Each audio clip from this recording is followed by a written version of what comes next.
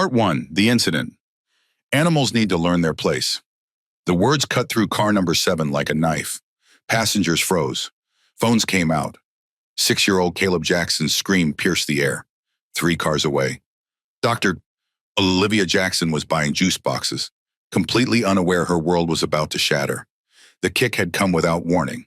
A deliberate, vicious blow that lifted 8-year-old Zoe Jackson off her feet before gravity slammed her into the train floor. She couldn't scream, couldn't breathe, could only lie there gasping while Rebecca Wilson stood over her, designer heel still raised, face twisted with something darker than anger. Before we continue, please subscribe and hit that notification bell. Stay until the end to see how one mother's response to hatred became a lesson the whole world needed to hear. Comment below with your city so we can see how far this message travels. Now, let's begin. Zoe had been so careful. That's what made it hurt worse. She'd followed every rule. Don't run on trains. Don't bother passengers. Always be respectful. Always, always be respectful. I'm getting my music book, she had whispered to Caleb. Her little brother didn't look up from his tablet. Their mom had left 5 minutes ago. Stay right here. Don't talk to strangers. Zoe, you're in charge. So Zoe took that responsibility seriously. She was 8 and a half, old enough to watch her brother, old enough to reach the overhead bin. She stood on her seat like she'd seen adults do 100 times before. The train swayed. Her fingers brushed their bag strap.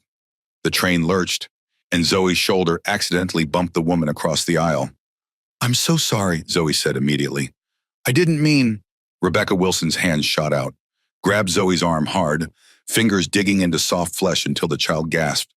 You little... Rebecca hissed. Do you know what this blouse costs? Zoe looked at the woman's sleeve. Nothing there. No stain. No mark. Just white fabric. Pristine as before. I said I'm sorry. Sorry doesn't cut it. Rebecca stood, yanking Zoe off the seat. The child's feet scrambled for the floor. Kids like you think you can do whatever you want. No consequences. Please, you're hurting me. Let her go. Caleb yanked off his headphones. Let my sister go. Rebecca turned to Caleb, her lip curled. Another one. Where's your mother? Let me guess, nowhere. Letting you run wild while decent people try to have a peaceful trip. An elderly man across the aisle looked up. A businessman paused his call. A young woman with purple streaks in her hair slowly reached for her phone. My mom went to get snacks, Zoe said, voice shaking. She'll be right back. Please let go. I'll let go when I'm ready. Rebecca's voice dropped to a menacing whisper. First, you're going to apologize properly. On your knees. Zoe's eyes went wide. I already said, on your knees. The elderly man stood. Ma'am, she's a child. She apologized. Let her go. Rebecca whipped around. This doesn't concern you. I'm making it my concern when I see an adult assaulting a child. Assaulting by she assaulted me. She came at me deliberately. I saw what happened. The elderly man's wife stood too. The train moved. The child lost balance. It was an accident. Rebecca's face flushed purple. Of course you'd take her side. Of course you'd defend. She didn't finish. Didn't have to. The way she looked at Zoe, at Caleb, everyone knew what she meant. Zoe tried pulling away one last time. Please, I need to sit down. My brother. The kick came fast. Deliberate. Calculated. A sharp, vicious blow from an expensive leather heel aimed at an 8-year-old's stomach. Delivered with enough force to lift Zoe before she crashed down. Air left her lungs in a rush. She couldn't breathe. Couldn't scream. Could only lie there, mouth open, hands clutching her stomach, eyes wide with shock and terror. Zoe. Caleb's scream cut through the car. He threw himself from his seat. His tablet hit the floor, screen shattering. Zoe, mommy, somebody help. He couldn't reach her, too small, too scared. Just kept screaming, voice breaking. Oh my God. Phones came out, 6 of them, different angles. The purple-haired girl was already recording. The businessman's camera pointed, the elderly woman's hands shaking but steady. Rebecca stood over Zoe, breathing hard. That's what happens when animals don't know their place. Maybe now you'll think twice before touching your betters. Zoe tried to breathe, Her diaphragm wouldn't work. She rolled onto her side, mouth opening and closing. Desperate for air that wouldn't come, the elderly man dropped beside her. "Somebody get the conductor now." His wife hit the emergency button. "We need help in car 7. A child's been hurt." Rebecca straightened her blouse. "She attacked me first. I was defending myself. Everyone saw. We saw you kick a child," the purple-haired young woman kept recording. "We saw exactly what you did. That footage stays on your phone." The businessman had 911 on speaker. "Yes, Amtrak Chicago to Milwaukee. Adult assaulted a child, kicked her in the stomach. Child's approximately 8, having difficulty breathing." Rebecca's confidence flickered. "She came at me. Nobody came at you." The elderly woman's voice could cut steel. "That child accidentally bumped you. You grabbed her, threatened her, then kicked her. I saw everything. My husband saw. These cameras caught it, and I will testify against you." The conductor burst through the door. Thomas Rivera, middle-aged with 20 years' experience on the rails, took one look and understood. Zoe on the floor, still struggling to breathe, shaking. Caleb beside her, holding her hand, sobbing. "Please breathe, Zoe, please. Mommy's coming." Rebecca pointed at Zoe. That child assaulted me. I want her removed immediately."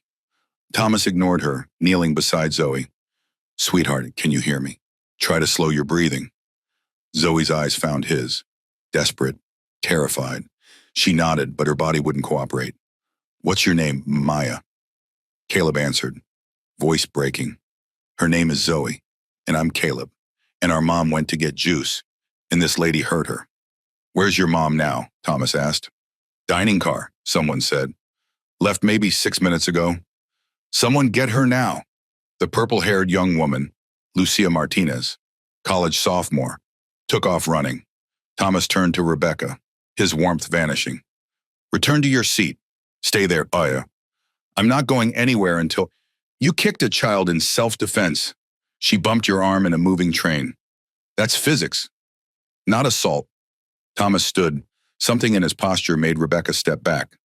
"Return to your seat now, or I'll have you removed at the next station." "You can't." "I absolutely can.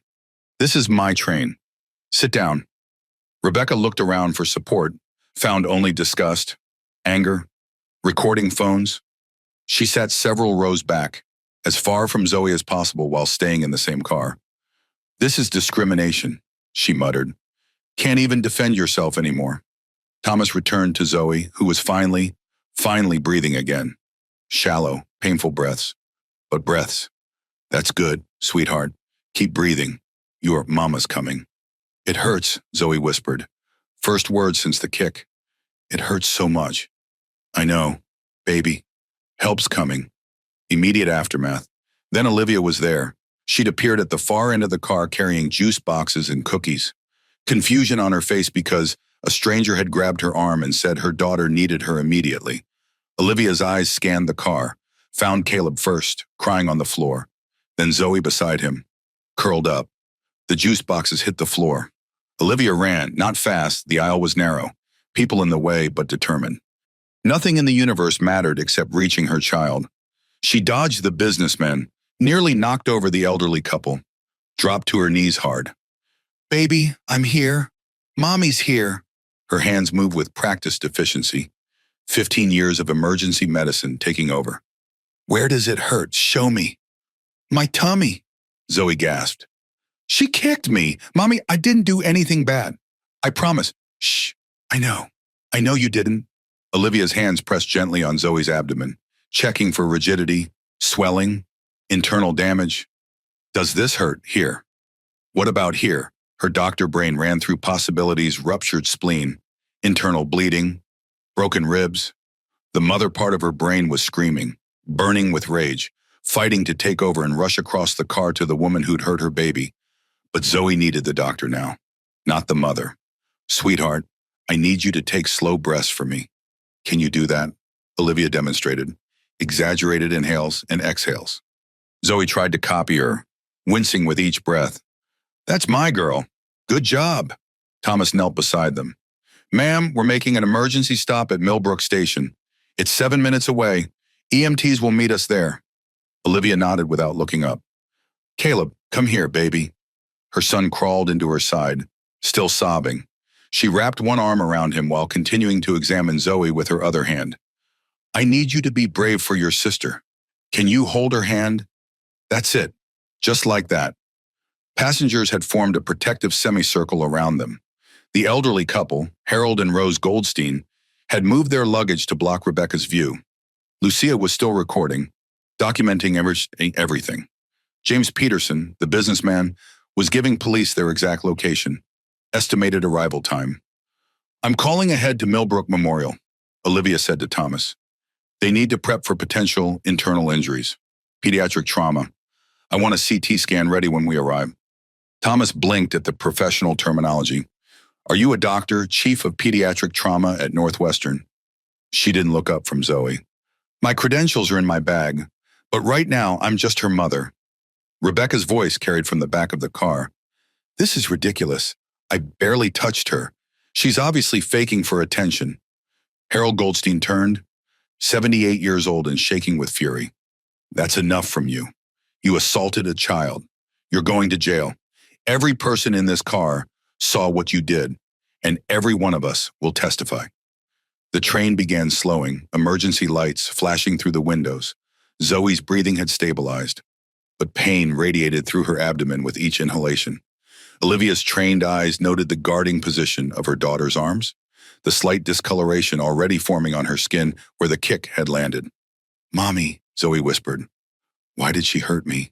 Olivia felt her heart breaking. Sometimes people have so much hate inside them that it spills out onto others. But listen to me. She gently turned Zoe's face toward hers. This is not your fault. You did nothing wrong. Nothing. The train squealed to a stop. Thomas's radio crackled. EMTs approaching Platform 3, police units on site. Olivia gathered Zoe gently in her arms, lifting her with practiced care. Caleb, stay right beside me. Hold my shirt if you need to. He clutched the fabric of her blouse like a lifeline. As they moved toward the door, Rebecca called out, I want to press charges. That child attacked me first.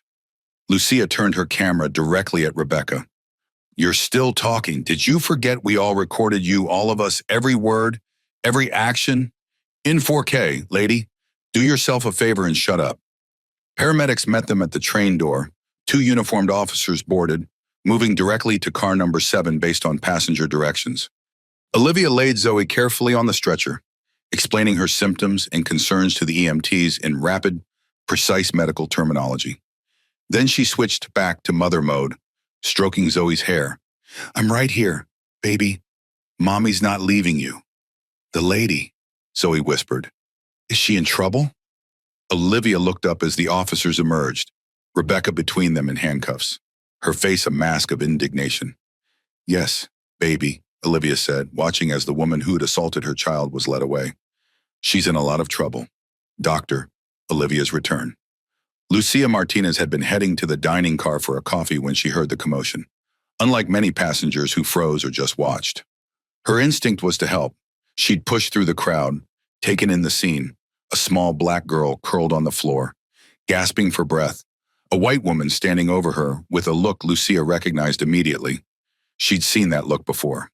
Growing up in Chicago's predominantly Hispanic neighborhood, she knew what unchecked hatred looked like. Her phone was out before she even thought about it. Recording as the woman mentioned, Rebecca Wilson, according to the business card that fell from her purse during the confrontation, continued her tirade. When someone mentioned the children's mother was in the dining car, Lucia had sprinted 3 cars ahead. She'd found Olivia Jackson standing at the counter, examining juice options, completely unaware of what was happening. Excuse me, Lucia had said, breathless. Are you the mother of 2 kids in car 7? Olivia had turned, confused. Yes. Why? Your daughter needs you right now. A woman kicked her. She's hurt. Olivia's transformation had been instant, from casual mother to something else entirely. She dropped everything, moved with such purpose that passengers instinctively stepped aside.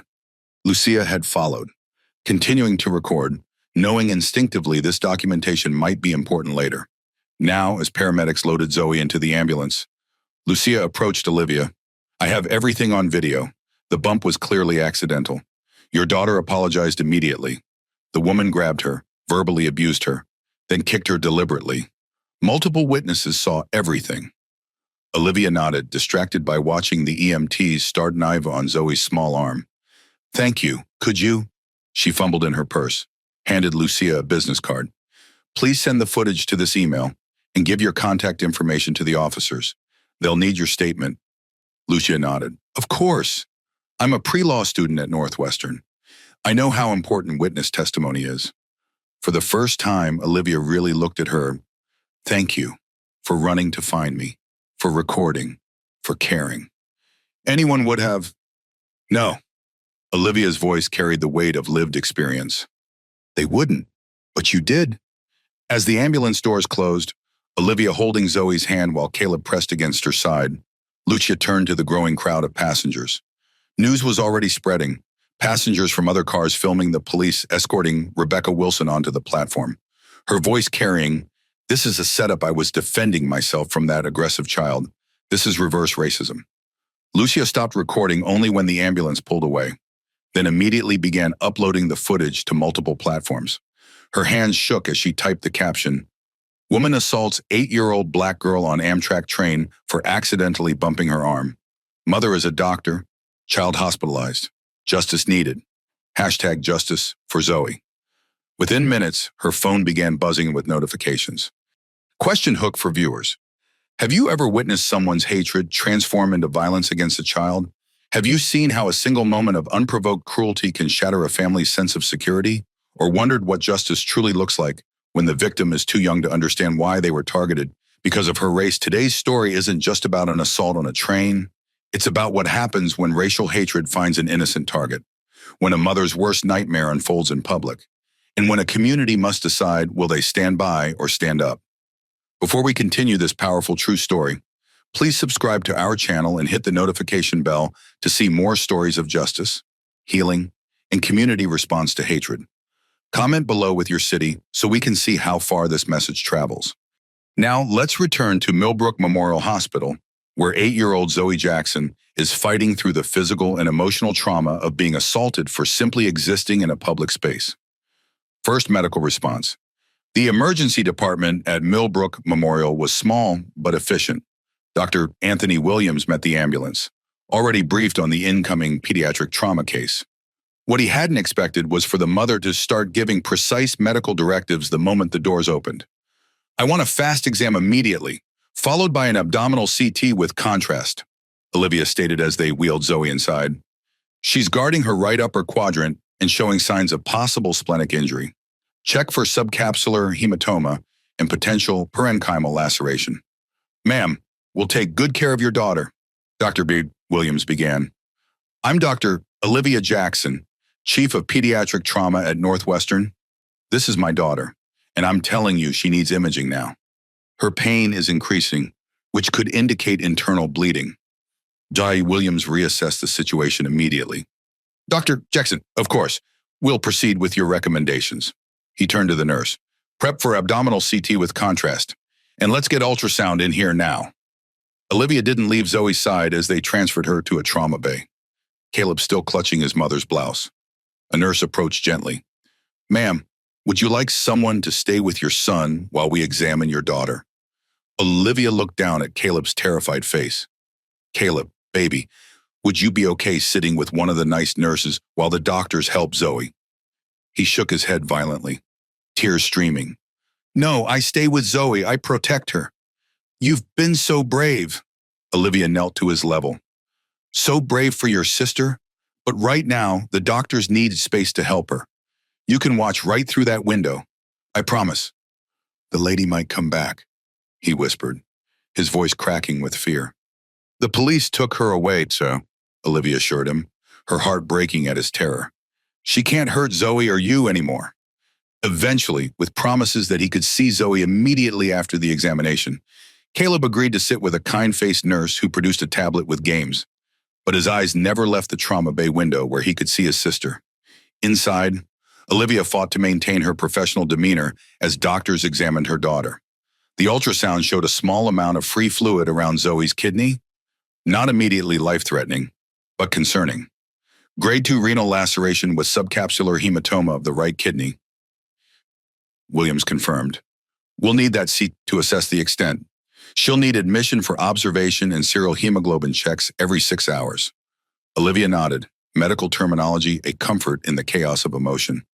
Any signs of splenic involvement? Not on the FAST exam, but the CT will confirm.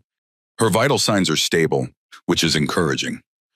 As they prepared Zoe for the CT scanner, she reached for her mother's hand. "Mommy, am I going to die?" she whispered.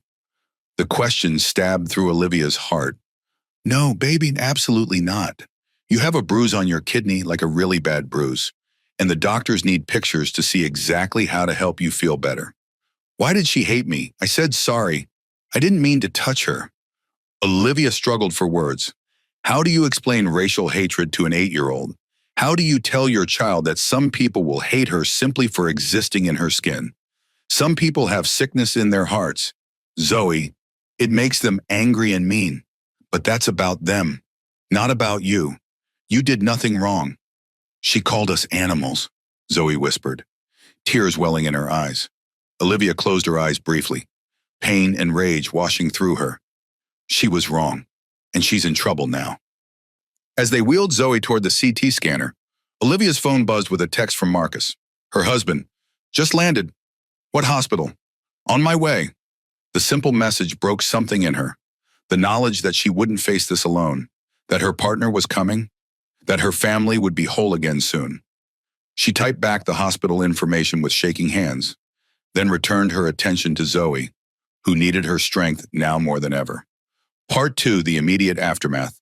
Millbrook was a small town, but its emergency services were well-practiced and efficient. The ambulance had arrived at the station within 4 minutes of the call. Paramedics Alex Foster and Danielle Cooper had worked together for 7 years and moved with synchronized precision.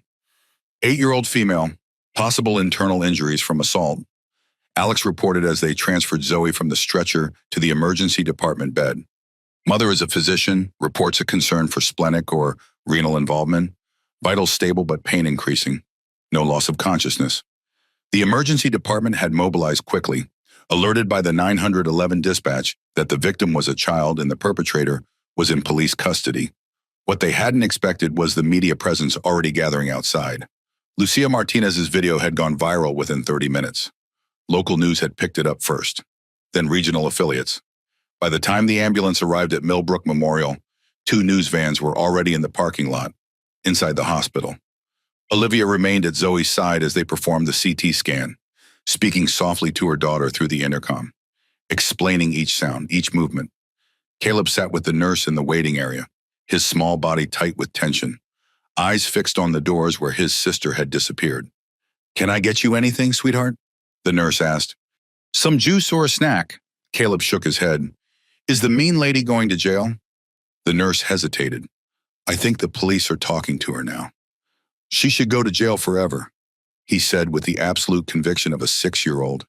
"She hurt my sister, and she called us animals." The nurse felt her heart breaking. That was a very wrong thing for her to say, and a very wrong thing to do. Outside the hospital, Officer Rodriguez was coordinating with hospital security to ensure no unauthorized personnel, especially media, entered the emergency department. Rebecca Wilson had been transported to the Millbrook police station, processed, and placed in a holding cell pending charges. Her indignation had faded somewhat during processing, replaced by the dawning realization of her situation. The booking officer had been professional but cold, noting the charges: assault on a minor with bodily injury, potential hate crime enhancements pending investigation. "Hate crime," Rebecca had protested. "This is absurd." I was defending myself. Against an 8-year-old child, the officer had replied without looking up. "Save it for your attorney." Back at the hospital, the CT results were coming up on the screen. Dr. Williams and Olivia studied them together. Professional colleagues in this moment rather than doctor and patient's mother. Grade 2 renal laceration, Dr. Williams noted. Subcapsular hematoma confined to the parenchyma. No collecting system involvement. Olivia nodded, relief evident. Conservative management should be sufficient. I agree. We'll admit her overnight for observation, pain management, and repeat labs to monitor hemoglobin levels. As they wheeled Zoe back to the emergency department bay, Caleb spotted them and broke away from the nurse, running to his sister's side. Zoe, are you okay? Did they fix you? Zoe managed a small smile for her brother. I'm okay. Caleb, the doctors are helping me. Olivia lifted Caleb so he could see his sister better without climbing on the bed. Zoe has a bruise on her kidney, but she's going to be fine. We're going to stay here tonight so the doctors can make sure she's healing properly. I'm staying too, Caleb declared, his chin jutting out stubbornly. Of course you are. Olivia kissed his forehead.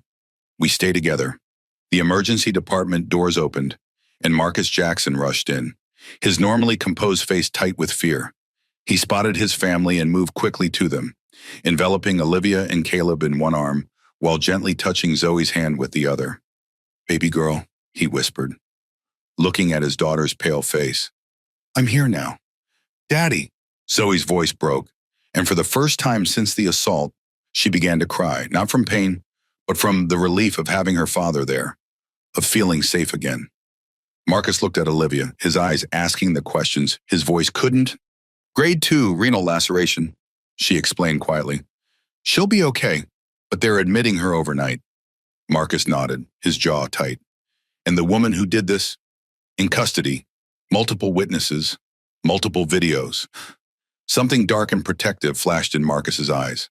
As a corporate attorney, he believed in the legal system. But as a father looking at his injured child, other, more primal instincts surfaced. She'll face justice, Olivia assured him, reading his expression. There were at least 7 videos from different angles. The conductor and multiple passengers gave statements. This is clear-cut, Marcus nodded, focusing back on Zoe. Hey, princess, Daddy's going to stay right here with you.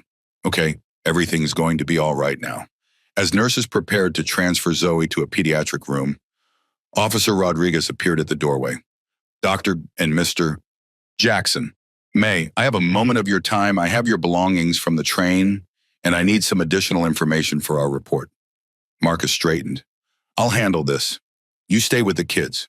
Olivia nodded gratefully, watching as her husband, all 6 feet 3 inches of him, still in his business suit from his conference in Detroit, followed the officer into the hallway, his posture conveying both authority and controlled anger. She knew that look. Marcus was shifting into legal mode, mentally preparing to ensure that whoever had hurt their daughter would face every possible consequence under the law. Hospital scene Millbrook Memorial's pediatric wing was small, but child-friendly, with colorful murals on the walls and stuffed animals on the beds. Zoe had been settled into a private room, an IV delivering pain medication and fluids. The nurses had provided a cot for Olivia and a recliner for Marcus, with a small mattress on the floor for Caleb. Serena Patel, the pediatric hospitalist, had come to examine Zoe shortly after admission. Dr. Jackson, she'd said, recognizing Olivia's name immediately. I attended your lecture on pediatric trauma response last year at the national conference. I'm so sorry we're meeting under these circumstances. Olivia had appreciated the professional courtesy. Dr. Patel spoke to her both as a colleague and as a mother, explaining her treatment plan for Zoe while acknowledging Olivia's expertise. We'll monitor her hemoglobin levels every 6 hours, Dr. Patel explained. The IV pain medication should keep her comfortable, and we'll transition to oral meds if all remains stable. Barring any complications, she should be able to go home tomorrow. Now, as evening settled over the hospital, Zoe finally slept, the pain medication allowing her respite from both physical and emotional trauma. Caleb had eventually succumbed to exhaustion too, curled up on his mattress beside Marcus's chair. Marcus and Olivia spoke in hushed tones. Elena Rodriguez called, Marcus said, referring to their friend who worked as a district attorney. The video has gone national. She's personally taking the case. Good, Olivia said firmly. She'll pursue the hate crime enhancement. She already is. Between the animal's comment and several other statements witnesses reported, there's clear evidence of racial motivation. Olivia closed her eyes briefly. How did this happen? Marcus, they were just sitting on a train. I was gone for 5 minutes. This isn't on you. Liv, This is on a hateful woman who saw our children and decided they didn't deserve to exist in her space. But I left them to get snacks 3 cars away. You didn't abandon them in a war zone. This was an Amtrak train at 10 a.m. on a Tuesday? Olivia nodded, but the guilt remained. Every parent knows that feeling, the impossible weight of responsibility, the constant fear that one moment of inattention could lead to disaster. But this hadn't been negligence. This had been hatred, pure and simple, directed at her children for their mere existence. A nurse entered quietly to check Zoe's vitals, smiling reassuringly at the parents. She's doing well. All signs are stable. After she left, Marcus pulled out his phone.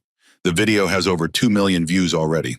#JusticeForZoe is trending nationally. Olivia looked at the screen. Seeing her daughter's pain turned into a social media moment. She had mixed feelings, grateful for the support and attention to justice, but protective of Zoe's privacy and healing. Elena says the press will be all over this, Marcus continued. She's assigned a victim advocate to help us navigate the media requests and keep the focus on justice, not spectacle. I don't want Zoe's face everywhere, Olivia said firmly. She's a child, not a symbol. Agreed. Elena suggested we release a statement, but keep the kids completely out of the public eye. A soft knock at the door interrupted them. Dr. Williams stood there, his shift apparently ending. Dr. Jackson, Mr. Jackson, I wanted to check in before I left for the night. How is she doing? Sleeping finally, Olivia said. Thank you for your care today. Dr. Williams nodded. I should tell you, our hospital has received multiple calls from media outlets.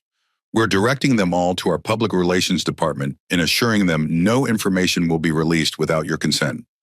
Thank you, Marcus said. We appreciate your discretion.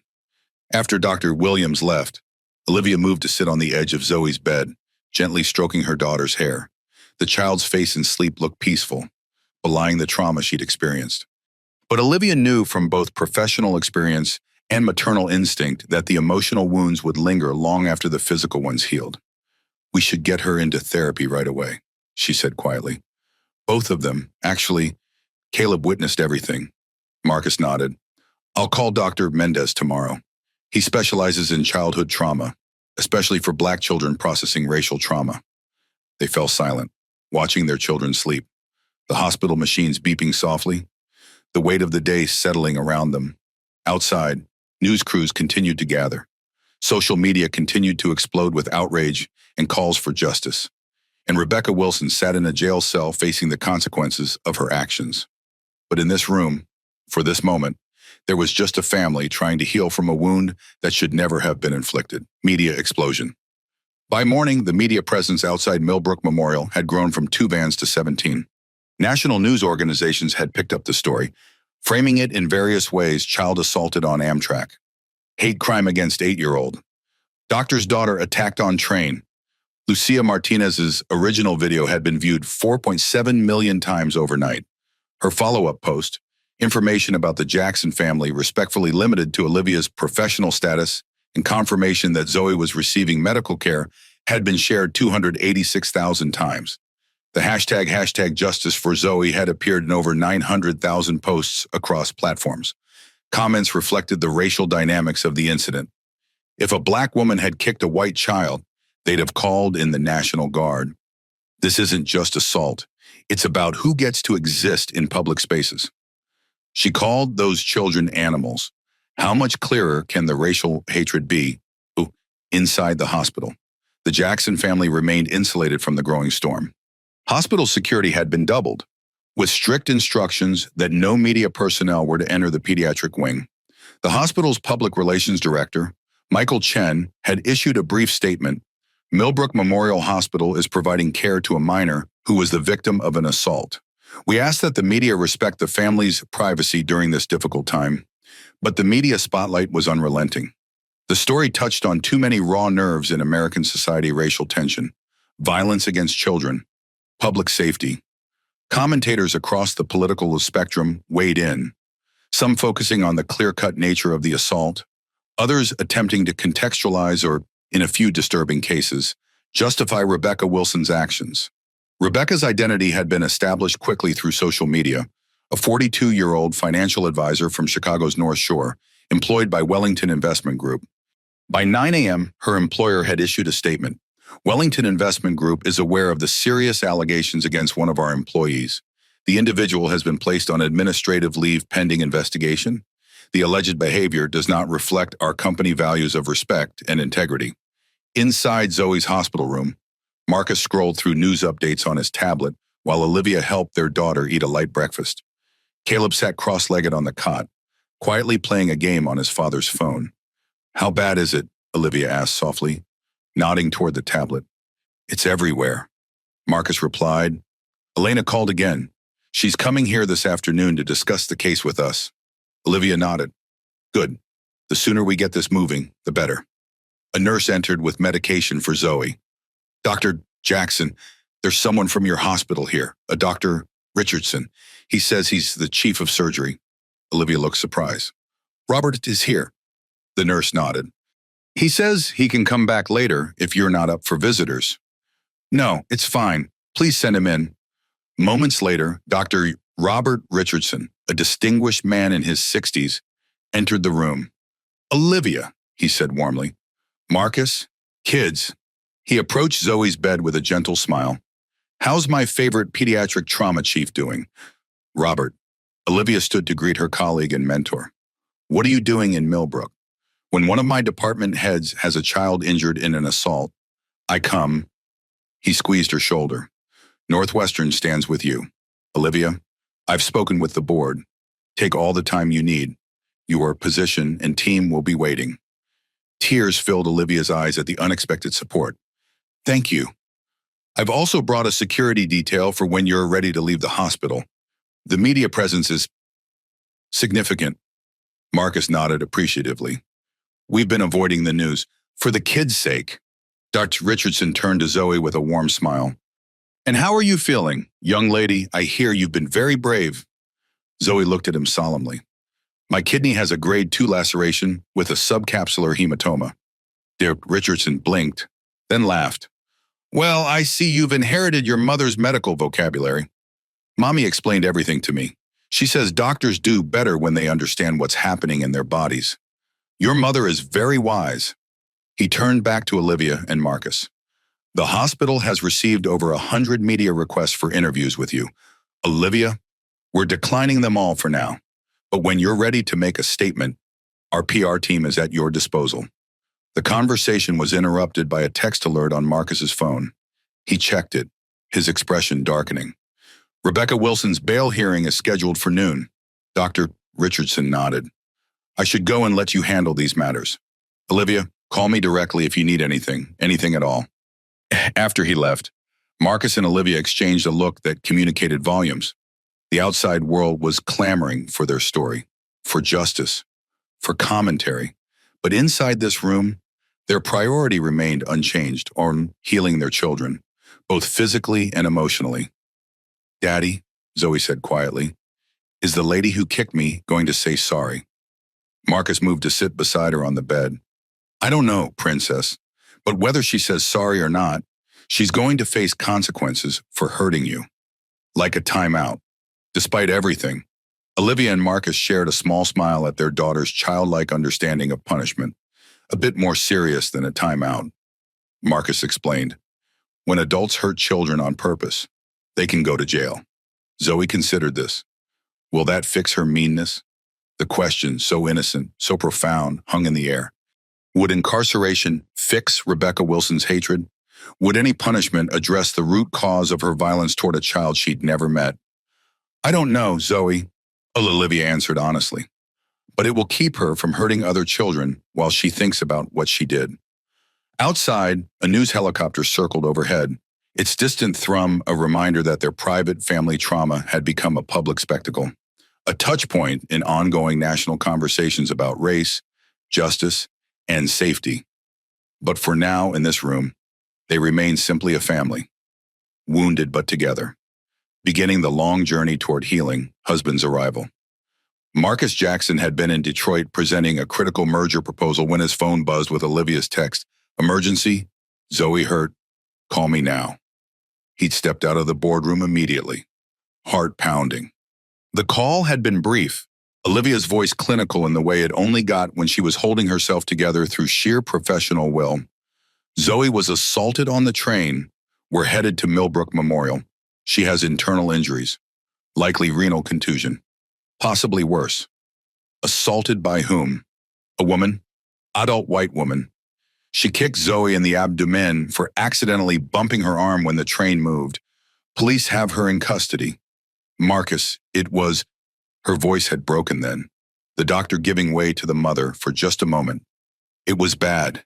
There are videos, multiple witnesses.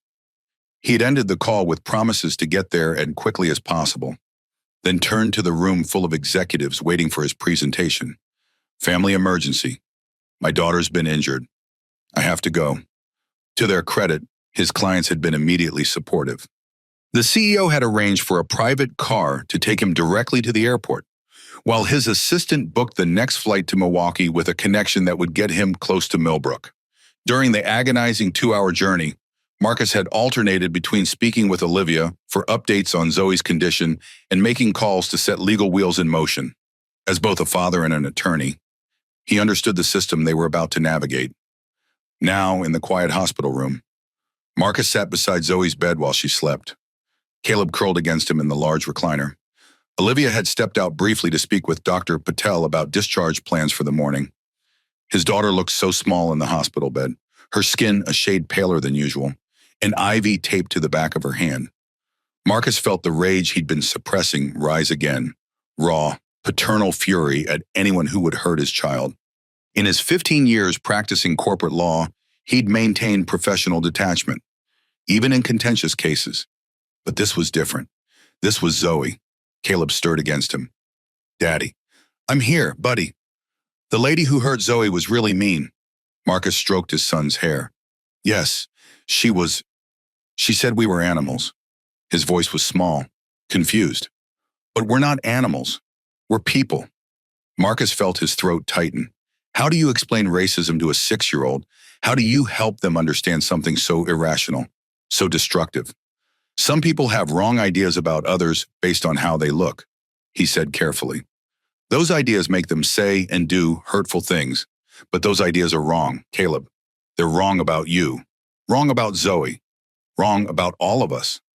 Why do they have wrong ideas? Sometimes people are taught those wrong ideas when they're young. Sometimes they learn them from others.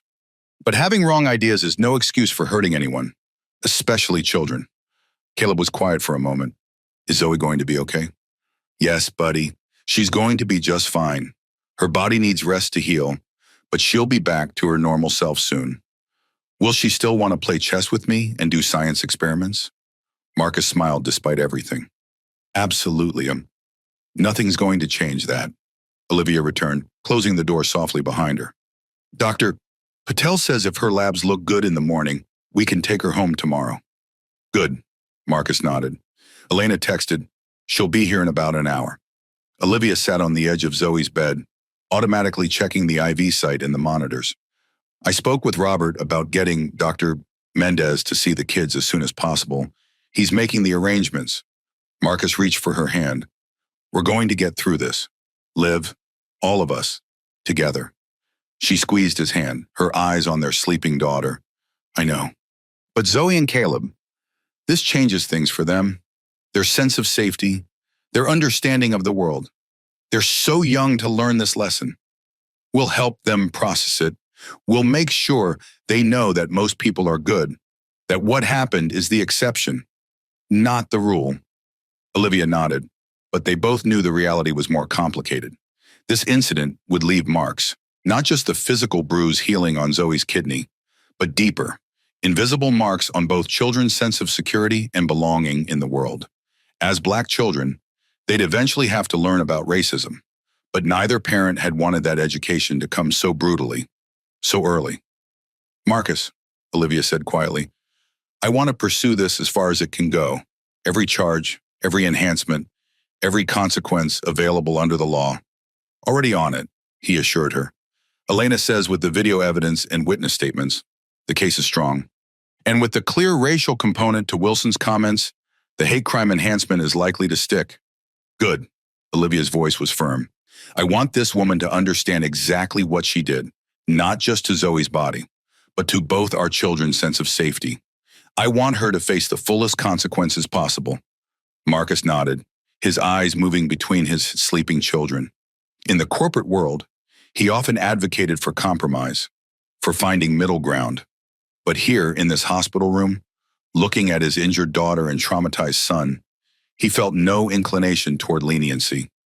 This was about justice, about consequences, about protecting not just his children, but others who might cross Rebecca Wilson's path in the future. She will, he promised. Elena Rodriguez is the best prosecutor I know, and she's taking this personally. Between the legal system and the court of public opinion, Rebecca Wilson is going to face a reckoning. Social media response. While the Jackson family focused on Zoe's recovery inside the hospital, outside and online, the story continued to explode. By afternoon, the original video had been viewed over 8 million times. News organizations had picked up Lucia Martinez's footage, running it with cautions about disturbing content while dissecting the incident frame by frame. Lucia herself had become an unexpected central figure in the narrative. Her quick thinking in recording the assault and running to find Olivia had been widely praised. Morning shows were requesting interviews, which she declined, directing all attention back to the Jackson family's privacy and Zoe's recovery. On social media, the conversation had split into predictable but troubling directions. Most users expressed outrage and support for the Jacksons. This is horrifying. That poor baby did nothing wrong. Hashtag justice for Zoe. Watching a grown woman kick a child for accidentally bumping her arm. I have no words. Hashtag justice for Zoe. The way she called them animals makes it clear what this was about. Hate crime. But a disturbing minority attempted to defend or justify Rebecca's actions. We don't know what happened before the video started. Maybe the kid was being disruptive. Parents need to control their children in public. Tired of kids running wild. The mom shouldn't have left them alone. These comments were quickly overwhelmed by responses pointing out that no behavior from a child could justify an adult's violence, and that the videos clearly showed Zoe's polite apology before Rebecca escalated. Black parents shared their own experiences of heightened vigilance in public spaces. This is why we have the talk with our kids so early. Existing while Black can be dangerous anywhere. I'm terrified every time my children leave the house. This could have been my baby. Wellington Investment Group, Rebecca's employer, was experiencing its own social media crisis. Their initial statement was deemed insufficient by many, leading to a follow-up announcement by 3 p.m.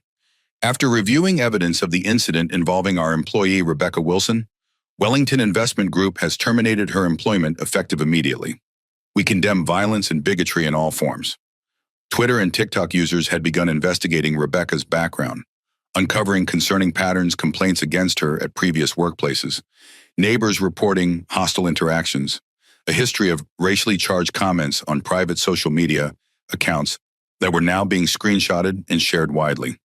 By evening, a more constructive trend emerged alongside the outrage hashtag #StandUpForChildren, encouraging bystander intervention when children are endangered. The elderly couple, Harold and Rose Goldstein, were being praised for their immediate defense of Zoe, as were Lucia Martinez and other passengers who recorded and reported the incident.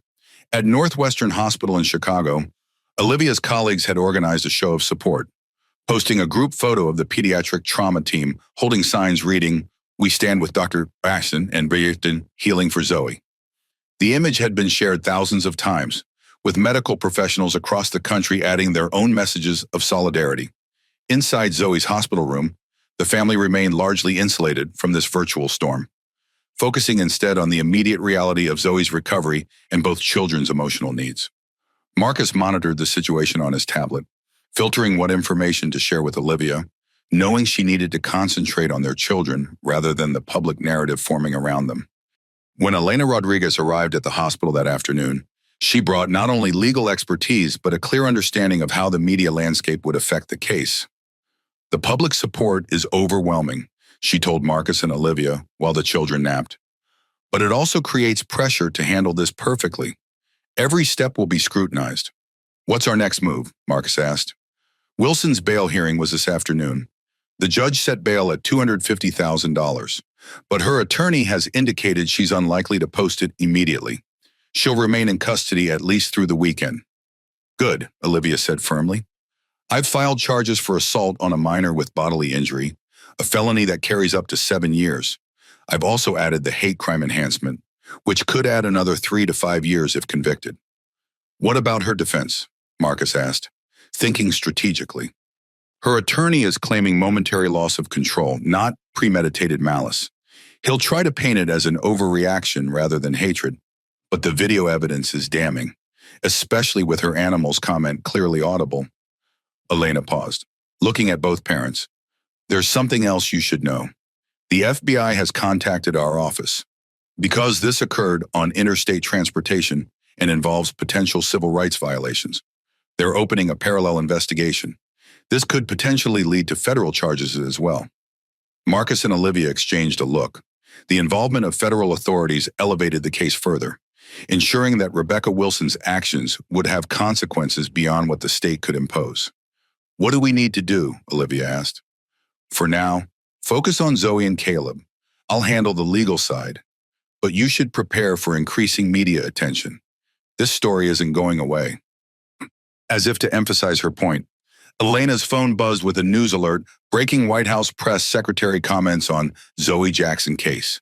Condemns violence against children. What had begun as a personal family tragedy had escalated into a national conversation about race, violence, and the protection of children in public spaces. And at the center of it all was an 8-year-old girl just beginning to heal from physical wounds, unaware that her name and story were now being discussed in millions of homes across America. Part 3, the legal process begins. The morning brought good news. Zoe's lab results showed improvement. Her pain was manageable with oral medication, and Dr. Patel was confident she could continue her recovery at home. The discharge process would take several hours, giving the family time to meet with Elena Rodriguez for a more formal legal consultation. Elena arrived at 9 a.m., dressed in a professional suit that somehow didn't diminish her warmth as she greeted the children. She'd known the Jackson family for years. She and Olivia had met during a hospital fundraiser where Elena was being honored for her work with child victims of crime. Their professional respect had evolved into friendship over shared dinners and family gatherings. But today, Elena was here in her official capacity as district attorney. She'd brought files, her tablet, and a victim advocate named Teresa Alvarez, who specialized in working with children affected by racially motivated crimes.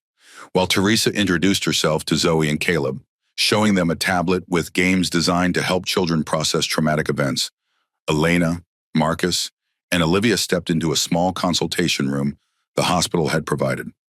I won't sugarcoat this, Elena began once the door closed. This case is straightforward legally, but complex in terms of public attention. The evidence against Wilson is overwhelming. Multiple videos, multiple witnesses, clear unprovoked assault, clear racial animus. What's her defense strategy looking like? Marcus asked. Her attorney, Philip Crawford, is going with temporary diminished capacity. He's suggesting she was under extreme stress from work and personal issues, leading to an uncharacteristic outburst. Olivia's expression hardened. That's absurd. Stress doesn't make someone kick a child or call children animals who need to learn their place. I agree, Elena said. And so will a jury, but they'll try anything to mitigate her sentence. She opened a file on her tablet. Here's where we stand. Wilson is charged with assault on a minor with bodily injury, a Class 3 felony in this state. With the hate crime enhancement, she's looking at a potential 10-year maximum sentence if convicted on all counts. In the federal investigation, Marcus asked, the FBI is considering civil rights charges based on the interstate nature of the crime and the clear racial motivation. That is a separate track that could add federal prison time. Elena paused, looking at both parents. There's something else you should consider. Crawford has already floated the possibility of a plea deal. No, Olivia said immediately. Hear me out, Elena said gently. A plea would guarantee conviction without putting Zoe through a trial. Wilson would still serve prison time, still have a felony record, still face all the social consequences. Marcus and Olivia exchanged a look. Their silent communication developed over years of partnership. What kind of deal are they suggesting? Marcus asked. They've proposed pleading guilty to the assault charge if we drop the hate crime enhancement. 5 years, eligible for parole in 3. Not good enough, Olivia said firmly. The hate crime element is essential. That's what this was. Pretending otherwise just perpetuates the problem. Elena nodded. I agree. I'm not advocating for accepting this offer. I'm just keeping you informed of all developments. My recommendation is that we proceed toward trial. With our evidence, I believe we can secure the maximum sentence. She turned to a new page in her notes. Now, about the children's involvement, we need to discuss whether Zoe will testify. This was the question that had been weighing on both parents, whether to shield their daughter from the courtroom experience or allow her to participate in the justice process. What options do we have? Marcus asked. Several. Elena explained. Zoe could testify in person, which would be powerful but potentially traumatic. She could testify via closed-circuit television from another room, which reduces the stress of facing Wilson directly, or we could rely entirely on the video evidence and adult witness testimony. And what would give us the strongest case? Olivia asked. Honestly, the videos are extremely compelling on their own, but a jury hearing directly from Zoe, seeing the child who was harmed, would create a powerful emotional impact that could influence sentencing. Olivia closed her eyes briefly. As a physician, she'd seen countless children traumatized twice, first by the original injury, then by the systems meant to help them. But as a mother seeking justice, she understood the value of Zoe's testimony. We need to ask Zoe, she said finally. She's old enough to have a say in this decision, but only if Dr. Mendez believes she can handle it without additional trauma. Marcus nodded in agreement. And Caleb, will he need to be involved? Unlikely, Elena assured them. He witnessed the incident but didn't see anything the videos don't show. We can keep him entirely out of the legal proceedings. The conversation turned to practical matters, timeline for arraignment, preliminary hearing dates, media management. Elena had arranged for increased security at the Jacksons' home and was coordinating with Northwestern Hospital for Olivia's eventual return to work. One last thing, Elena said as they prepared to return to Zoe's room. I've spoken with the hospital about discharging Zoe through a private exit. There are still media camped outside, and I'd like to avoid having cameras in her face as she leaves. Thank you, Olivia said with genuine gratitude. As they stood to leave, Elena placed a hand on Olivia's arm. How are you holding up? It really was the simple question, friend to friend, not prosecutor to victim's mother, nearly broke Olivia's careful composure. I'm functioning, focusing on Zoe and Caleb. The rest, I'll process later. Elena nodded, understanding the compartmentalization required to get through each day. If you need anything at all, professional or personal, call me, day or night. Back in Zoe's room, they found Teresa sitting between both children, guiding them through a tablet game that involved identifying emotions in different scenarios. Dr. Jackson, Mr. Jackson, Teresa greeted them. Zoe and Caleb have been showing me how good they are at recognizing feelings. They're very insightful. Zoe looked up. Teresa says it's important to name our feelings so they don't get stuck inside us. That's very true, Olivia agreed, sitting on the edge of the bed. Feelings need space to breathe, just like we do. I told her I felt scared on the train, Zoe continued, and angry that the lady hurt me, and sad that Caleb's tablet broke. Such simple, honest naming of complex emotions. Olivia marveled at her daughter's resilience, even as she ached for the innocence that had been damaged. Teresa is going to help us through this whole process, Olivia explained. She knows a lot about helping kids who've had scary experiences. Like when I got kicked. Yes, sweetheart, like that. As the discharge process continued, Olivia watched her children with Teresa, Caleb gradually opening up. Zoe showing flashes of her normal curiosity and intelligence between moments of withdrawal or pain. The legal machinery was now in motion. Justice was being pursued. But the most important work, healing these two young hearts, was just beginning. Rebecca's arraignment, the Millbrook County Courthouse, was a modest building with classical columns and broad stone steps. On a normal day, it might see a handful of local cases, property disputes, minor criminal charges, traffic violations. But today was far from normal. Media trucks lined the street, reporters positioned their cameras for the best angle of the entrance, and a crowd had gathered on the sidewalk. Some held signs, "Justice for Zoe," "Protect our children," "No tolerance for hate." Inside, courtroom 3 was at capacity.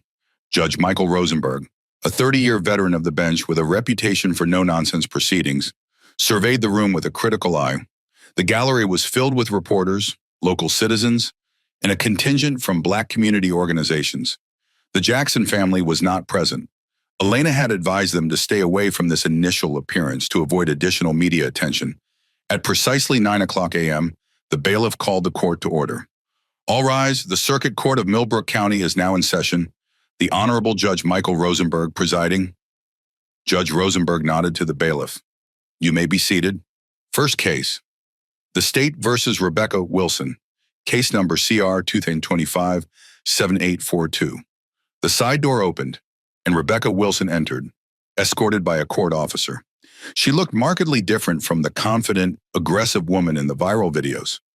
Her designer clothes had been replaced by a standard-issue navy blue jumpsuit from the county jail. Her hair, previously styled in a sleek bob, hung limp and unstyled. Without makeup, she appeared older, more haggard. Behind her came Philip Crawford, her attorney, an expensive defense lawyer known for representing wealthy clients in difficult situations. He placed a supportive hand on Rebecca's arm as they approached the defense table. Elena Rodriguez stood at the prosecution table, her posture straight, expression professional, but determined. She acknowledged the judge with a respectful nod. Mr. Crawford, how does your client plead? Judge Rosenberg asked once the formalities were complete. Not guilty, Your Honor, Crawford responded. We request release on recognizance. Miss Wilson has strong ties to the community, no criminal record, and poses no flight risk. Elena stepped forward. The state objects strongly to release, Your Honor. The defendant committed a violent, unprovoked attack on an 8-year-old child, causing significant internal injuries. The attack appears to have been racially motivated, and the evidence against her is overwhelming. Judge Rosenberg turned to Rebecca. Ms. Wilson, you are charged with assault on a minor with bodily injury, a Class 3 felony. The state has also added a hate crime enhancement. Do you understand these charges? Rebecca's voice was barely audible. Yes, Your Honor. Speak up, please. Yes, Your Honor, she repeated. Louder. Mr. Crawford, your argument for release. Crawford stepped forward smoothly. Your Honor, Wilson is a respected financial advisor with no prior criminal record.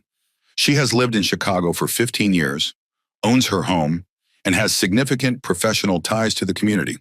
The incident in question, while regrettable, was an isolated event during a moment of extreme personal distress. Judge Rosenberg raised an eyebrow. Regrettable. Counsel, I've reviewed the video evidence. Your client kicked an 8-year-old child with enough force to cause internal organ damage. Regrettable seems inadequate. Crawford adjusted his approach.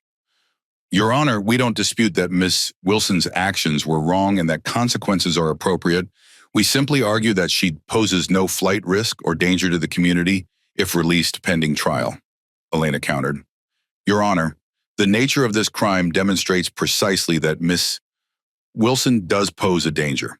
She attacked a child who accidentally bumped her arm, an utterly trivial incident that she escalated to violence. Her comments during the assault, calling the victim and her brother animals who need to learn their place, suggest deep-seated racial animus that could manifest again. Judge Rosenberg considered both arguments, his expression giving away nothing. Then he turned to Rebecca directly. Ms.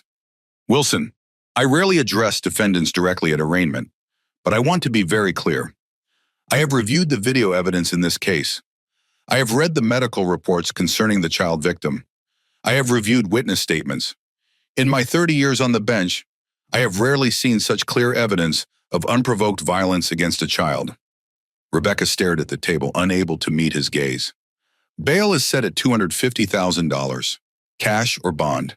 If posted, conditions include surrender of passport, electronic monitoring, no contact with the victims or witnesses, and no travel outside the county without court permission. He turned back to the attorneys. Preliminary hearing is set for 2 weeks from today. Miss Rodriguez, I understand the FBI has expressed interest in this case. Yes, Your Honor. They're conducting a parallel investigation regarding potential federal civil rights violations. Keep the court informed of developments on that front. Anything else? Both attorneys indicated they had nothing further. Then we're adjourned. Next case. As Rebecca was led back toward the holding area, a reporter in the gallery stood suddenly, calling out, "Ms. Wilson, do you regret what you did to Zoe Jackson?" Order. Judge Rosenberg banged his gavel. "The next person who speaks out of turn will be removed and held in contempt." The reporter subsided, but the question hung in the air. Did Rebecca Wilson regret her actions? Her face, briefly visible as she turned toward the outburst, revealed little, a blank mask that could have hidden remorse, anger, or nothing at all. Outside the courthouse, Elena Rodriguez gave a brief statement to the press. The state is pursuing justice for an 8-year-old child who was violently attacked while simply existing in a public space. We have overwhelming evidence and full confidence in our case. The Jackson family asked for privacy as their daughter recovers from her injuries. She declined to take questions, moving quickly to her car where Marcus waited for an update. The legal process was now officially in motion, its machinery grinding forward with the methodical pace of justice, too slow for those seeking immediate resolution, but inexorable in its progression toward accountability. Initial recovery at home. The Jackson family home in Chicago's Hyde Park neighborhood was normally a place of warmth, learning, and activity. Musical instruments sat alongside science kits and art supplies. Books filled built-in shelves. Family photos showed Zoe and Caleb growing through the years, birthday parties, science fairs, holiday gatherings. But as Marcus carried Zoe through the front door 3 days after the assault, the home felt different, a sanctuary now, a protected space against a world that had suddenly revealed its capacity for unprovoked hatred. "Home sweet home," Marcus said, trying to inject normalcy into the moment as he gently set Zoe on the living room couch. No more hospital noises or scratchy sheets. Olivia followed with Caleb, who had been unusually quiet during the drive. He immediately climbed onto the couch beside his sister, maintaining the closeness he'd insisted upon since the incident. "How about some lunch?" Olivia suggested. "I can make your favorite grilled cheese." Zoe nodded, but without her usual enthusiasm. "Okay, Mommy." The doorbell rang, startling all of them. Caleb grabbed Zoe's hand. "Is it the mean lady?" he whispered, eyes wide with fear. "No, buddy," Marcus assured him. "The mean lady is still in jail, and even if she wasn't, she's not allowed to come near our house. Remember what Elena explained about the protective order?" He checked the security camera feed on his phone, a system he'd upgraded just yesterday. "It's Mrs. Reynolds from next door. Looks like she brought food." And sure enough, their elderly neighbor stood on the porch with a covered dish, her face creased with concern. When Marcus opened the door, she immediately enveloped him in a hug. "Marcus, we've all been so worried. How is Zoe doing? And Caleb and you and Olivia?" "We're hanging in there, Miss Reynolds. Thank you for asking." She pressed the dish into his hands. "Chicken casserole, and there's a chocolate cake for the children on the porch.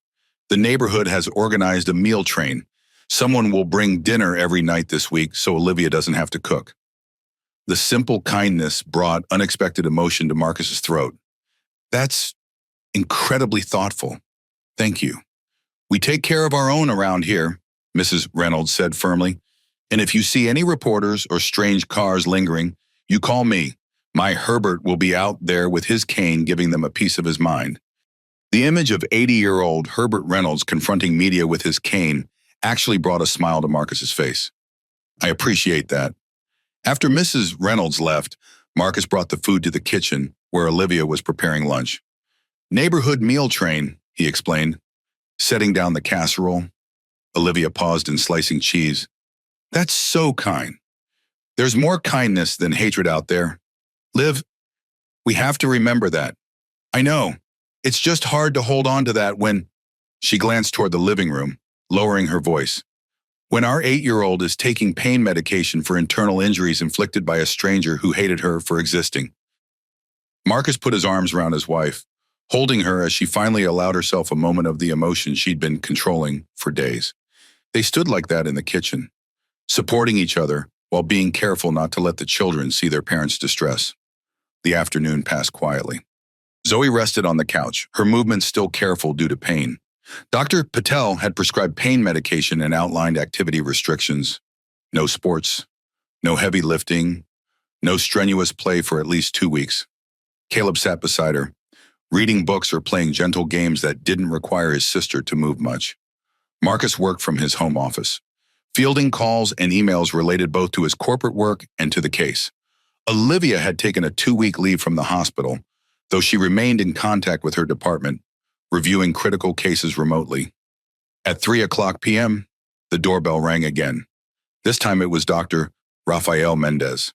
The child psychologist Robert Richardson had arranged to help Zoe and Caleb process their trauma. Dr.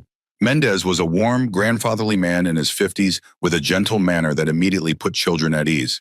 He greeted the family with genuine compassion, focusing first on establishing rapport rather than diving into the trauma. "I brought something for both of you," he told Zoe and Caleb, opening his bag. He pulled out 2 stuffed bears, one wearing a doctor's coat, the other a superhero cape. "This is Dr. Brave and Super Safe. They help kids talk about scary things that have happened." Caleb reached for the superhero bear immediately, while Zoe examined the Dr. Bear with cautious interest. "Dr. Brave helps kids when they are hurt," Dr. Mendez explained to Zoe. "She knows all about healing bodies and minds." "Like my mom," Zoe said quietly. "She's a doctor too." "That's right. And Super Safe helps kids feel protected when scary things happen," he told Caleb. "He's very good at standing up for others."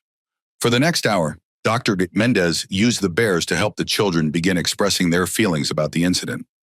He was careful not to push too hard in this first session, focusing instead on establishing safety and beginning the therapeutic relationship. With Zoe, he gently explored her physical pain as a gateway to discussing emotional hurt. "Where does it hurt the most?" he asked, allowing Brave to examine her. "My kidney has a laceration," Zoe explained with medical precision beyond her years. "But sometimes my tummy hurts even where I didn't get kicked. Mommy says that's because my body remembers being scared." "Your mommy is exactly right. Our bodies remember scary things, just like our minds do. And for Black children who experience racial trauma, those body memories can be especially strong." With Caleb, Dr. Mendez acknowledged his feelings of helplessness during the incident. "It sounds like you wanted to protect your sister."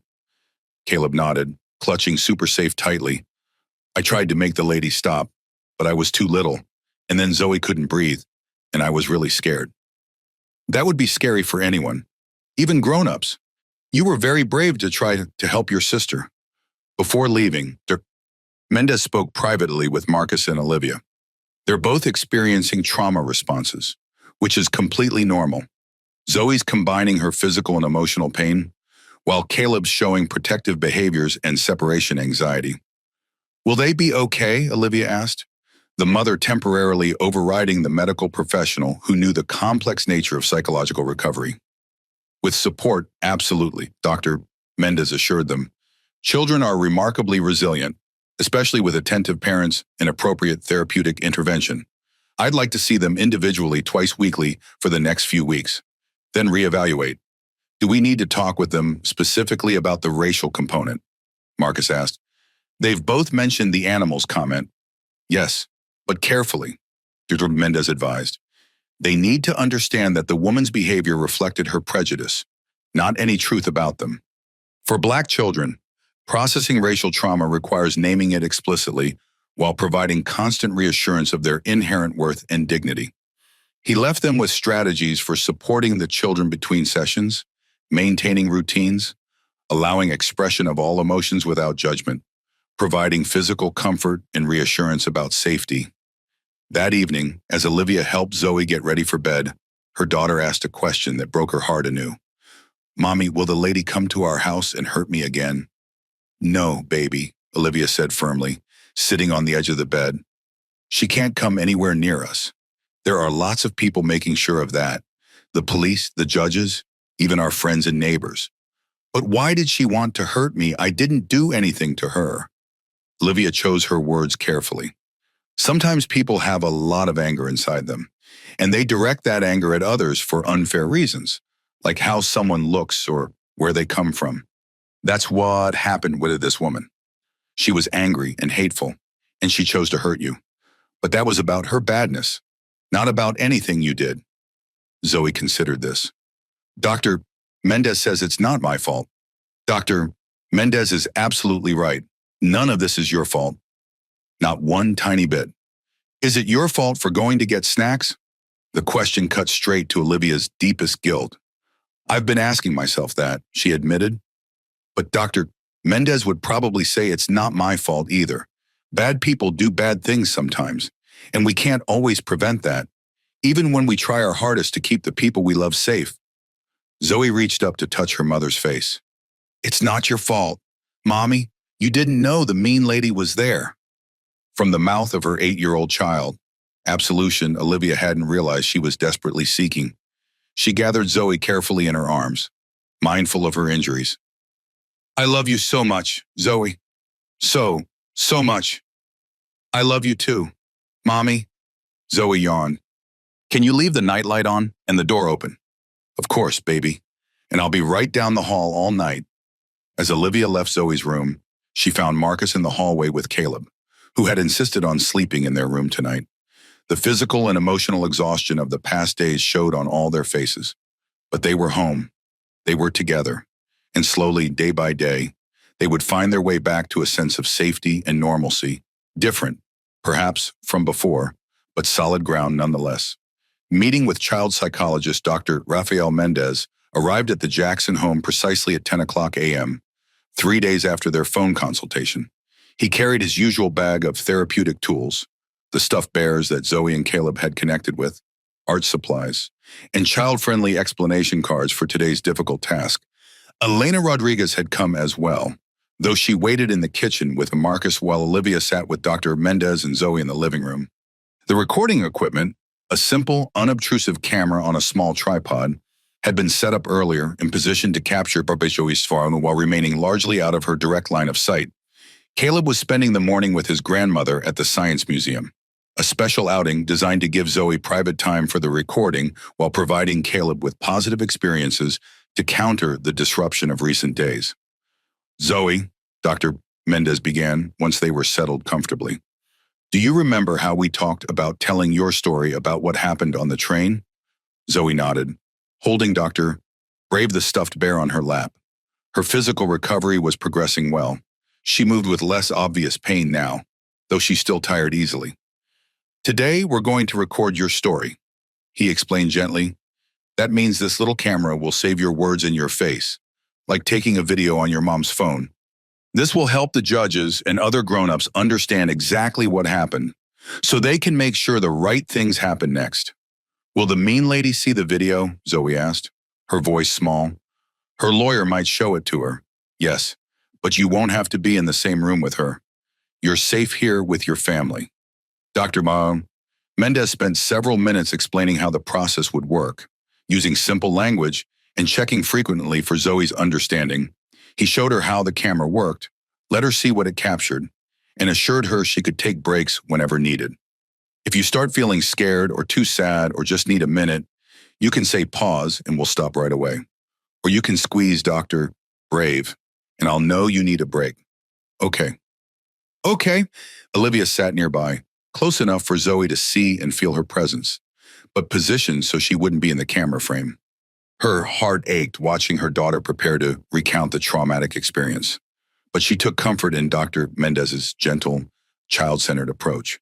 Are you ready to start? Dr. Mendez asked. Zoe looked at her mother, who gave an encouraging nod, then back to Dr. Mendez. I'm ready. He turned on the camera, stated the date and participants for the record, then began with simple orientation questions. Zoe's name, age, school, favorite subjects. This helped her relax and become comfortable with the process before addressing the difficult content. Gradually, Dr. Mendez guided the conversation toward the incident. Can you tell me about the day you were on the train? Where were you going? We were going to visit my aunt in Milwaukee, me and Caleb and Mommy. We were sitting in car number 7. Mommy went to get snacks and juice. What happened while your mom was getting snacks? I needed to get my music book from our bag in the overhead thing. I stood on the seat to reach it, and the train moved, and I accidentally bumped the lady's arm. What happened when you bumped her arm? I said, I'm sorry right away, but she got really angry. She grabbed my arm really hard and said mean things. Can you remember what some of those mean things were? Zoe's voice grew quieter. She asked if I knew how much her blouse cost, and And she said, kids like us think we can do whatever we want. And she hesitated. It's okay to tell us the hard parts too. Onion Mendez encouraged gently. She said we were animals. Zoe's eyes filled with tears. She said animals need to learn their place. Olivia fought to maintain her composure, hands clasped tightly in her lap. The raw pain in her daughter's voice as she recounted these dehumanizing words was almost unbearable. That must have been very hurtful to hear, Mendez acknowledged. What happened next? Zoe described the escalating confrontation, Rebecca demanding she kneel on the floor to apologize, the elderly couple intervening, her own attempt to return to her seat. Then came the most difficult part. When I tried to go back to my seat, she kicked me. Right here. Zoe pointed to her abdomen. It hurt so bad I couldn't breathe. I fell down on the floor. Can you tell me about how hard she kicked you? Really hard. It lifted me up a little bit before I fell. It felt like when Tommy Jenkins kicked a soccer ball really hard at recess, except it was my body. The clarity of this child's description, comparing the adult's kick to the force of a playground soccer ball, would later be cited by the judge as particularly impactful evidence. Dr. Mendez guided Zoe through the remainder of her account, lying on the floor struggling to breathe, Caleb screaming for help, the conductor arriving, and finally her mother's return. Throughout, he provided supportive comments, validated her feelings, and watched carefully for signs of distress. When Zoe's narrative was complete, Dr. Mendez asked follow-up questions to clarify specific points that would be relevant for the legal proceedings. Had she touched the woman's clothing? Had she said anything besides, "I'm sorry"? Had she seen any stain or damage to the woman's blouse? Finally, he asked a question that Elena had specifically requested. Zoe, did you do anything on purpose to bother or upset the lady? No, Zoe said firmly. I was just trying to get my book. When the train moved and I bumped her, I said sorry right away. I always say sorry when I bump someone. Mommy and Daddy taught us that. When the lady called you and your brother animals, how did that make you feel? Zoe was quiet for a moment, considering, confused at first, then really sad, like she thought we weren't people, like we were less important than her just because our skin is brown.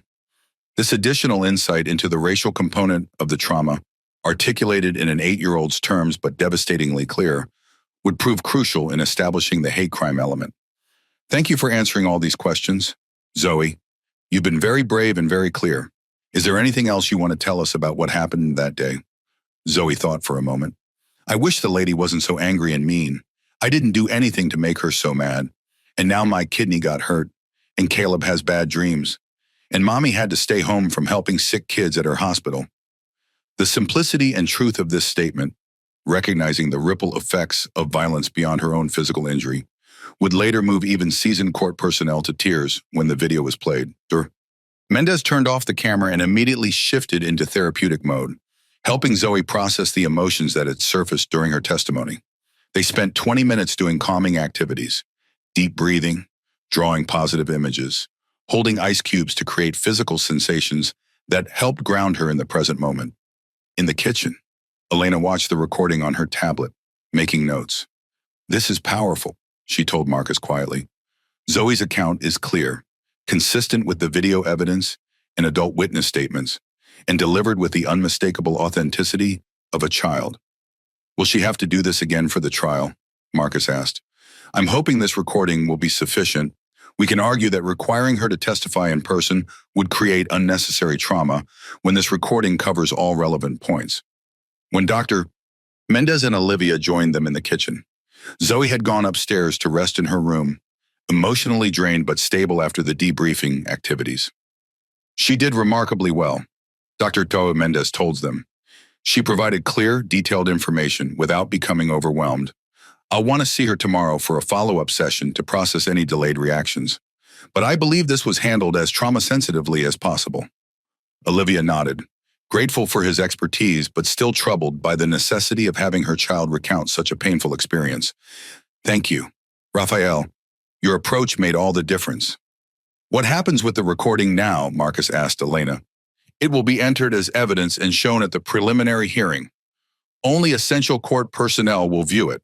The judge, attorneys, perhaps the court reporter. Rebecca Wilson has the right to view evidence against her, but she won't be in the courtroom when it's played. After Elena and Dr. Mendez left, Olivia went upstairs to check on Zoe. She found her daughter asleep, clutching Dr. Brave, her face peaceful despite the difficult morning. Olivia sat gently on the edge of the bed, watching her child breathe, overwhelmed by the mixture of fierce protection and profound sadness that had become her constant emotional state since the assault. They had done what the justice system asked of them. Zoe had told her truth, clearly and bravely. Now it was up to that system to deliver the accountability that her daughter, that all children, deserved. The protection that should be their birthright in a just society. Part 4, Pretrial Developments. The preliminary hearing was held in the same Millbrook County Courthouse where Rebecca Wilson had been arraigned. Unlike the arraignment, this proceeding would determine whether there was sufficient evidence to proceed to trial, a low legal threshold that Elena was confident they would easily meet. Philip Crawford arrived early, projecting confidence despite the challenging case before him. He had built his career defending wealthy clients from serious charges, often securing favorable plea deals or acquittals against seemingly overwhelming evidence. But even by his standards, this case presented significant difficulties. The video evidence was damning, the victim sympathetic, the public outrage intense. His strategy, developed over lengthy consultations with Rebecca and a team of experts, centered on 3 main arguments. First, that Rebecca had been experiencing extreme psychological distress due to work pressure and personal issues, leading to diminished capacity at the time of the incident. Second, that the interaction had been mutual. The child had made physical contact first, albeit accidentally, and Rebecca had overreacted rather than initiated the conflict. Third, that while Rebecca's actions were wrong, they didn't rise to the level of a hate crime, as her comments, though insensitive, were expressions of anger rather than racial animus. Crawford knew these arguments had significant weaknesses, but his job wasn't to win public opinion. It was to create sufficient, reasonable doubt to either secure a favorable plea deal or, failing that, minimize his client's sentence. Inside the courtroom, he set up his materials methodically, occasionally glancing at the prosecution table where Elena Rodriguez arranged her own documents with equal precision. The gallery was smaller for this hearing, limited to essential personnel.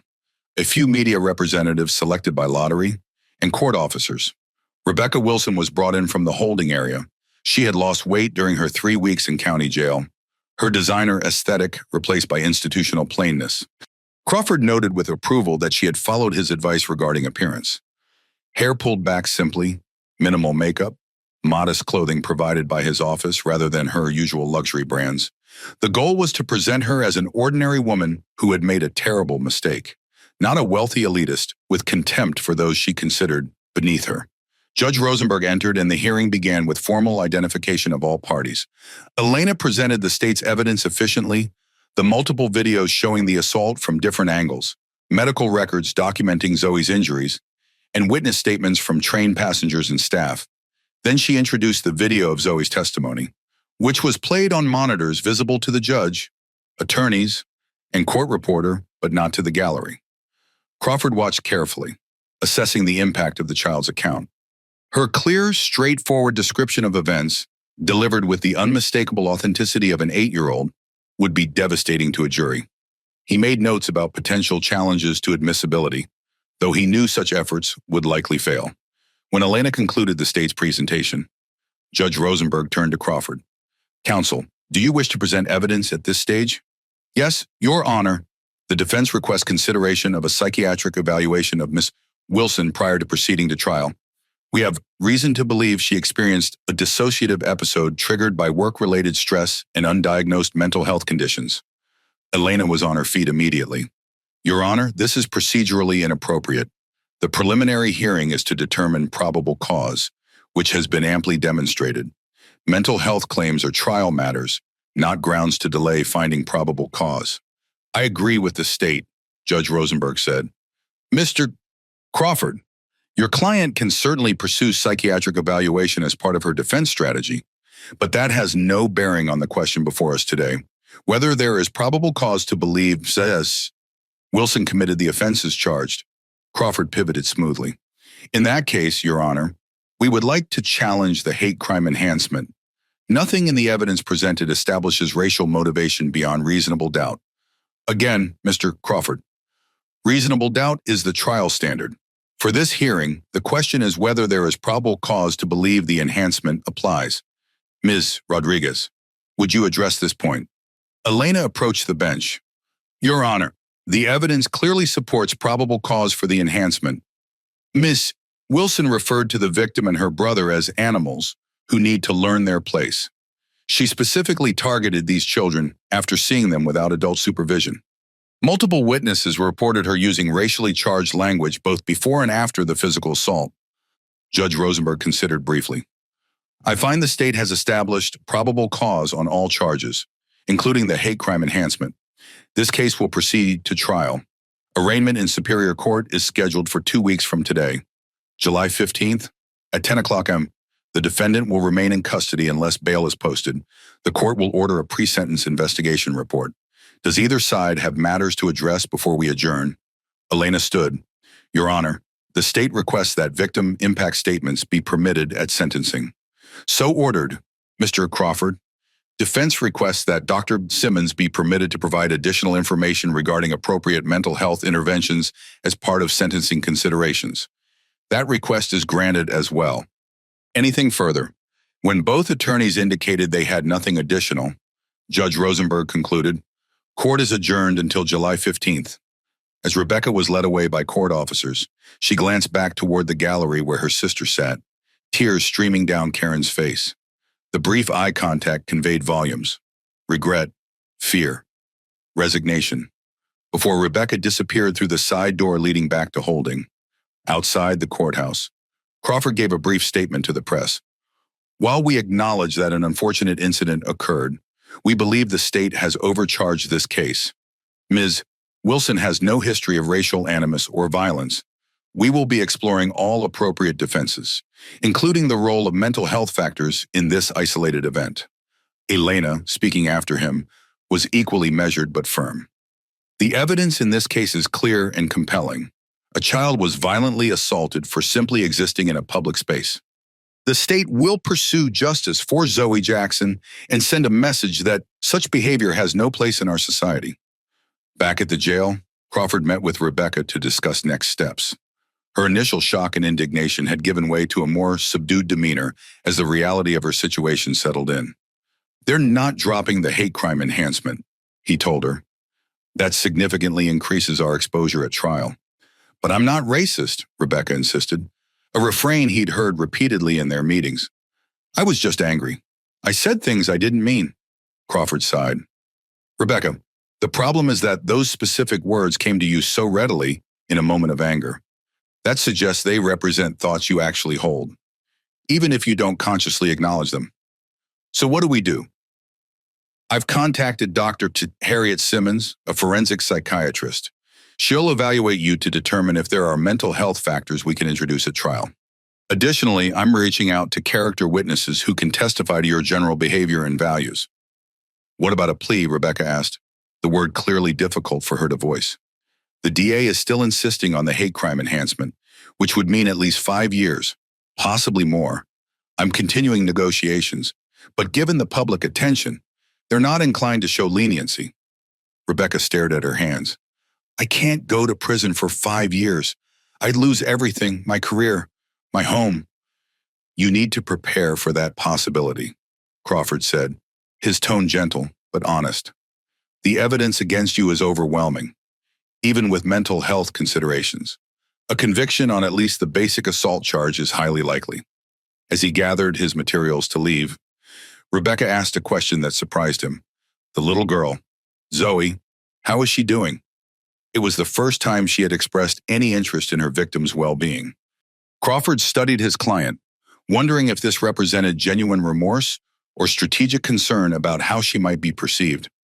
According to the medical reports introduced today, she's recovering from her physical injuries. Beyond that, I can't say. Rebecca nodded slowly. I never meant to hurt a child that badly. I don't know what happened to me in that moment. Crawford made a mental note of this statement, possibly useful for demonstrating remorse if they reach the sentencing phase. but also potentially inconsistent with a diminished capacity defense. Managing Rebecca Wilson's case would require balancing competing narratives, finding the approach most likely to minimize consequences without stretching credibility beyond breaking. As he left the jail, his phone buzzed with a news alert.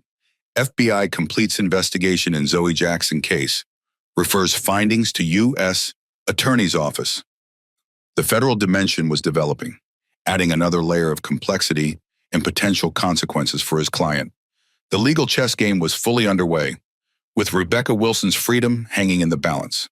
But unlike many of his cases, Crawford harbored private doubts about the justice of his cause. The videos he'd watched in preparation had disturbed him deeply. The deliberate kick, the callous comments, the child gasping for breath on the train floor.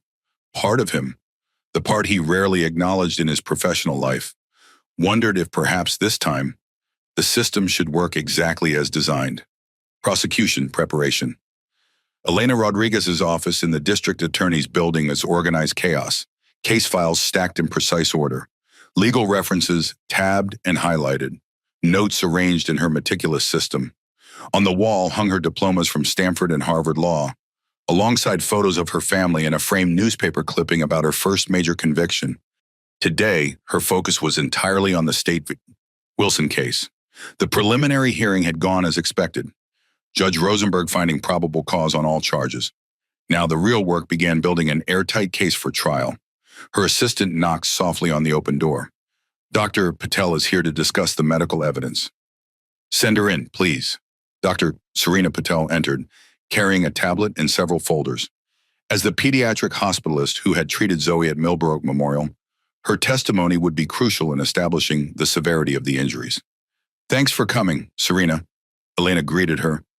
I want to make sure we're absolutely clear on the medical aspects before trial. For the next hour, they reviewed Zoe's medical records in detail.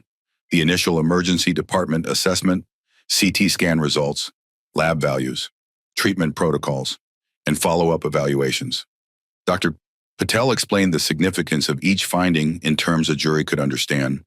The grade 2 renal laceration is the most serious injury, she explained. In a child Zoe's size, it would have required significant force, comparable to impact in a car accident or fall from significant height. This wasn't a tap or a push. It was a forceful blow directed at her abdomen. Elena made notes. Could you explain the potential long-term implications of this injury? While most children with isolated grade 2 lacerations recover fully with conservative management, there are risks of complications, hypertension, reduced kidney function, or enhanced vulnerability to future kidney injuries. Zoe will need monitoring for at least a year, possibly longer. Elena nodded, making notes. And that's just the physical impact. Dr. Mendez will address the psychological trauma, which is often more lasting than the physical injuries. Patel added. I've seen children develop long-term anxiety, sleep disorders, even physical symptoms from psychological trauma. For Black children experiencing racial trauma, these effects can be compounded by the realization that their racial identity was targeted. After Dr. Patel left, Elena called in her investigative team for an update. 3 investigators had been assigned to the case: Jamie Vasquez handling witness interviews, Michael Roberts focusing on Rebecca Wilson's background, and Sophia Chen managing digital evidence. Jamie, where are we with witnesses? Elena asked. Strong position, Jamie reported. I've conducted follow-up interviews with 27 passengers and train personnel. Their accounts are remarkably consistent, which undermines any defense claim of confusion or misinterpretation. The elderly couple, the Goldsteins, are particularly compelling, articulate, observant, and unwavering in their description of events. What about Lucia Martinez? She's an ideal witness, credible, composed, and her video documentation is comprehensive. As a pre-law student, she understood the importance of recording the entire incident, not just the dramatic moments. Elena turned to Michael. What have you found on Wilson's background? Michael opened his laptop. It's revealing. 3 former colleagues at Wellington Investment Group described incidents of racially charged comments. 2 former housekeepers, both Latina, reported verbal abuse about their English proficiency. A neighbor reported an altercation last year when a Black family moved onto her street, Wilson complained about property values at a neighborhood association meeting. Any history of violence? Nothing that resulted in charges or restraining orders. However, a former boyfriend described her as having explosive anger episodes when stressed or contradicted. That supports our argument that the assault wasn't an isolated incident or out-of-character behavior, Elena noted. Sophia, where are we with the digital evidence? Sophia adjusted her glasses. We've authenticated all 14 videos from different passengers. None show any provocation beyond the accidental contact when the train moved. Several clearly capture Wilson's animal's comment and her statement about learning their place. The timestamps align perfectly across sources, making it impossible for the defense to claim selective editing or missing context. Elena nodded, satisfied. Excellent. Now, regarding the federal dimension, I spoke with AUSA Thompson yesterday. The FBI investigation is complete, and they're proceeding with federal civil rights charges. We'll coordinate our prosecutions, but proceed independently. Will that mean 2 separate trials? Jamie asked. Most likely, the federal case focuses specifically on the civil rights violation, that Wilson deprived Zoe of her right to access public transportation free from racial discrimination and violence. Our case encompasses the broader assault and hate crime charges. After her team departed, Elena spent time reviewing Zoe's recorded testimony. The child's clear, straightforward account was compelling evidence that would impact any jury. She made notes on specific timestamps where Zoe's statements aligned perfectly with the video evidence and adult witness accounts. Later that afternoon, Elena met with Marcus and Olivia in a private conference room, away from media attention. Both parents looked tired but resolute. Crawford is pursuing a mental health defense, Elena explained. He's retained Dr. Harriet Simmons, a forensic psychiatrist known for finding mitigating psychological factors in criminal cases. Will that work? Marcus asked, his attorney's mind immediately assessing the strategy. It's unlikely to result in acquittal, but it could potentially reduce sentencing. I've countered by retaining our own forensic psychiatrist, Dr. James Morales, who will review any evaluations they submit and potentially examine Wilson himself. What about the hate crime enhancement? Olivia asked. That seems critical to ensuring appropriate consequences. Elena nodded. We're maintaining a firm position on that. The evidence strongly supports it. Wilson's language was explicitly dehumanizing with clear racial overtones. The context, a white woman assaulting a black child for occupying her space, fits established patterns of race-based hate crimes. She turned to her notes. There's something else you should be aware of. Crawford has been floating a potential plea deal through back channels. She would plead guilty to the assault charge if we drop the hate crime enhancement. Absolutely not, Olivia said immediately. That's been my response as well, Elena assured her. But I wanted you to know the discussions are happening. My counteroffer has been consistent. Guilty plea to all charges, including the hate crime enhancement, for a recommended sentence of 7 years, rather than the potential 10 years she might face at trial. Marcus considered this. Has there been any response to that offer? Not yet. Crawford knows his client faces serious prison time either way. The plea would provide certainty, but not significant leniency. Elena closed her folder. One more thing. We need to discuss whether you want to offer impact statements at sentencing, assuming we secure a conviction. This would be your opportunity to tell the court how this assault has affected your family. Olivia and Marcus exchanged a look. We'd want to provide statements, Marcus said, but we're firm that Zoe should not have to appear in court. Her recorded testimony should be sufficient. I agree, Elena said. Her video statement is powerful and complete. There's no need to subject her to the courtroom environment. After the meeting concluded, Elena returned to her office to continue preparations.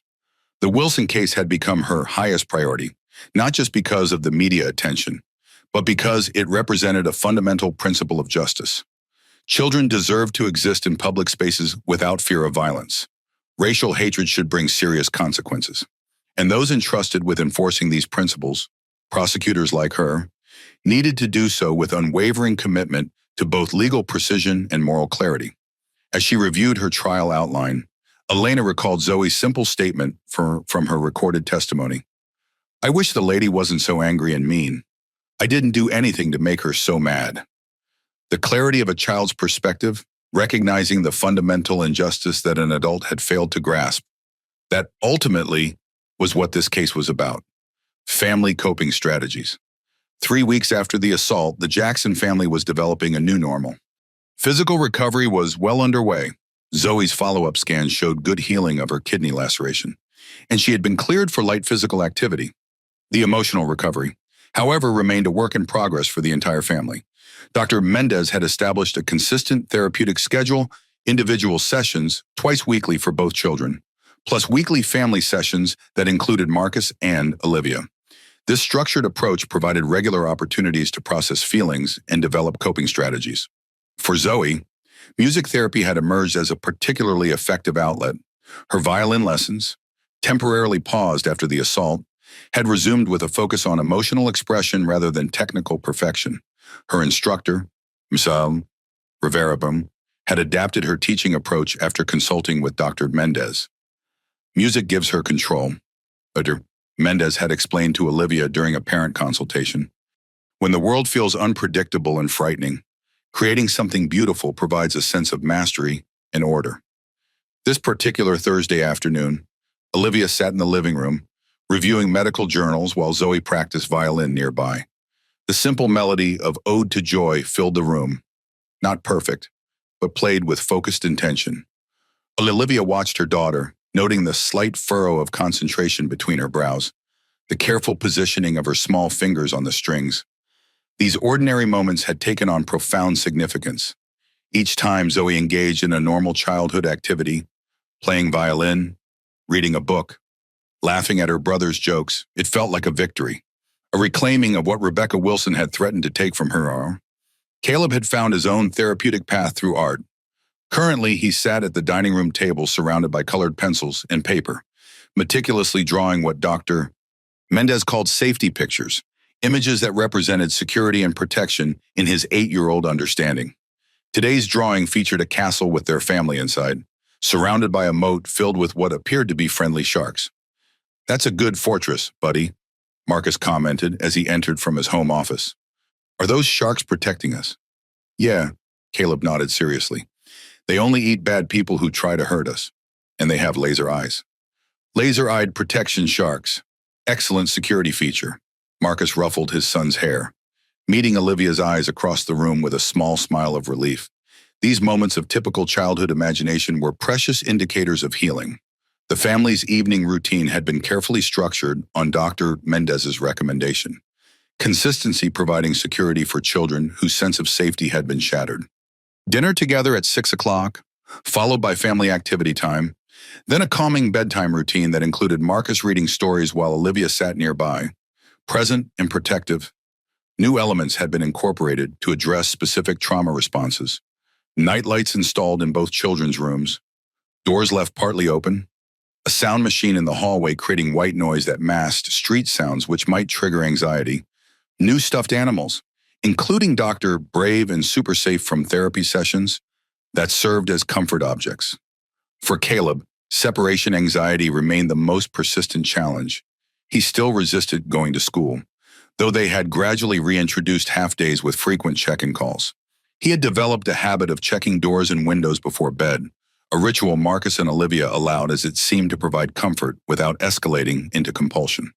Zoe's trauma manifested differently, in heightened startle responses, occasional stomach complaints before going into public spaces, and a new wariness around strangers, particularly white women with blonde hair similar to Rebecca Wilson's. But she was also showing remarkable resilience, assisted by her natural verbal ability to express emotions and the consistent therapeutic support. Dr.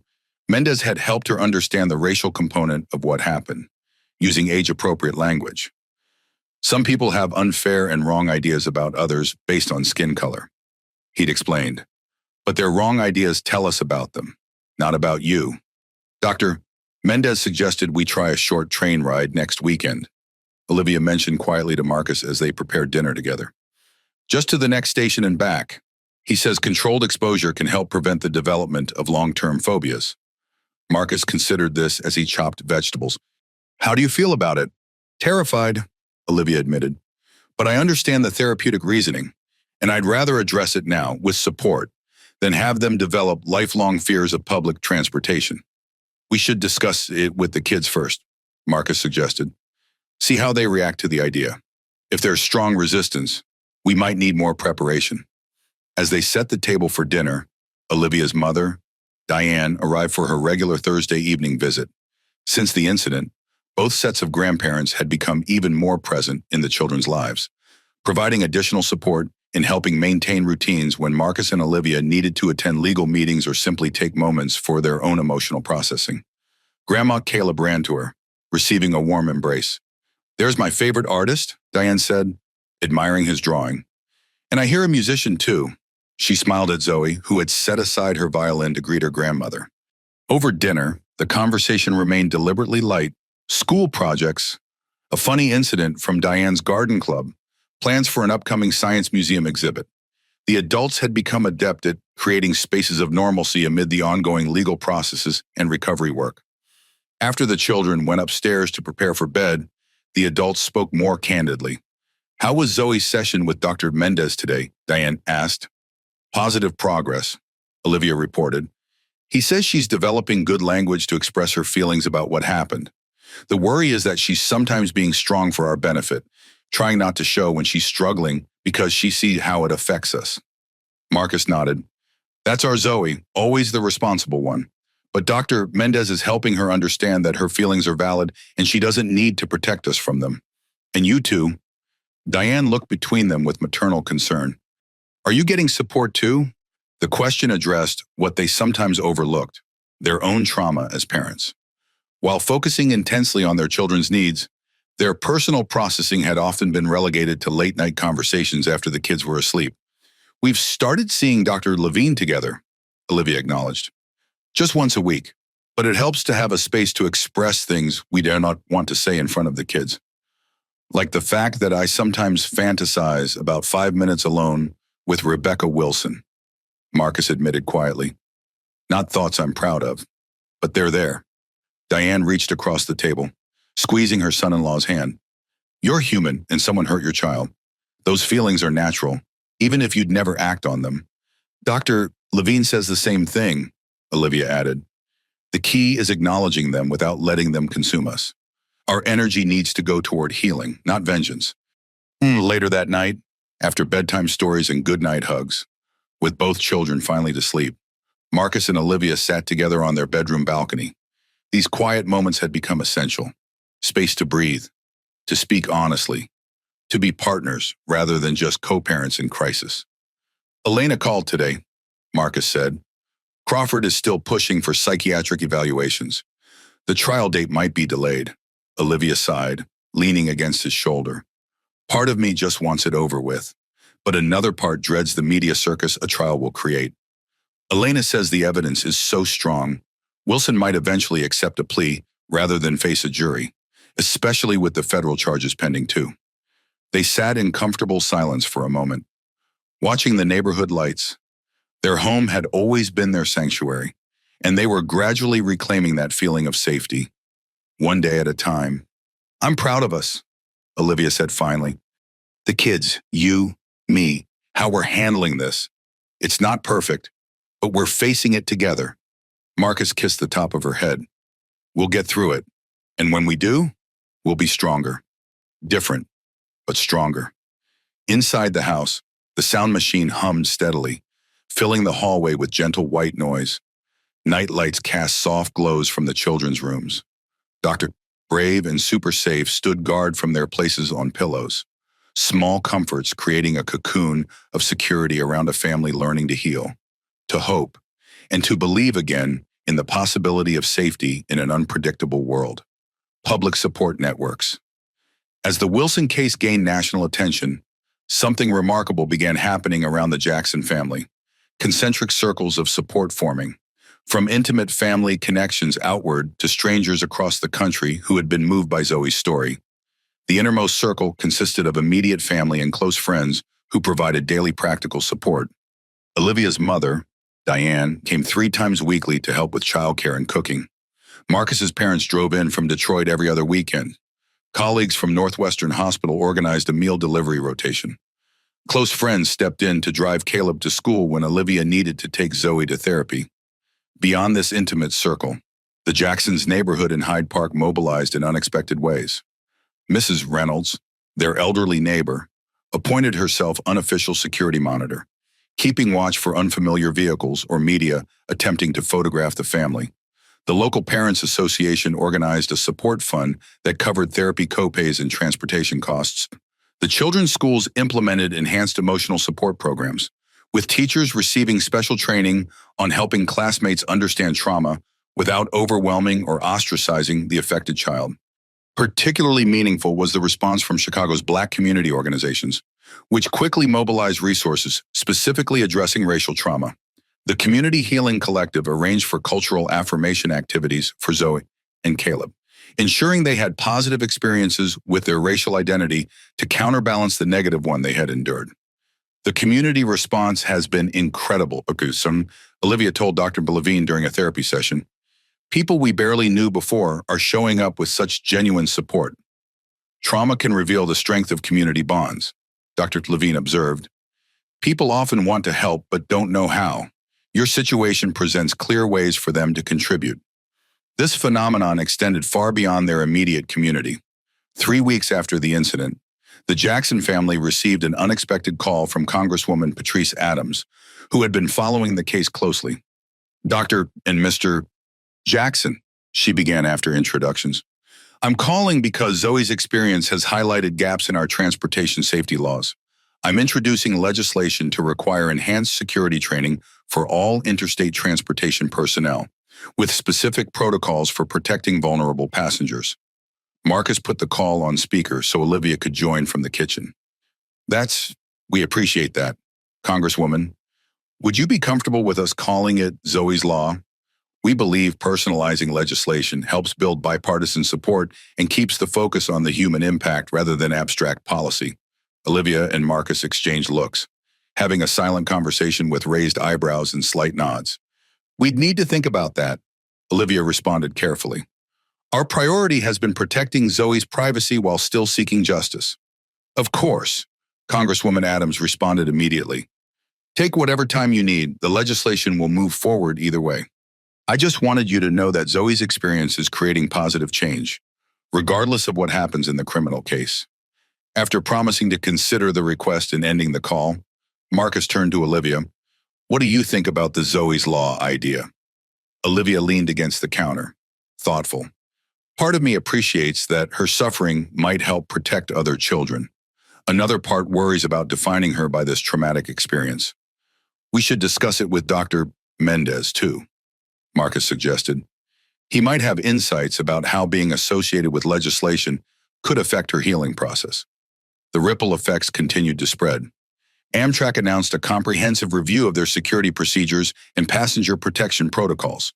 The International Association of Transportation Safety issued a special bulletin about recognizing and responding to potential bias-motivated incidents. The American Academy of Pediatrics released guidelines for medical professionals treating children who had experienced public violence with racial components. Social media campaigns emerged organically. Hashtag Stand Up for Zoe became a trending hashtag, with people sharing their own stories of intervening when they witnessed discrimination or harassment. The Goldsteins, the elderly couple who had defended Zoe on the train, were interviewed by a national morning show. Their straightforward account of stepping up against hatred inspiring thousands of comments from viewers pledging to do the same. Lucia Martinez, whose quick recording had provided crucial evidence, found herself reluctantly in the spotlight. She used her platform thoughtfully, redirecting attention from herself to the broader issues of bystander intervention and documentation as tools against injustice. I didn't do anything special, she insisted in her one major interview. I just used the tools I had, my phone, my voice, to create a record of what was happening. Anyone can do that. Everyone should do that when they witness injustice, especially racial injustice. Even the legal community responded with specialized support. The Chicago Bar Association established a pro bono task force focused on cases involving racial bias against children. A group of Black female attorneys formed an advocacy organization called Protecting Our Future, offering legal guidance to families affected by similar incidents. 4 weeks after the assault, Elena Rodriguez organized a private meeting between the Jacksons and representatives from several support organizations. The gathering, held in a conference room at Northwestern Hospital to avoid media attention, included leaders from children's advocacy groups, mental health specialists, and legal experts. "We've created a comprehensive support network," Elena explained as the meeting began. "Each organization here offers specialized resources that may benefit your family during different phases of this journey." Dr. Carlos Jimenez, director of the Children's Trauma Recovery Center, outlined their services first. "We provide coordinated care for children who've experienced traumatic events, while Dr. Mendez is doing excellent work with Zoe and Caleb individually. Our center offers complementary programs, support groups where children meet others with similar experiences, expressive arts therapies, and family resilience workshops." Marcus and Olivia listened attentively, taking notes as each representative presented their organization's resources. The options were simultaneously overwhelming and reassuring, evidence of how many people were committed to helping their family heal. "You don't need to decide anything today," Elena assured them as the meeting concluded. "These resources will remain available whenever you're ready to access them." As they drove home afterward, Olivia was quiet, processing the overwhelming support that had materialized around them. "It's strange," she finally said. "This horrible thing happens, and suddenly all these support systems appear that we never knew existed. They were always there, Marcus reflected. "We just never needed them before." "I keep thinking about all the families who experience trauma without access to these resources, without the media attention, the public support, the financial means to access appropriate care. That's been on my mind too," Marcus admitted. "We're fortunate in many ways, despite everything. Maybe eventually, when we're further along in our own healing, there's a way to help extend these resources to families with less visibility or fewer means." The idea took root, that their family's painful experience might someday transform into a mission to support others. Not immediately, not while their own wounds were still fresh, but someday. The possibility provided a glimmer of meaning amid the senselessness of what had happened to Zoe. That evening, as they prepared dinner, the doorbell rang. Marcus checked the security camera to find a delivery person with a large package. After verifying it was safe, he brought in a box filled with handmade cards, drawings, and letters from a fifth-grade class in Seattle. "Dear Zoe," one card read in careful children's handwriting. "We heard about what happened to you on the train. Our class talked about standing up for people when others are being mean. We want you to know that we think you are brave, and we hope you feel better soon."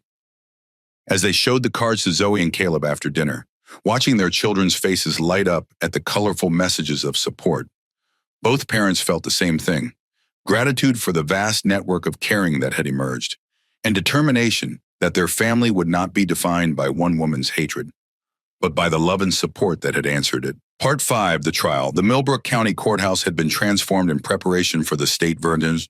Wilson trial. Additional security checkpoints had been installed at all entrances.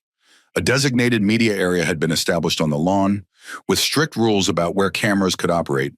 Inside, courtroom 1, the largest in the building, had been specially prepared with enhanced audiovisual capabilities for presenting the extensive video evidence. 2 days before jury selection was set to begin, Judge Michael Rosenberg called a final pretrial conference with both legal teams. He surveyed the attorneys assembled before him: Elena Rodriguez and her second chair, Assistant District Attorney James Chen, representing the state, Philip Crawford, and Associate Counsel Melissa Dawson, representing Rebecca Wilson. "Counsel," Judge Rosenberg began, "given the high-profile nature of this case and the intense public interest, I want to ensure we have addressed all procedural matters before jury selection begins. Ms. Rodriguez, let's start with the state's witnesses." Elena consulted her notes. "Your Honor, the state will call 17 witnesses.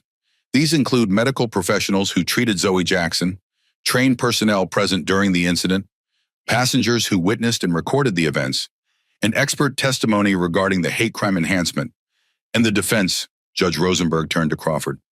"The defense anticipates calling 5 witnesses. Your Honor, Dr. Harriet Simmons will provide expert testimony regarding Ms. Wilson's psychological state at the time of the incident. We'll also present character witnesses who can speak to Ms. Wilson's general behavior and values." "Will the defendant testify?" Crawford hesitated briefly. That decision hasn't been finalized. Your Honor, we reserve our right to make that determination during trial. Judge Rosenberg nodded. Understood. Now, regarding the Jackson child's testimony, I've reviewed the recorded statement taken by Dr. Mendez, Ms. Rodriguez. Does the state intend to call Zoe Jackson as a live witness? No, Your Honor, Elena responded firmly. The state believes the recorded testimony is comprehensive and compelling. Requiring Zoe to appear in person would create unnecessary additional trauma with no substantive benefit to the fact-finding process. Mr. Crawford, the defense objects to the use of the recorded testimony without opportunity for cross-examination. Your Honor, we believe this violates our client's Sixth Amendment confrontation rights. Judge Rosenberg considered this. The recorded testimony was taken with both parties having opportunity for input on questions. Dr. Mendez conducted the interview using forensically sound methods. Given the victim's age and the nature of the trauma, I'm inclined to allow the recorded testimony in lieu of live appearance. He made a note in his file. I'll issue a formal ruling on this matter tomorrow, but counsel should proceed with the expectation that the recording will be admitted. Now, regarding jury selection, given the extensive media coverage, I'm ordering an expanded voir dire process. We'll start with 100 potential jurors rather than the usual 50, and allow more time for questioning about media exposure and preconceived opinions. The meeting continued, addressing numerous procedural details: schedule, security arrangements, media management, witness sequestration, and evidence handling.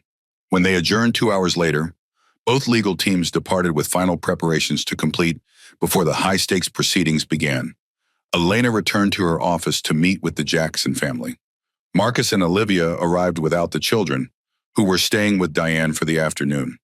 Both parents looked tense but composed as they settled into chairs across from Elena's desk. The judge is likely to rule in our favor regarding Zoe's testimony, Elena began. She'll most likely not have to appear in court at all. The recorded statement will be admitted instead. Olivia's relief was visible. Thank you. That's been our greatest concern. You should be prepared for Crawford to challenge that ruling, possibly even taking it to appellate review if he loses. But Judge Rosenberg is thorough and careful. His decisions tend to stand up well to scrutiny. What about us? Marcus asked. Will we need to testify? Yes, but in limited capacity. Olivia, you'll testify primarily about Zoe's medical treatment and the impact of the injuries. Marcus, you'll address the emotional and psychological effects on both children. We want to establish the severity of harm without sensationalizing or creating a spectacle. Elena opened a folder containing her trial outline. Here's our expected timeline. Jury selection will take approximately 3 days given the expanded pool. Opening statements will follow immediately. The prosecution case should take about a week, followed by the defense case, which will likely be shorter, perhaps 2 to 3 days. Then closing arguments and jury deliberation. And Rebecca Wilson, Olivia asked quietly. Will she testify? Crawford hasn't committed either way. If she does testify, it will likely be to express remorse and support the mental health defense they're pursuing. If she doesn't, that could be interpreted by the jury as lack of accountability. Elena leaned forward, her expression serious. I want to prepare you for what to expect from the defense strategy. Crawford will try to minimize Wilson's culpability by emphasizing mental health factors, work stress, possible undiagnosed conditions, momentary dissociation. He'll argue that her actions, while wrong, weren't motivated by racial animus but by generalized anger and poor impulse control. Marcus nodded. Basically, she's not racist, just temporarily insane. Essentially, yes. Our counter is that her specific language, animals need to learn their place, reveals the underlying bias that fueled her violence. We'll present expert testimony on how racial bias often manifests in crisis moments when normal social filters are lowered. Elena closed her folder. Do you have any other questions or concerns about the trial process? Olivia hesitated, then asked, how should we prepare the children for the media attention that will increase during the trial? They've been somewhat insulated so far, but that will be harder once proceedings begin. Dr. Mendez has provided some excellent guidance on this, Elena replied. I'd suggest following his recommendations about limiting their exposure to news and social media. We can arrange for you to enter and exit the courthouse through private access points when you attend, and consider having a trusted family member care for them on days when particularly difficult evidence will be presented. After addressing several more practical concerns, Elena walked them out, pausing before they left. You've handled this entire process with remarkable dignity and focus on your children's well-being. No matter what happens in that courtroom, remember that you've already succeeded in the most important aspect, supporting Zoe and Caleb through trauma toward healing. As the Jackson parents departed, Elena returned to her office to continue final preparations. She reviewed her opening statement once more, refining language to strike the perfect balance, conveying the severity and injustice of Wilson's actions without inflammatory rhetoric that might create appellate issues later. This case had become deeply personal for her, not just because of her friendship with Olivia, but because it represented a fundamental question about safety, belonging, and consequences in American society. Could a Black child expect to exist in public space without fear of violent hatred? Would the justice system hold accountable those who violated that basic right? The answers to these questions would soon be determined in courtroom 1 of the Millbrook County Courthouse. Opening statements. The courtroom fell silent as Judge Rosenberg entered, his black robe swaying slightly with each deliberate step. "All rise," called the bailiff. "The Circuit Court of Millbrook County is now in session. The Honorable Judge Michael Rosenberg presiding." After the formalities of calling the case and confirming counsel's presence, Judge Rosenberg addressed the newly impaneled jury, 7 women and 5 men of varied ages and backgrounds, selected after 3 days of meticulous questioning about media exposure, personal biases, and ability to remain impartial despite the case's high profile. "Ladies and gentlemen of the jury," he began, "you have been selected to hear the case of State versus Rebecca Wilson. The defendant is charged with assault on a minor with bodily injury, with a hate crime enhancement. I remind you that charges are not evidence. The defendant is presumed innocent unless and until proven guilty beyond reasonable doubt." He continued with the instructions about their responsibilities, the prohibition against discussing the case or consuming media coverage, and the importance of basing their verdicts solely on evidence presented in court. Then he turned to the prosecution. "Miss Rodriguez, you may present your opening statement." Elena approached the jury box with measured steps. She wore a conservative navy suit, her manner professional but approachable. She carried no notes. Her opening statement had been rehearsed until it flowed naturally, conveying both factual precision and emotional truth. "Ladies and gentlemen," she began, establishing eye contact with several jurors. "This case is about a moment when hatred transformed into violence against a child. It's about accountability for actions that shattered not just a child's body, but her sense of safety in the world." She moved slightly, ensuring connection with different jurors as she continued. "The evidence will show that on April 15th of this year, 8-year-old Zoe Jackson was riding an Amtrak train with her 6-year-old brother Caleb. Their mother, Dr. Olivia Jackson, had gone to the dining car to purchase snacks. Zoe stood on her seat to reach the family's bag in the overhead bin, something we've all seen passengers do countless times on trains and planes. Elena's pacing was deliberate, allowing key points to register. When the train moved, as trains naturally do, Zoe accidentally bumped the arm of the passenger seated across the aisle. The defendant, Rebecca Wilson. Zoe immediately apologized, as children are taught to do.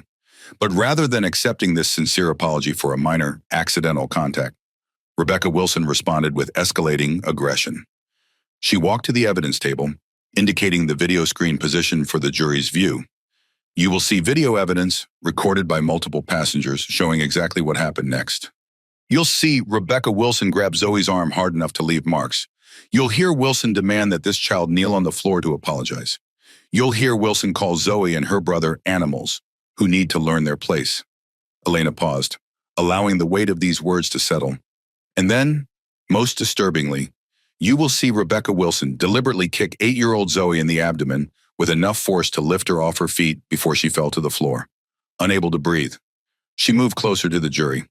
The evidence will show that this kick caused a grade 2 laceration to Zoe's kidney, an internal injury that required hospitalization, ongoing medical monitoring, and physical pain that persisted for weeks. Medical experts will explain that this injury required significant force, comparable to impact in a car accident. Elena's voice remained steady, neither overly emotional nor clinically detached. But the physical injury, serious as it was, represents only part of the harm inflicted that day. You will hear evidence about the psychological trauma experienced by both Zoe and her younger brother Caleb, who witnessed this violent assault on his sister. Both children have required ongoing therapy to address nightmares, anxiety, and fear of public spaces that persist months after the incident. She shifted focus to the legal elements. The evidence will establish beyond reasonable doubt that Rebecca Wilson committed assault on a minor with bodily injury. Her actions were deliberate, unprovoked, and resulted in significant physical harm to a child. Elena moved to the critical aspect of the case. The evidence will also establish that this assault meets the criteria for a hate crime enhancement. Rebecca Wilson's own words, calling these children animals who need to learn their place, reveal the racial animus behind her violence. This wasn't simply an overreaction to a minor accident. This was an adult white woman enforcing her perceived dominance over black children who dared to occupy public space near her. She concluded by returning to the core of the case.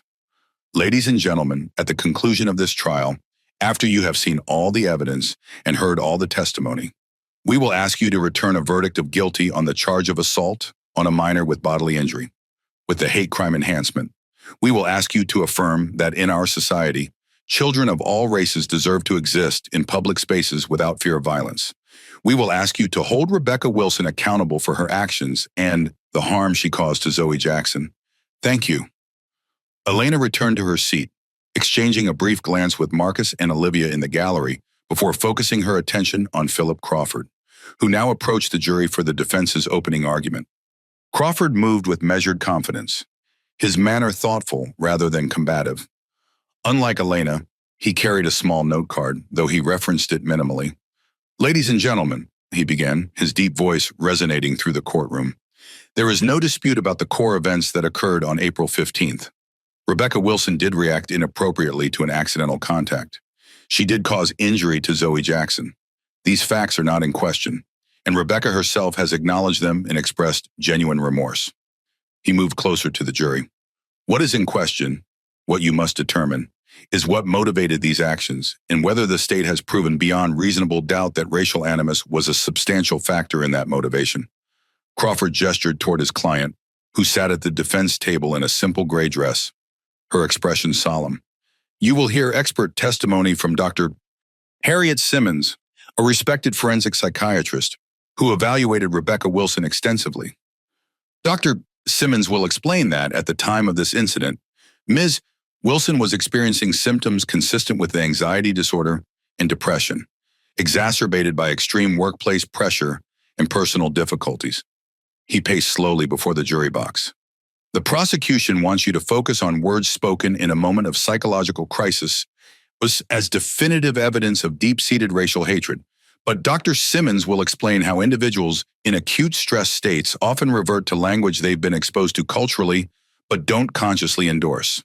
Crawford turned to face the jury directly. "Think about moments of extreme anger or stress in your own lives. Have you ever said things you didn't mean, used language that doesn't reflect your true values, made regrettable choices in moments of crisis? This human reality doesn't excuse harmful behavior, but it provides essential context for understanding it." He addressed the hate crime enhancement specifically. To apply the hate crime enhancement, you must find beyond reasonable doubt that racial animus was a substantial motivating factor in Rebecca's actions, not just present as one element, but substantial in its influence on her behavior. Crawford gestured toward the evidence table. "Consider Rebecca Wilson's life before this incident. 15 years of professional service without complaints of racial discrimination. Diverse friendships and professional relationships, no history of racially motivated conflicts or violence. Does this pattern suggest someone whose actions are substantially motivated by racial hatred?" He continued, "The prosecution has presented isolated comments, devoid of context, to suggest a pattern of racial bias. But these represent a handful of alleged incidents across years of daily interactions, hardly evidence of the kind of substantial racial animus that would motivate violence." Crawford's voice became more emphatic. "What the evidence does show is a person in psychological crisis. Rebecca had lost her mother just months earlier. She was facing potential job loss due to corporate restructuring, She was struggling with mounting medical bills and grief. These stressors had created a psychological perfect storm, depleting her emotional resources and compromising her judgment. He moved toward conclusion.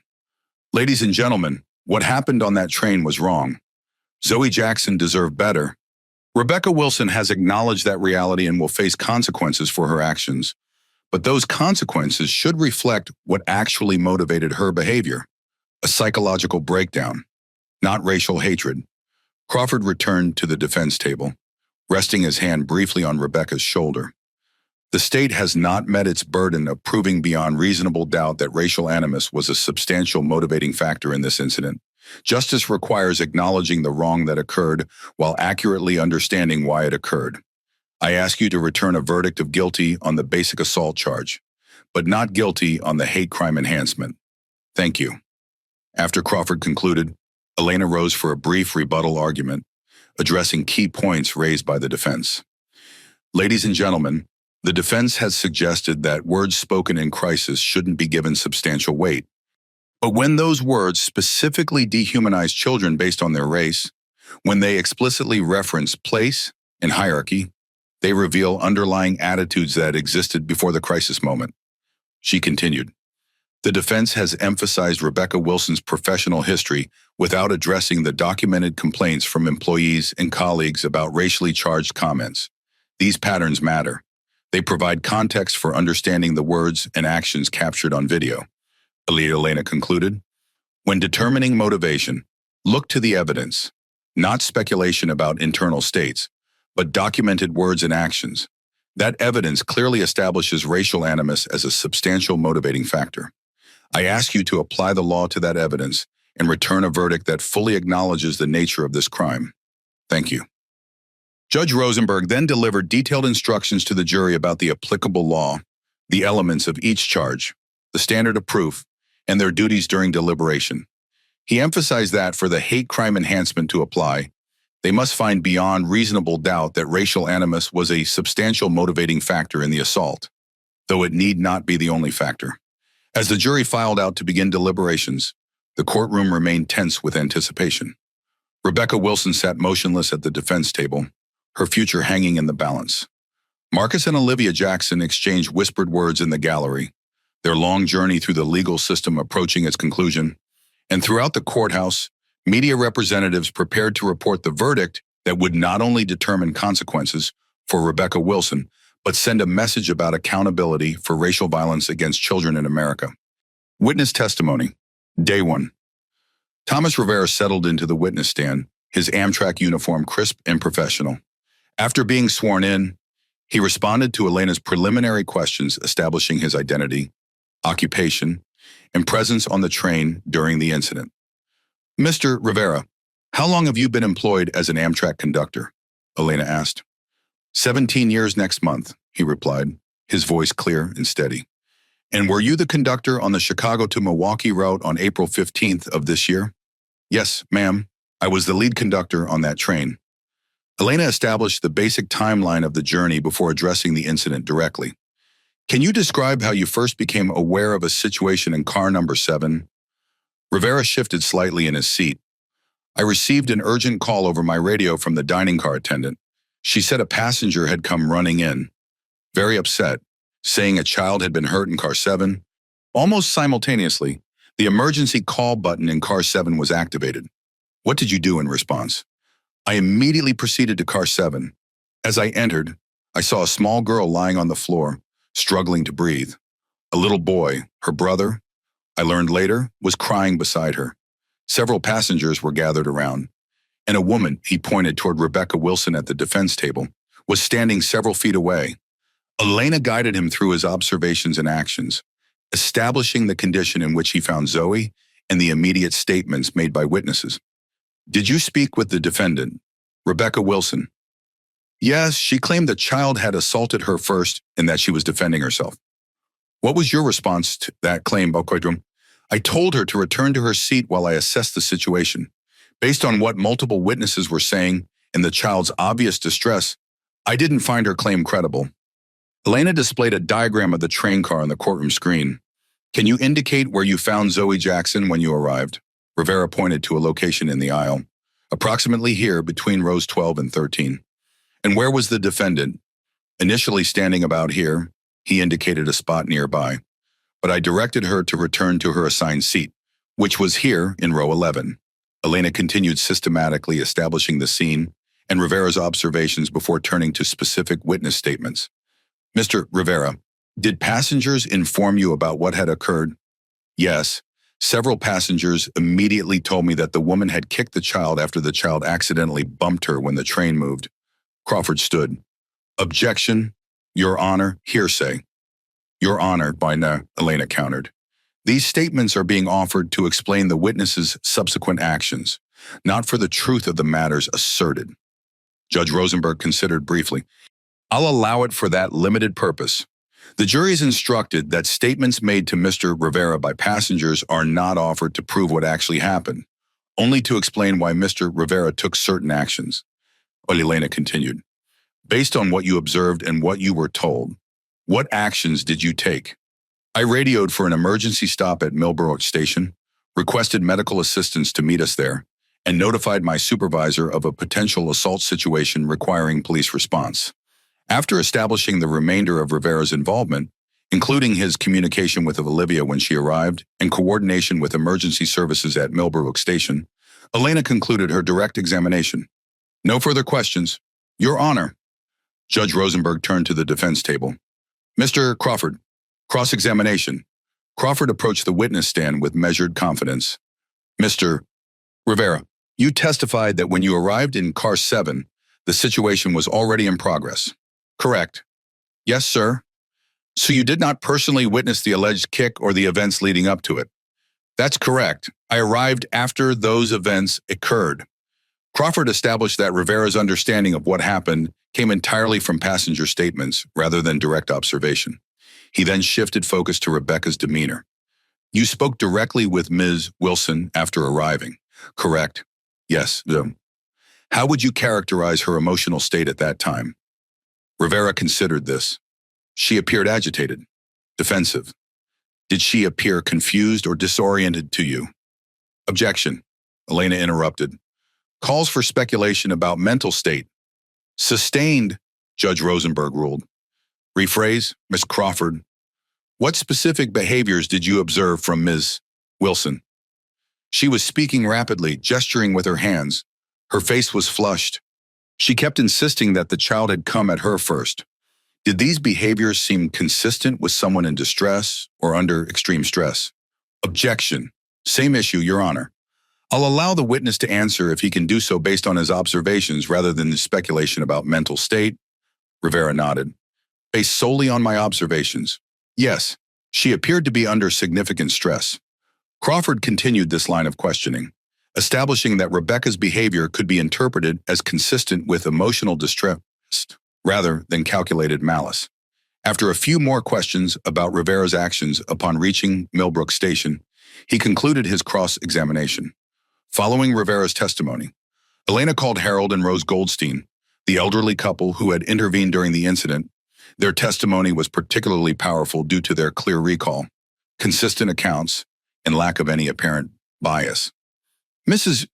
Goldstein, Elena asked after establishing preliminary information, can you describe what first drew your attention to the interaction between Rebecca Wilson and Zoe Jackson? Rose Goldstein, 76, sat straight in the witness chair, her white hair neatly styled, her voice firm despite her age. I heard the woman, she indicated Rebecca, speaking sharply to someone. When I looked over, I saw she was holding onto a little girl's arm, gripping it tightly. What happened next? The child, Zoe, apologized immediately. She said, I'm sorry, very politely. But the woman wouldn't let go of her arm. She began berating her, asking if she knew how much her blouse cost.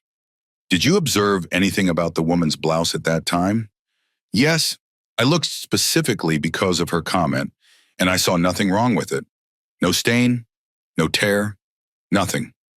Rose continued describing the escalating confrontation, including Rebecca's demand that Zoe kneel to apologize. Her testimony matched Thomas Rivera's account, but provided the crucial eyewitness perspective that Rivera had lacked. Mrs. Goldstein, Did you hear Rebecca Wilson make any specific statements about Zoe or her brother? Yes, she called them animals. She said animals need to learn their place. My husband and I both heard it clearly. What was your reaction to that statement?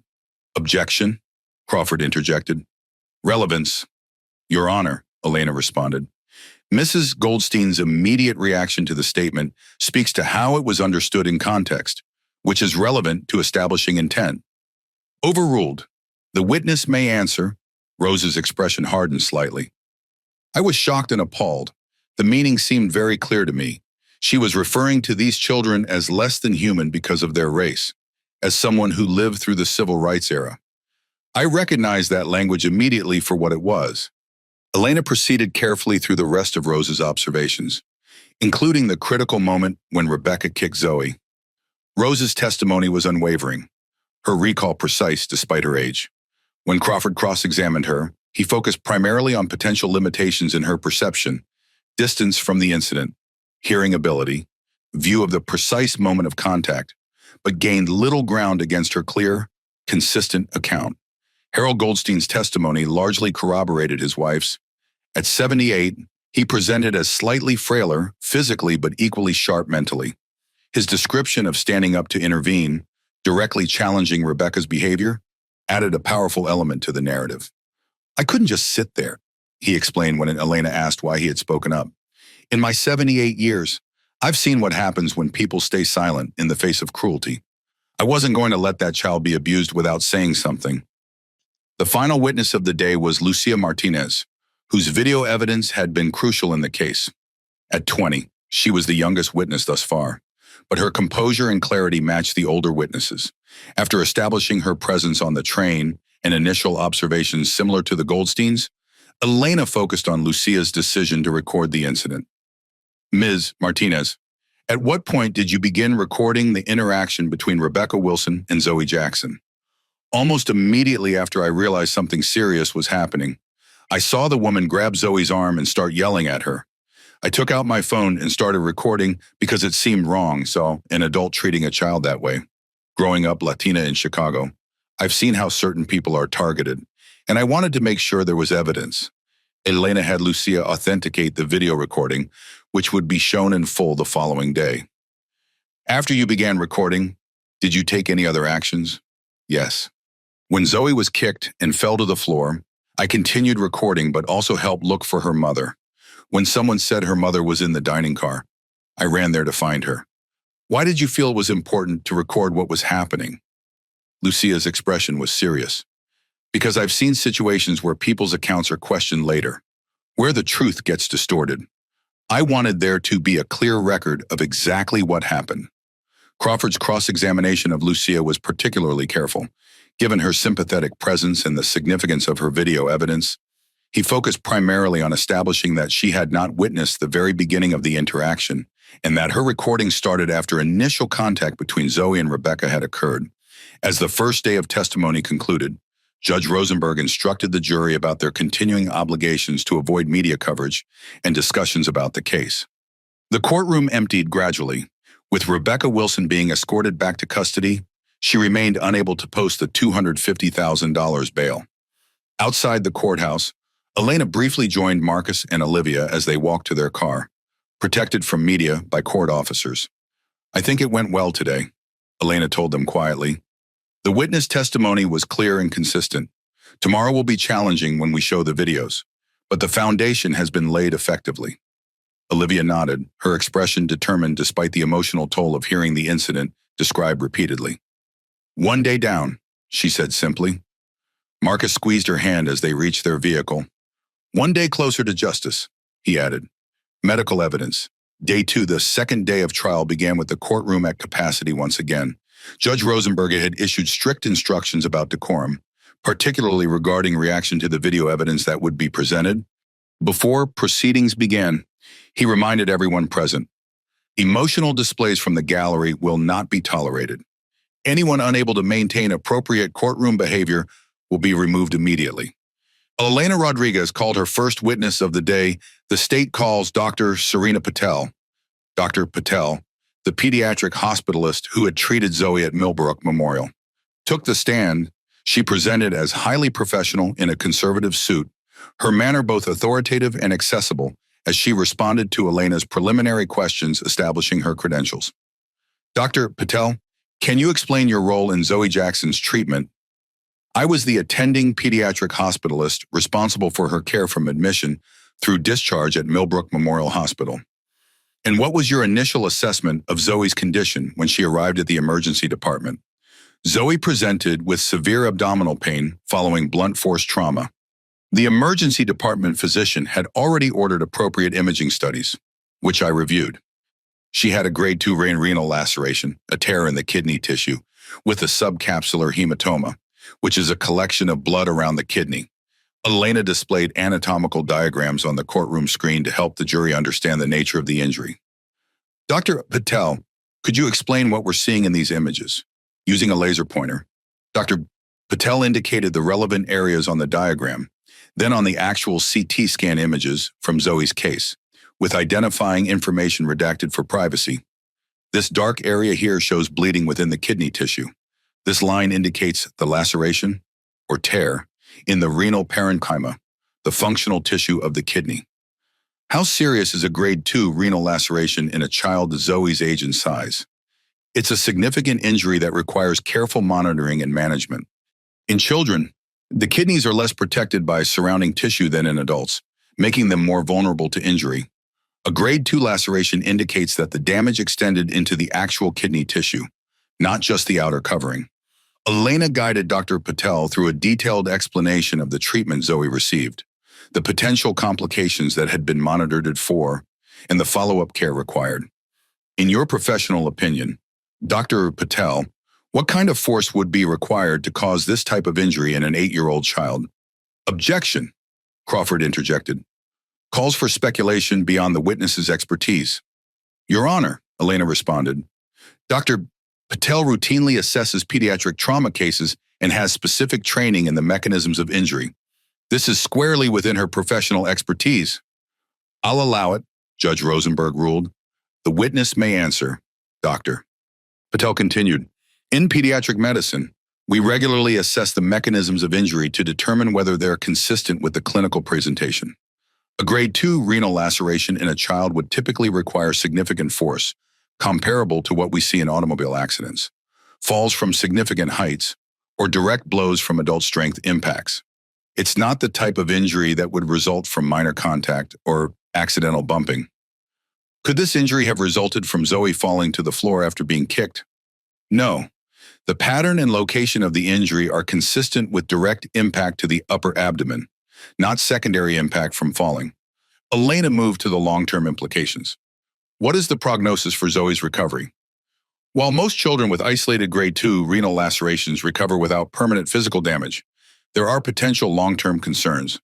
These include hypertension, reduced kidney function in that kidney, and increased vulnerability to future kidney injuries. Zoe will require monitoring for at least 12-18 months. After completing her examination of the physical evidence, Elena shifted focus slightly. Dr. Patel, in your role as a pediatric hospitalist, do you also assess psychological aspects of trauma in your patients? Yes, that's a standard part of comprehensive care. Physical and psychological trauma often occur together, particularly in cases involving interpersonal violence. Did you observe any indicators of psychological trauma in Zoe during her hospitalization? Yes, she exhibited several common responses to trauma in children her age: increased startle response, sleep disturbance, separation anxiety, and somatic complaints beyond what would be expected from the physical injury alone. What about her brother Caleb? Did you have the opportunity to observe him during Zoe's hospitalization? Yes, he remained with his sister almost constantly. He showed clear signs of secondary trauma, extreme vigilance, reluctance to leave his sister or parents, repetitive questioning about safety, and regression in some behaviors typical for his age. Elena concluded her direct examination after establishing that Dr. Patel had recommended psychological follow-up for both children based on her observations of trauma symptoms. Crawford approached the witness stand for cross-examination, his manner respectful but probing. Dr. Patel, you've testified about the severity of Zoe's kidney injury. Is it correct that despite this severity, the treatment was what's called conservative management, meaning no surgical intervention was required. Yes, that's correct. Grade 2 lacerations typically don't require surgical intervention unless complications develop, which fortunately didn't happen in Zoe's case. And Zoe was discharged after approximately 36 hours of observation. Correct? Yes, once we were confident her condition was stable. Crawford worked methodically to establish that, while serious, Zoe's injury had not been life-threatening and had resolved without surgical intervention or long-term physical impairment. Regarding the force required to cause such an injury, he continued, would you agree that factors such as positioning, muscle tension, and exact point of impact can significantly affect the outcome of blunt force trauma? Yes, those factors can influence the precise nature and severity of injuries. So the same action might cause different degrees of injury depending on these variables. That's correct, though I would emphasize that regardless of these factors, significant force would still be required to cause the type of injury Zoe sustained. Crawford shifted to the psychological observations. Dr. Patel, you're not a psychologist or psychiatrist. Correct. Correct. I'm a pediatric hospitalist. So your observations about psychological trauma, while valid from a clinical perspective, represent preliminary assessments rather than comprehensive psychological diagnoses. Yes, that's fair. My observations led to appropriate referrals for specialized psychological care, which is standard protocol.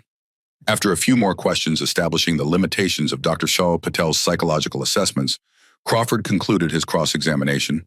Following a brief recess, Elena called Dr. Rafael Mendez to the stand.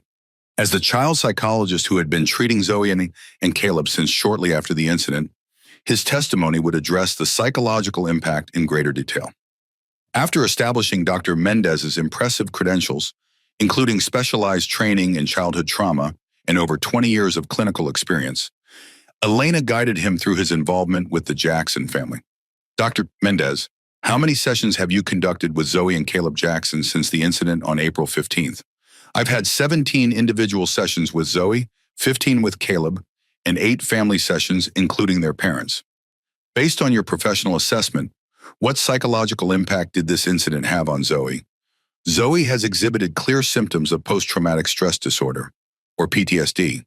These include intrusive memories of the incident, nightmares, avoidance of reminders of the trauma, heightened startle response, and anxiety in public spaces, particularly transportation settings. And Caleb. Caleb has shown symptoms of what we call secondary or vicarious trauma, witnessing violence against his sister, whom he feels protective toward despite being younger, has resulted in significant separation anxiety, hypervigilance, and fear responses to situations that remind him of the incident. Elena proceeded carefully through Dr. Mendez's observations and treatment approaches, establishing the extensive professional intervention required to address the psychological harm caused by Rebecca Wilson's actions. Dr. Mendez, can you speak specifically about the racial component of this trauma and how it affects the children's recovery? Yes, for children of color who experience trauma with a racial component, there's an additional layer of processing required. They're not just dealing with the trauma of violence itself, but also processing the fact that they were targeted because of their racial identity, something fundamental and unchangeable about themselves. How have you addressed this aspect in therapy with Zoe and Caleb? We've worked carefully to help them understand that the attack reflected the perpetrator's prejudice, not any doubt about their own worth or value. For Black children particularly, it's essential to counter the dehumanizing language they heard with consistent affirmation of their inherent dignity and worth. Dr. Mendez, you also conducted the recorded interview with Zoe that has been admitted as evidence in this case. Can you explain the specialized techniques you used to gather her account while minimizing additional trauma? Yes. I used a trauma-informed forensic interviewing approach, which includes creating psychological safety, using developmentally appropriate language, allowing the child to set the pace of disclosure, and incorporating therapeutic support techniques throughout the process. After completing her examination of Dr. Mendez, Elena prepared for the most emotionally challenging evidence of the trial. Your Honor, the state would now like to present the video evidence from multiple sources documenting the incident. Judge Rosenberg addressed the courtroom. I'll remind everyone again that emotional outbursts will not be tolerated during the presentation of this evidence. Ms. Rodriguez, you may proceed. Elena introduced the videos sequentially, beginning with Lucia Martinez's recording, which provided the most comprehensive view of the incident. The courtroom fell completely silent as the footage played on screens visible to the jury, judge, and attorneys. The video began with Rebecca Wilson already holding Zoe's arm, the child's face showing confusion and fear. The audio captured Rebecca's voice clearly. "Do you know what this blouse costs?" Zoe's timid "I'm sorry" was equally audible. As the video continued, showing the escalation through Rebecca's demand that Zoe kneel, the Goldstein's intervention, and ultimately the kick itself. Several jurors visibly winced. The moment of impact was clear. Rebecca's foot connecting with Zoe's abdomen with obvious force, the child's body lifting slightly before crumpling to the floor, her face contorting as air left her lungs. Most damning was Rebecca's statement after the kick, captured with perfect clarity. "That's what happens when animals don't know their place. Maybe now you'll think twice before touching your betters." Elena played additional videos from different angles, each corroborating the events shown in Lucia's recording. Together, they provided comprehensive documentation of the incident from beginning to end, leaving no room for claims of selective editing or missing context. When the videos concluded, Elena called her final witness of the day Dr. Vanessa Wright, a professor of sociology specializing in racial bias and hate crimes. After establishing Dr. Wright's credentials, including extensive research publications on the manifestation of racial bias in language and behavior, Elena asked, "Dr. Wright, have you reviewed the evidence in this case, including the video recordings and witness statements?" "Yes, I have conducted a thorough review of all materials provided." "Based on your professional expertise, what is your assessment of Rebecca Wilson's statement referring to Zoe and Caleb Jackson as animals who need to learn their place?" This language represents classic dehumanization, a well-documented mechanism of racial bias where individuals of certain racial groups are likened to animals or otherwise portrayed as less than fully human. The phrase "learn their place" has specific historical significance in the context of racial hierarchy, suggesting that certain groups should remain subordinate to others. In your expert opinion, do these statements indicate racial animus as a motivating factor in the assault? Yes. The specific language choices, particularly the combination of dehumanizing terminology with assertions about proper place or status, are consistent with racially motivated aggression rather than generalized anger or frustration. Crawford's cross-examination of Dr. Wright was vigorous, challenging the scientific basis for interpreting specific language as definitively indicating racial bias rather than general inappropriate anger. He established that Dr. Wright had not personally interviewed Rebecca Wilson and was basing her assessment solely on recorded statements and behaviors rather than direct psychological evaluation. As the second day of trial concluded, the prosecution had presented compelling evidence of both the physical and psychological harm caused by Rebecca Wilson's actions, along with expert interpretation of the racial dimensions of her language and behavior. The video evidence, particularly the clear documentation of Rebecca's words immediately after kicking Zoe, had visibly impacted the jury. Outside the courthouse, Elena briefly updated Marcus and Olivia, who had been present for most of the testimony but had stepped out during the video presentations. "The prosecution case is progressing well," she told them. "Tomorrow we'll conclude with testimony about the hate crime elements. Then the defense will begin their case, likely focusing on Rebecca's mental state and attempting to separate her actions from racial motivation." "How did the jury react to the videos?" Marcus asked. "Very seriously. Several were visibly disturbed by the moment of impact and Rebecca's statements afterward. It's impossible to watch that footage and not be affected by it." Olivia nodded, her expression determined despite the emotional toll of the proceedings. "That's why it was so important that people recorded it. Without that evidence, it might have been dismissed as an overreaction or misunderstanding." "Exactly," Elena agreed. "The video leaves no room for misinterpretation. Now we need to ensure the jury understands that what they witnessed wasn't just a momentary lapse of judgment, but an action rooted in the kind of racial animus that our hate crime statutes were designed to address." Olivia's testimony, day 3. The third day of trial began with heightened tension. The prosecution case was nearing conclusion, and the defense would soon begin presenting their alternative narrative. Media presence outside the courthouse had continued to grow, with national networks now broadcasting live updates throughout the day. Inside Courtroom 1, Elena Rodriguez called her most emotionally significant witness. The state calls Dr. Olivia Jackson. Olivia walked to the witness stand with composed dignity, her professional demeanor evident despite the personal nature of her testimony. She wore a conservative navy dress, her hair pulled back neatly, projecting the same calm competence she demonstrated in her medical career. After being sworn in, Olivia responded to Elena's preliminary questions establishing her identity, profession, and relationship to Zoe and Caleb. The jury learned that beyond being Zoe's mother, Olivia was chief of pediatric trauma at Northwestern Hospital, a fact that added particular poignancy to her dual roles as medical professional and parent during the crisis. Dr. Jackson, Elena began, could you describe for the jury where you were when the incident involving your daughter occurred?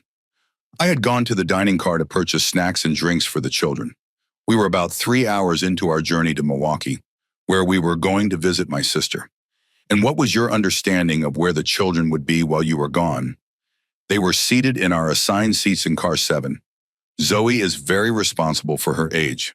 She often helps watch Caleb during brief periods when I need to step away. What happened that caused you to return to car 7? A young woman, Lucia Martinez, came running into the dining car. She told me my daughter had been hurt and needed me immediately. I left everything and ran back to car 7. Olivia's voice remained steady as she described arriving to find Zoe on the floor, struggling to breathe, with Caleb crying beside her. Her medical training had immediately engaged alongside her maternal instincts. As both a mother and a physician, what was your assessment of Zoe's condition at that moment? She was in significant respiratory distress, struggling to breathe due to diaphragmatic spasm from the abdominal trauma. She was guarding her right upper quadrant, suggesting possible internal injury. Her color was poor, and she was clearly in pain.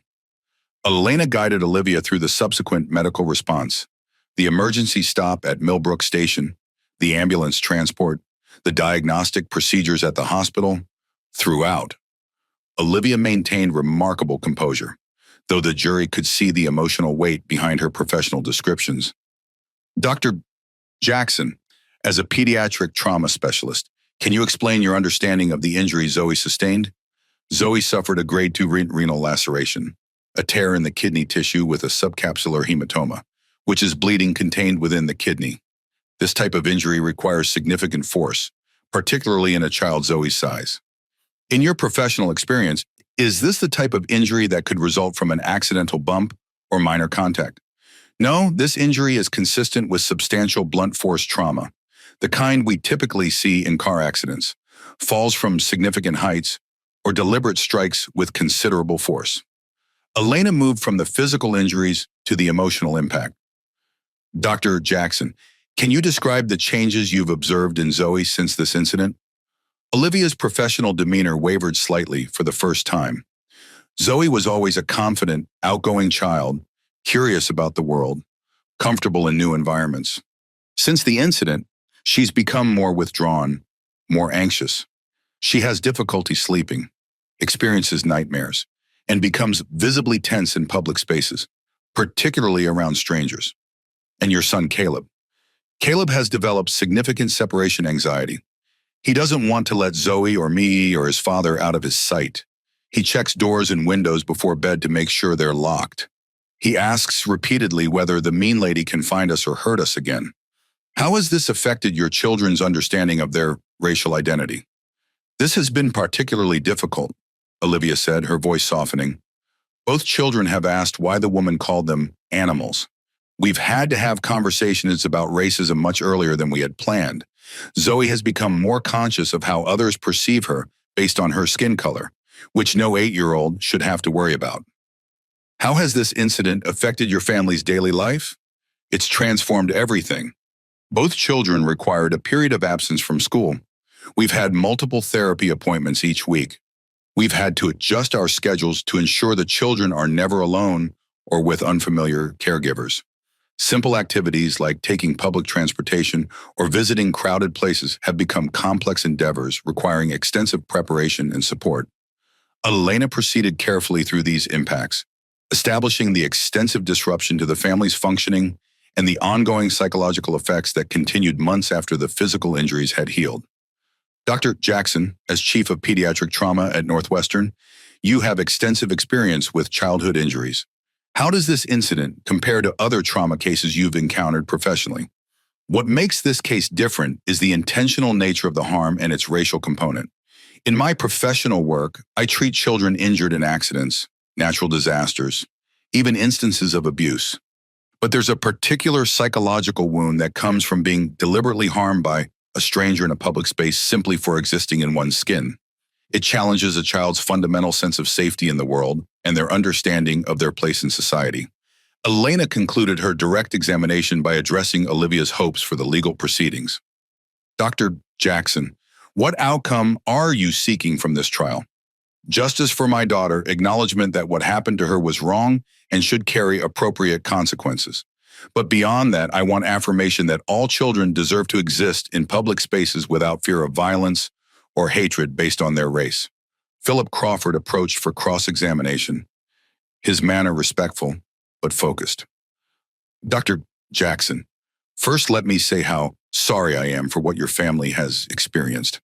No child should suffer as your daughter has. Olivia nodded slightly, her expression neutral. You've testified about arriving after the incident had already occurred. Is it correct that you did not personally witness the interaction between Mrs. Wilson and your daughter? That's correct. I arrived after Zoe had been kicked. Crawford established this point clearly before moving to his next line of questioning. As a medical professional, would you agree that people sometimes act out of character during periods of extreme stress or psychological distress? In general terms, yes, stress can affect behavior. And mental health conditions can sometimes manifest in unpredictable or uncharacteristic actions. In certain circumstances, yes. Crawford continued this line of questioning, attempting to establish general principles about psychological factors affecting behavior, principles that could later support their mental health defense for Rebecca Wilson. Olivia answered carefully, acknowledging general medical realities while avoiding responses that might directly support Rebecca's specific defense. Dr. Jackson, you mentioned hoping for appropriate consequences as an outcome of this trial. Would those appropriate consequences include consideration of mental health factors that might have influenced Mrs. Wilson's behavior? Elena stood immediately. Objection. Calls for a legal conclusion and opinion on sentencing matters outside the witness's purview. Sustained, Judge Rosenberg ruled. Crawford pivoted smoothly. Let me rephrase. As a physician, do you believe that understanding underlying causes of harmful behavior is important? In a medical context, yes. Understanding causes helps prevent recurrence and guides appropriate treatment. Thank you, Dr. Jackson. No further questions. Elena chose not to conduct redirect examination, allowing Olivia's powerful testimony to stand without additional questioning. As Olivia stepped down from the witness stand, her eyes briefly met Rebecca Wilson's across the courtroom, the first direct acknowledgement between the two women since the incident. Rebecca quickly looked away, her expression unreadable. Following Olivia's testimony, Elena called her final witness, Dr. James Morales, the forensic psychiatrist who had reviewed the case materials to counter the defense's mental health claims. After establishing Dr. Morales' extensive credentials in forensic psychiatry and experience evaluating hate crime cases, Elena asked, Dr. Morales, have you reviewed all available evidence in this case, including video recordings, witness statements, and the defendant's background information? Yes, I have conducted a comprehensive review of all materials provided. Have you also reviewed Dr. Harriet Simmons' psychiatric evaluation of the defendant? Yes, I've reviewed Dr. Simmons' report and findings. Based on your professional expertise and review of these materials, what is your assessment regarding the role of mental health factors in Rebecca Wilson's actions on April 15th? Dr. Morales adjusted his glasses before responding. While I acknowledge Dr. Simmons' findings regarding stress and anxiety symptoms, I find insufficient evidence to support the conclusion that these factors substantially impaired Ms. Wilson's capacity to control her behavior or understand the nature of her actions. Could you elaborate on that assessment? Certainly. The video evidence shows Ms. Wilson engaging in escalating but controlled aggression. Her actions progress logically, from verbal confrontation to physical intimidation, to ultimately physical violence. This progression indicates deliberate choices rather than impulsive or dissociative behavior. Morales continued. Additionally, her statements before, during, and after the assault demonstrate awareness of her actions and their significance. Particularly telling is her immediate justification after kicking Zoe, stating that this would teach her to know her place. This suggests not loss of control, but purposeful action with intended consequences. Elena guided Dr. Morales through a detailed analysis of specific behaviors and statements visible in the video evidence, each interpreted through the lens of forensic psychiatry to counter the defense's anticipated mental health claims. Dr. Morales, in your professional opinion, do the racially charged statements made by Rebecca Wilson represent a significant factor in understanding her actions? Yes, the specific language used, referring to the children as animals who need to learn their place, represents dehumanizing terminology with historical significance in racial contexts. These statements provide important insight into the motivational framework for her actions. Could stress or anxiety explain the use of this specific language? While stress can lower inhibitions, it typically reveals underlying attitudes rather than creating entirely new ones. The specific nature of these dehumanizing terms suggests pre-existing racial bias that manifested during the confrontation, rather than random language generated solely by stress.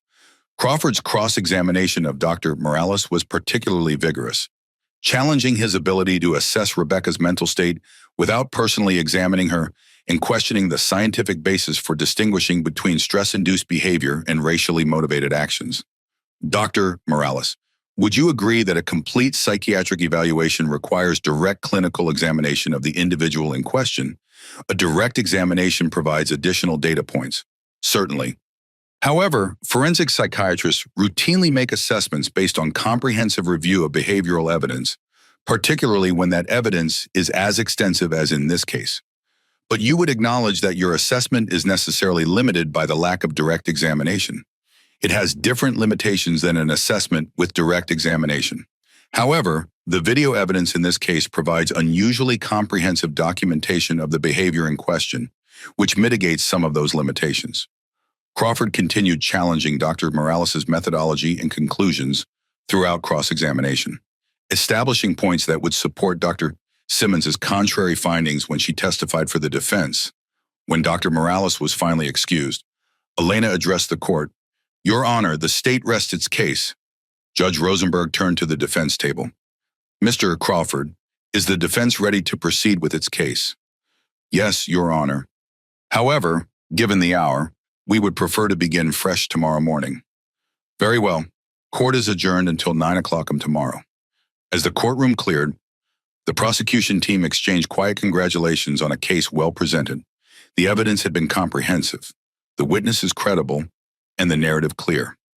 Now they would face the defense's counter-argument that Rebecca Wilson's actions represented not calculated racial hatred, but a psychological breakdown without substantial bias motivation. The battle lines were clearly drawn as the trial moved into its next phase. For the Jackson family, watching from the gallery, the prosecution's case had provided some measure of validation. But the most difficult testimony was yet to come, Rebecca Wilson's own account of the incident that had so profoundly affected their children. Zoe's testimony. Day 4, the courtroom was filled with anticipation as the fourth day of trial began. The prosecution had rested its case the previous afternoon, presenting compelling evidence of both the physical assault and its apparent racial motivation. Now it was the defense's turn to present their alternative narrative, that Rebecca Wilson's actions stemmed from mental health issues rather than racial animus. Before the jury entered, Judge Rosenberg addressed a preliminary matter. Counsel, regarding the recorded testimony of Zoe Jackson, I understand there are some procedural details to resolve. Elena Rodriguez stood. Yes, Your Honor.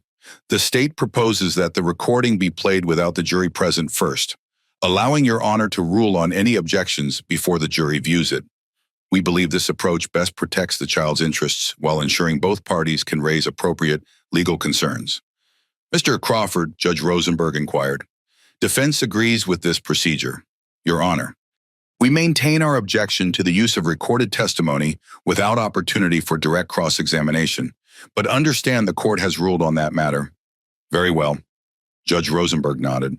We'll proceed with a preliminary viewing once the jury has been brought in and then excused. After the jury entered and was subsequently informed that they would be temporarily excused, the courtroom was prepared for viewing the recorded testimony. The video screen was positioned for optimal visibility by the judge and attorneys, while court personnel ensured recording equipment was functioning properly. Elena provided context before playback began. Your Honor, this recording was made on April 30th, 15 days after the incident. Dr. Rafael Mendez conducted the interview using forensically sound methods consistent with best practices for child victims. Both prosecution and defense had opportunity to submit questions in advance, though the actual interview was conducted solely by Dr. Mendez to minimize trauma to the child. The recording began with Dr. Mendez stating the date, time, and persons present. The camera showed Zoe sitting in a comfortable chair in her home, holding a stuffed bear. Dr. Mendez established rapport with simple questions about school and activities before transitioning to the incident itself. Can you tell me about the day you were on the train? Where were you going? Dr. Mendez asked gently.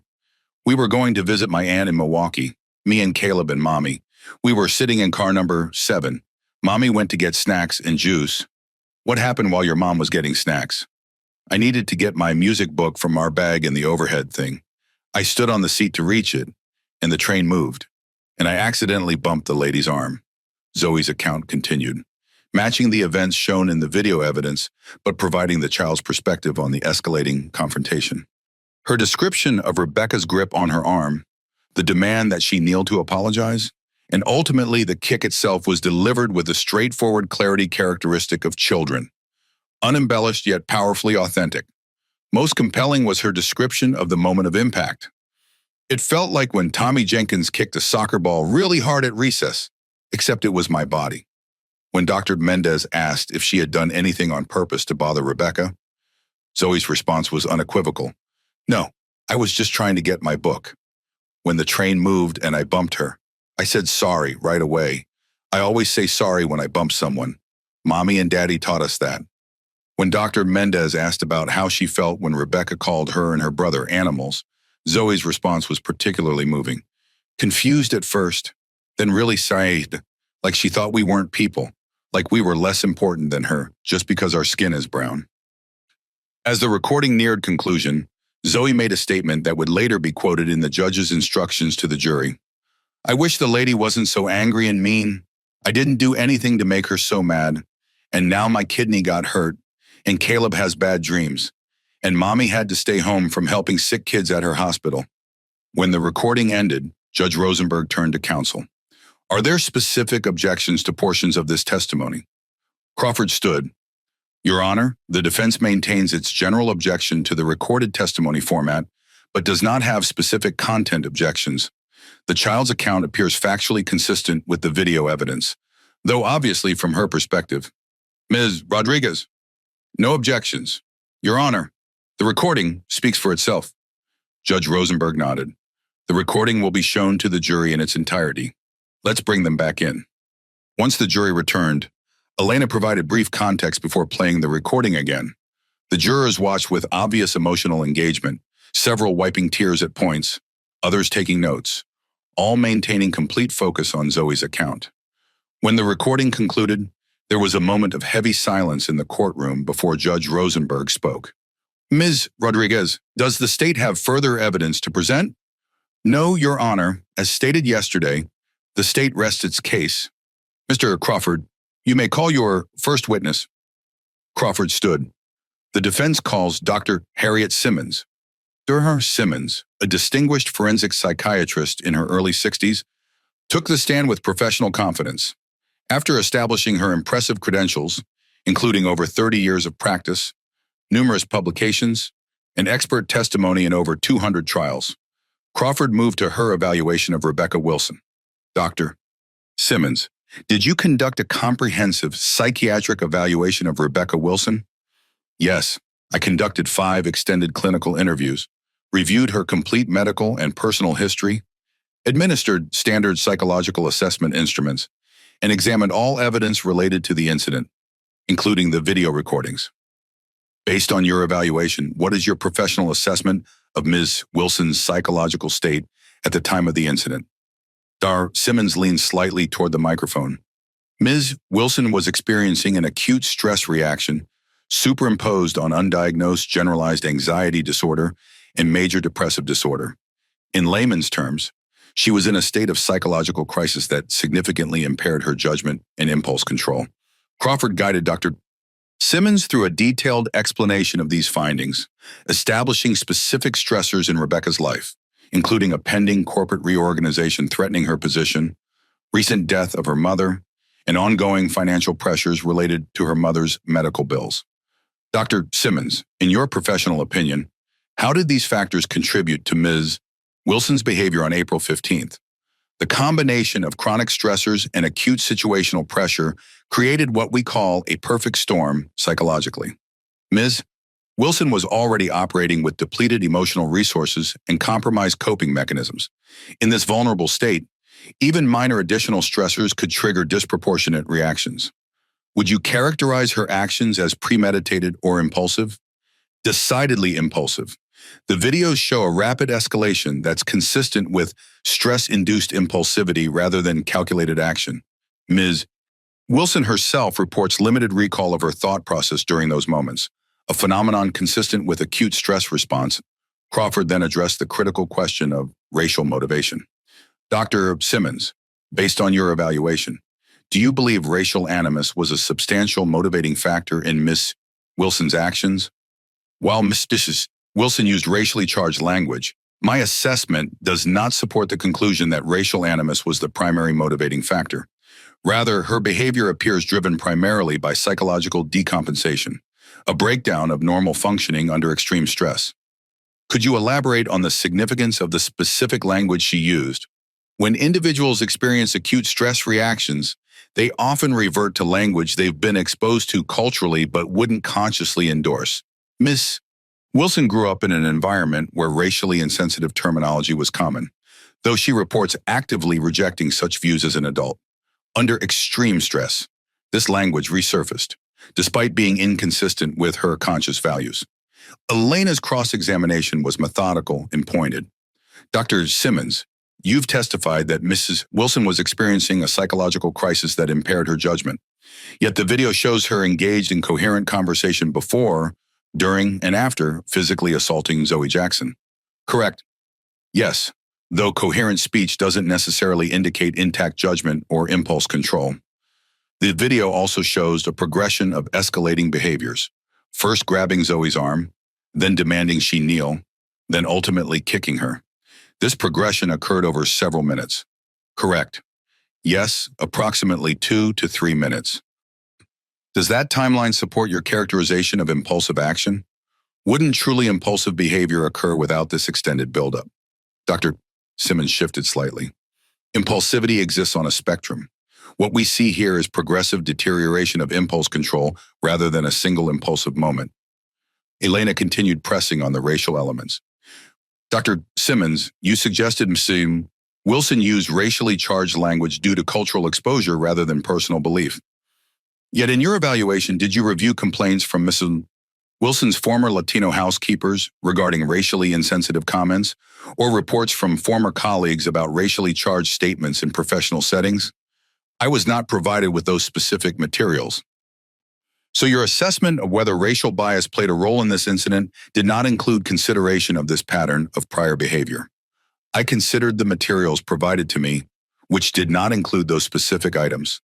Elena methodically challenged several other aspects of Dr. Simmons's evaluation, establishing limitations in her assessment and highlighting potential confirmation bias in focusing on mental health factors while minimizing evidence of racial motivation. Following Dr. Simmons's testimony, the defense called 3 character witnesses: Rebecca's supervisor at Wellington Investment Group, a longtime client, and her pastor. Each testified to her professional competence, general courtesy, and lack of observed racial bias in their interactions with her. The final defense witness of the day was Rebecca Wilson's sister, Karen Wilson Taylor. Karen, how would you describe your sister's typical behavior and temperament before this incident? Crawford asked after establishing their relationship. Rebecca has always been conscientious, controlled, and professional. What happened on that train was completely out of character for her. In all my life, I've never seen her act violently toward anyone, let alone a child. Did you notice any changes in her behavior in the months leading up to this incident? Yes, she became increasingly anxious and withdrawn after our mother's death last November. She was struggling to sleep, losing weight, missing family gatherings. I suggested she see someone, a therapist or doctor, but she insisted she was just tired from work stress. Based on your lifelong knowledge of your sister, do you believe she harbors racial prejudice? Absolutely not. Our family has always valued equality and respect for all people. Rebecca has friends and colleagues from diverse backgrounds. This incident has been as shocking to our family as it has been to everyone else. Elena's cross-examination was brief but pointed. Ms. Wilson-Taylor, prior to this incident, were you aware that your sister had been reported by 2 former housekeepers for making derogatory comments about their English proficiency? Karen appeared genuinely surprised. No, I wasn't aware of that. Were you aware of complaints from former colleagues regarding racially insensitive comments in professional settings? No, I wasn't. So it's fair to say there might be aspects of your sister's behavior or attitudes that you haven't personally observed. I suppose that's possible, yes. As the 4th day of trial concluded, Judge Rosenberg addressed counsel. Will the defense be presenting additional witnesses tomorrow? Yes, Your Honor, Crawford confirmed. The defendant herself will testify, followed by 1 additional expert witness. We anticipate concluding our case by midday tomorrow. Very well. Court is adjourned until 9:00 a.m. tomorrow. As the courtroom cleared, the recorded testimony of 8-year-old Zoe Jackson remained foremost in many minds, her clear, straightforward account providing the human center of a case that had increasingly focused on psychiatric evaluations and legal definitions. Whatever Rebecca Wilson's mental state or motivations, the reality of what had happened to Zoe was undeniable. Captured not just in video evidence, but in the child's own words, I didn't do anything to make her so mad. Part 6, Verdict and Sentencing. The atmosphere in courtroom 1 was tense as the 5th day of trial began. Rebecca Wilson had testified that morning, expressing remorse for her actions while maintaining that she had been experiencing a psychological breakdown rather than acting out of racial animus. Her testimony had been followed by a final expert witness for the defense, reinforcing their narrative of mental health crisis rather than hate-motivated violence. Now, with all evidence presented, the attorneys prepared to deliver their closing arguments, their final opportunity to shape how the jury would interpret what they had seen and heard over the preceding days. Judge Rosenberg addressed the jury. Ladies and gentlemen, you have now heard all the evidence in this case. We will proceed with closing arguments from each side, after which I will instruct you on the law to apply during your deliberations. I remind you that the statements of the attorneys are not evidence, but their arguments about how to interpret the evidence you have seen and heard. He turned to the prosecution table. Ms. Rodriguez, you may present your closing argument. Elena rose and approached the jury box, her manner both confident and solemn. She carried no notes. Her argument, like her opening statement, had been prepared until it flowed naturally. Ladies and gentlemen of the jury, she began, you have seen the evidence. You have watched videos showing Rebecca Wilson grab an 8-year-old child's arm, demand that she kneel on a train floor, and kick her with enough force to cause internal organ damage. You have heard witness after witness describe these same events. You have seen medical evidence documenting the physical injuries. You have heard expert testimony about the psychological trauma inflicted not just on Zoe, but on her 6-year-old brother who witnessed the assault. Elena paused, allowing these facts to settle. These events are not in dispute. Rebecca Wilson herself does not deny that she assaulted Zoe Jackson. The question before you is not whether this assault occurred. The evidence establishing that fact is overwhelming. The question is how to understand what motivated this violence and what consequences should follow from it. She moved closer to the jury. The defense has presented a narrative of mental health crisis, suggesting that Rebecca Wilson's actions were the result of accumulated stress and undiagnosed psychological conditions rather than racial animus. This explanation asks you to focus on Rebecca Wilson's internal state rather than her external actions and statements. Elena gestured toward the now dark video screen where the jury had viewed the incident repeatedly. But consider what Rebecca Wilson actually said and did. After kicking Zoe with enough force to cause a kidney laceration, she stated, and I quote directly from the video evidence, "That's what happens when animals don't know their place. Maybe now you'll think twice before touching your betters. She let the words hang in the air. Animals who need to learn their place. Your betters. These are not random words generated by stress. These are specific terms with long, painful histories in the context of racial hierarchy. These are words that dehumanize and diminish. These are words that reveal the underlying attitudes that motivated violence. Elena walked slowly along the jury box, making eye contact with different jurors. The law recognizes that we can rarely know with absolute certainty what exists in another person's mind. That's why it instructs us to consider external evidence of motivation, actions, words, patterns of behavior. Rebecca Wilson's words and actions provide that evidence. She addressed the mental health defense directly. The defense has suggested that stress and anxiety explain Rebecca Wilson's behavior. But consider this, stress doesn't create entirely new attitudes and beliefs. Stress may lower inhibitions. It may reduce the filters we normally maintain. But what emerges in those moments of crisis comes from within. Elena returned to the center of the jury box. When Rebecca Wilson was under stress, what emerged was the language of racial hierarchy. What emerged was violence against a black child who had accidentally entered her personal space. What emerged was a lesson about knowing one's place, delivered with a kick to the abdomen. She shifted to the legal standard. For the hate crime enhancement to apply, racial animus need not be the only motivation. The law requires that it be a substantial factor motivating the criminal act. The evidence before you establishes that it was. Elena began her conclusion. Ladies and gentlemen, your verdict in this case will speak to something fundamental, whether children of all races deserve equal protection in public spaces, whether using racial hatred to justify violence brings enhanced accountability, whether we as a society affirm that every child should be able to ride a train without fear of being assaulted for existing in their skin. She looked at each juror in turn.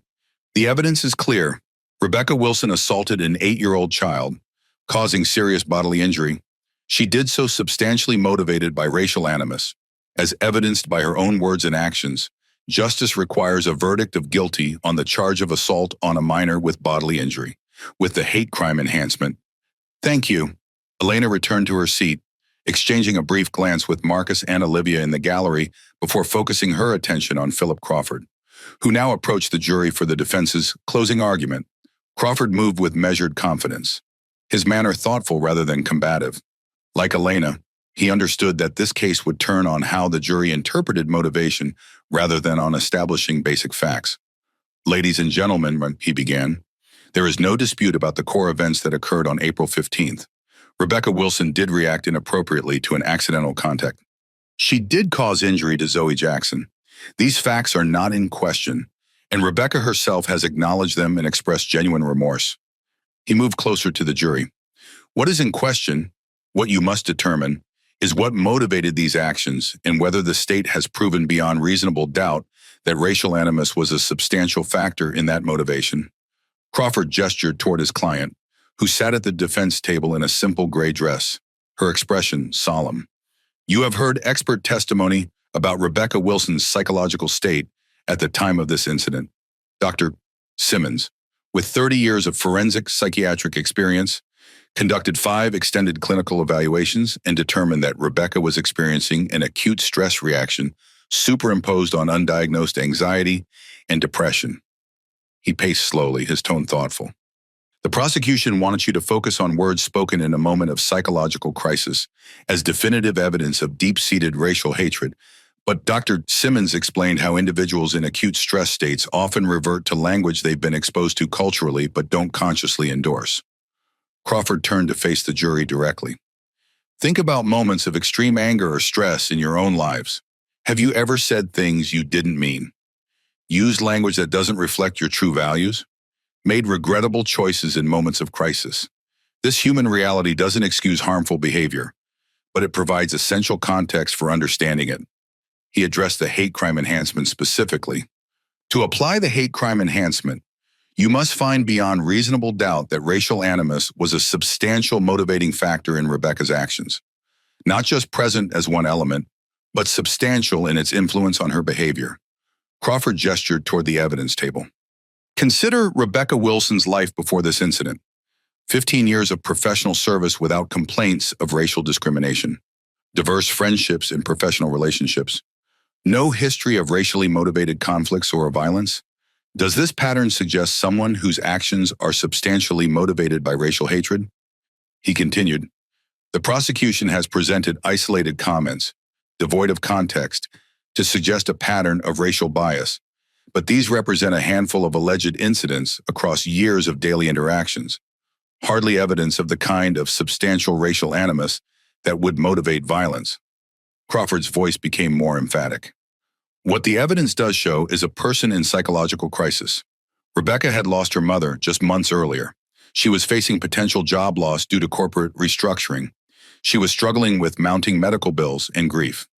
These stressors had created a psychological perfect storm, depleting her emotional resources and compromising her judgment. He moved toward conclusion. Ladies and gentlemen, what happened on that train was wrong. Zoe Jackson deserved better. Rebecca Wilson has acknowledged that reality and will face consequences for her actions. But those consequences should reflect what actually motivated her behavior. A psychological breakdown, not racial hatred. Crawford returned to the defense table, resting his hand briefly on Rebecca's shoulder. The state has not met its burden of proving beyond reasonable doubt that racial animus was a substantial motivating factor in this incident. Justice requires acknowledging the wrong that occurred while accurately understanding why it occurred. I ask you to return a verdict of guilty on the basic assault charge, but not guilty on the hate crime enhancement. Thank you. After Crawford concluded, Elena rose for a brief rebuttal argument, addressing key points raised by the defense. Ladies and gentlemen, the defense has suggested that words spoken in crisis shouldn't be given substantial weight. But when those words specifically dehumanize children based on their race, when they explicitly reference place in hierarchy, they reveal underlying attitudes that existed before the crisis moment. She continued, the defense has emphasized Rebecca Wilson's professional history without addressing the documented complaints from employees and colleagues about racially charged comments. These patterns matter. They provide context for understanding the words and actions captured on video. Elena concluded, when determining motivation, look to the evidence, not speculation about internal states, but documented words and actions. That evidence clearly establishes racial animus as a substantial motivating factor. I ask you to apply the law to that evidence and return a verdict that fully acknowledges the nature of this crime. Thank you. Judge Rosenberg then delivered detailed instructions to the jury about the applicable law, the elements of each charge, the standard of proof, and their duties during deliberation. He emphasized that for the hate crime enhancement to apply, they must find beyond reasonable doubt that racial animus was a substantial motivating factor in the assault, though it need not be the only factor. As the jury filed out to begin deliberations, the courtroom remained tense with anticipation. Rebecca Wilson sat motionless at the defense table, her future hanging in the balance. Marcus and Olivia Jackson exchanged whispered words in the gallery, their long journey through the legal system approaching its conclusion. And throughout the courthouse, media representatives prepared to report the verdict that would not only determine consequences for Rebecca Wilson, but send a message about accountability for racial violence against children in America. Jury deliberation. As the jury retired to consider their verdict, the Jacksons returned to the hotel room they had booked near the courthouse. The trial had drawn national attention, making a daily commute from Chicago impractical given the media presence outside their home. This modest suite had become their temporary sanctuary, a place to process each day's testimony away from cameras and reporters. Olivia sat on the edge of the bed, removing her shoes with a weary sigh. Elena thinks they might reach a verdict today, though it could extend into tomorrow. Marcus nodded, loosening his tie. The evidence is straightforward. The only real question is the hate crime enhancement. They had left the children with Olivia's mother in Chicago, maintaining their normal routines as much as possible. Daily video calls kept them connected, but both parents felt the strain of separation during this already difficult time. I should call Mom, see how the kids' day is going, Olivia said, reaching for her phone. Diane answered quickly. We're doing fine. Zoe had a good session with Dr. Mendez this morning, and Caleb's building a massive Lego structure. How are you two holding up? The jury's deliberating now, Olivia explained. Can I talk to the kids? Zoe came on first, her voice brightening at hearing her mother. Mommy Grandma took us for ice cream after my appointment with Dr. Mendez. I got mint chocolate chip. That sounds delicious. Baby, are you having a good day? Yeah, Dar. Mendez said I'm doing really brave work. He gave me a new journal for when I have big feelings. The normality of the conversation, ice cream and therapy journals rather than trials and testimonies, provided momentary relief. These ordinary moments were gradually increasing in frequency, signs of healing amid the ongoing trauma recovery. After speaking with both children and assuring them that Mommy and Daddy would be home soon, Olivia ended the call, turning to find Marcus staring out the hotel window at the courthouse visible several blocks away. What are you thinking? She asked, joining him, about what Elena said in her closing, that this verdict will speak to whether children of all races deserve equal protection in public spaces. He shook his head slightly. It shouldn't be a question that needs asking in 2025, but here we are. Meanwhile, in the jury room, 12 citizens had organized themselves around a long table, selecting a four-person and establishing a structure for their deliberations. The evidence had been wheeled in on a cart, exhibits, video recordings, and transcripts of testimony available for their review. Their initial discussion focused on the basic assault charge, which all agreed had been clearly established beyond reasonable doubt. The videos, medical records, and witness testimony, including Rebecca Wilson's own admission, left no question that she had assaulted Zoe Jackson, causing bodily injury. The hate crime enhancement proved more contentious. The foreperson, a retired school principal, suggested they review the judge's instructions regarding the legal standard. The key language is that racial animus must be a substantial motivating factor in the assault, he reminded the group. Not the only factor, but substantial in its influence. A middle-aged nurse who had taken detailed notes throughout the trial spoke up. The prosecution emphasized Wilson's specific language, calling the children animals who needed to learn their place. Their expert testified those terms have historical significance in racial contexts, but the defense expert explained how stress can cause people to use language they don't consciously endorse, countered a younger man who worked in information technology. We've all said things in anger we didn't really mean. This sparked an extended discussion about the relationship between language and underlying beliefs, with jurors sharing differing perspectives based on their own experiences and observations. Let's review the video again, suggested an older woman who had remained quiet during the initial discussion. Seeing her words and actions in context might help us evaluate the competing explanations. They watched the composite video that combined footage from multiple passenger recordings, paying particular attention to Rebecca's demeanor and statements following the assault. Several jurors made notes about the timing between events, the progression of Rebecca's behavior, and her specific word choices. What strikes me, said a middle-aged black man after the video concluded, is that she didn't just lash out impulsively. There was an escalation over several minutes, from grabbing Zoe's arm to demanding she kneel, to ultimately kicking her.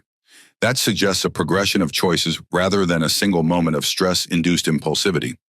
A younger woman nodded, and her statement about animals and your betters came after the kick, when she was explaining or justifying her action. That feels like revealing her motivation, not just random stress language. But we also heard testimony about her mental health challenges, reminded an older man. The loss of her mother, work stress, financial problems, those factors could explain behavior that was out of character. The deliberations continued through lunch, which was brought in to allow uninterrupted discussion. Jurors reviewed portions of Dr. Simmons's testimony about Rebecca's psychological state, alongside Dr. Morales' counter-perspective about the limited role those factors likely played in her behavior. By mid-afternoon, they had reached a preliminary vote on the basic assault charge, unanimous guilty, but remained divided on the hate crime enhancement, with 8 jurors favoring conviction and 4 still uncertain. I think we should review Zoe's testimony again, suggested a soft-spoken woman who had been carefully considering both sides. Her perspective might help us understand the nature of the interaction. They watched Zoe's recorded statement, many visibly moved by her straightforward account of the incident and its impact. Her description of Rebecca's words and actions, delivered without embellishment or apparent agenda, carried particular weight. She said she apologized immediately after accidentally bumping Ms. Wilson, noted one juror, and multiple witnesses confirmed that. There was no provocation that could explain such an extreme reaction, even considering mental health factors.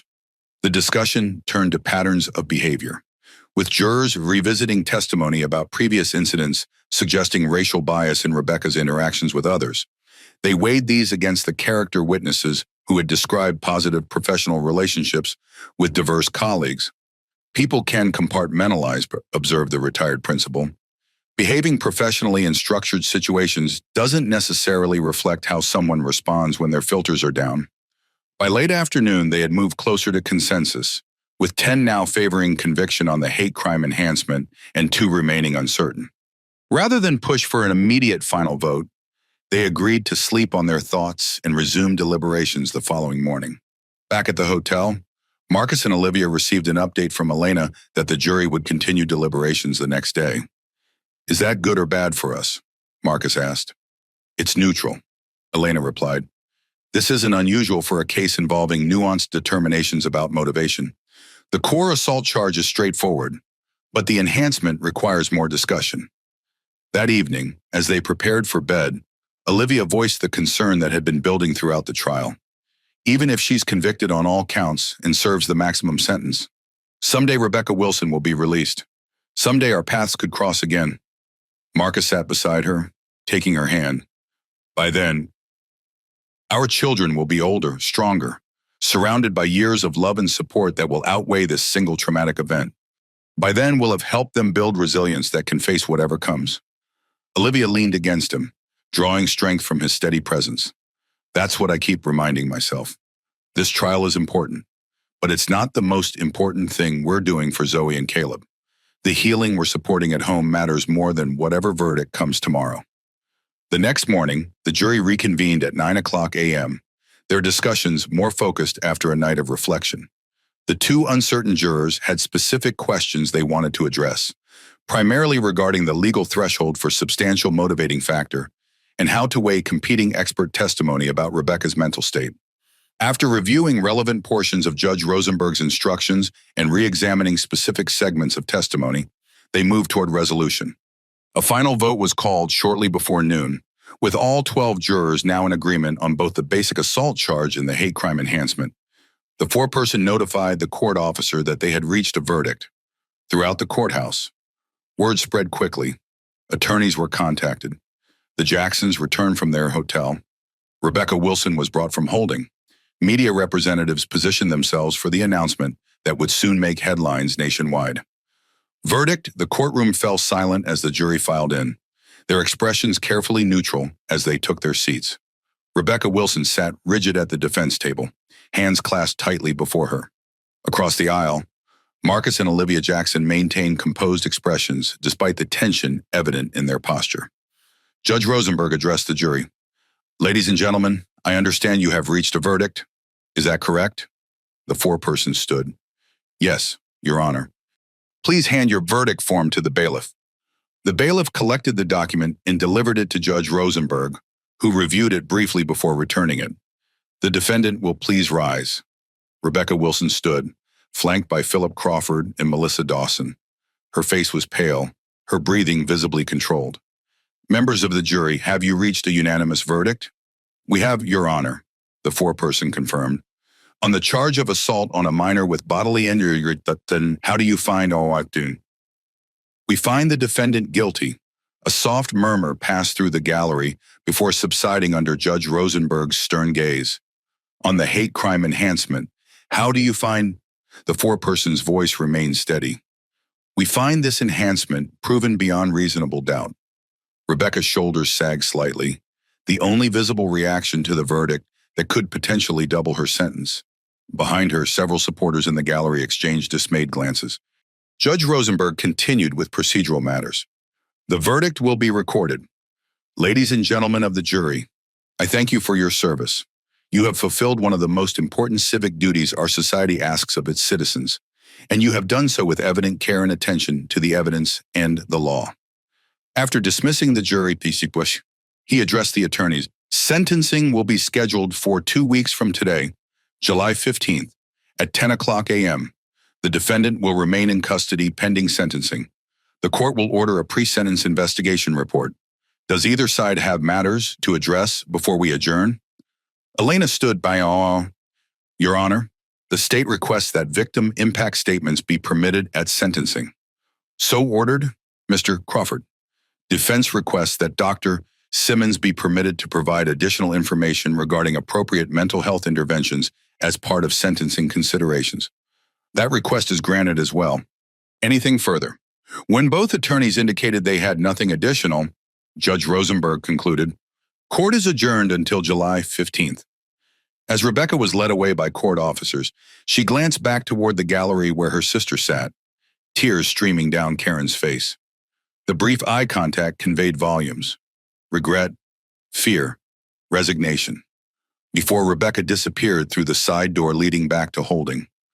Marcus and Olivia remained seated as the courtroom began to clear, waiting for the initial rush to subside before making their way out. Elena joined them, keeping her voice low. "This is the right outcome," she said. The evidence supported it, and the jury recognized that. Olivia nodded, her expression complicated.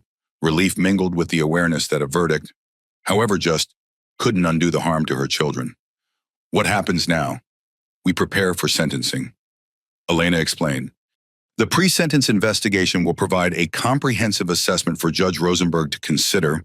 With the hate crime enhancement, Rebecca is looking at a potential 10-year sentence, though the actual determination will depend on multiple factors." "And the federal charges?" Marcus asked. "The U.S. Attorney's Office will likely proceed regardless of this outcome. Federal civil rights violations are separate charges, not subject to double jeopardy concerns. Their case focuses specifically on deprivation of rights in public transportation, which carries its own penalties."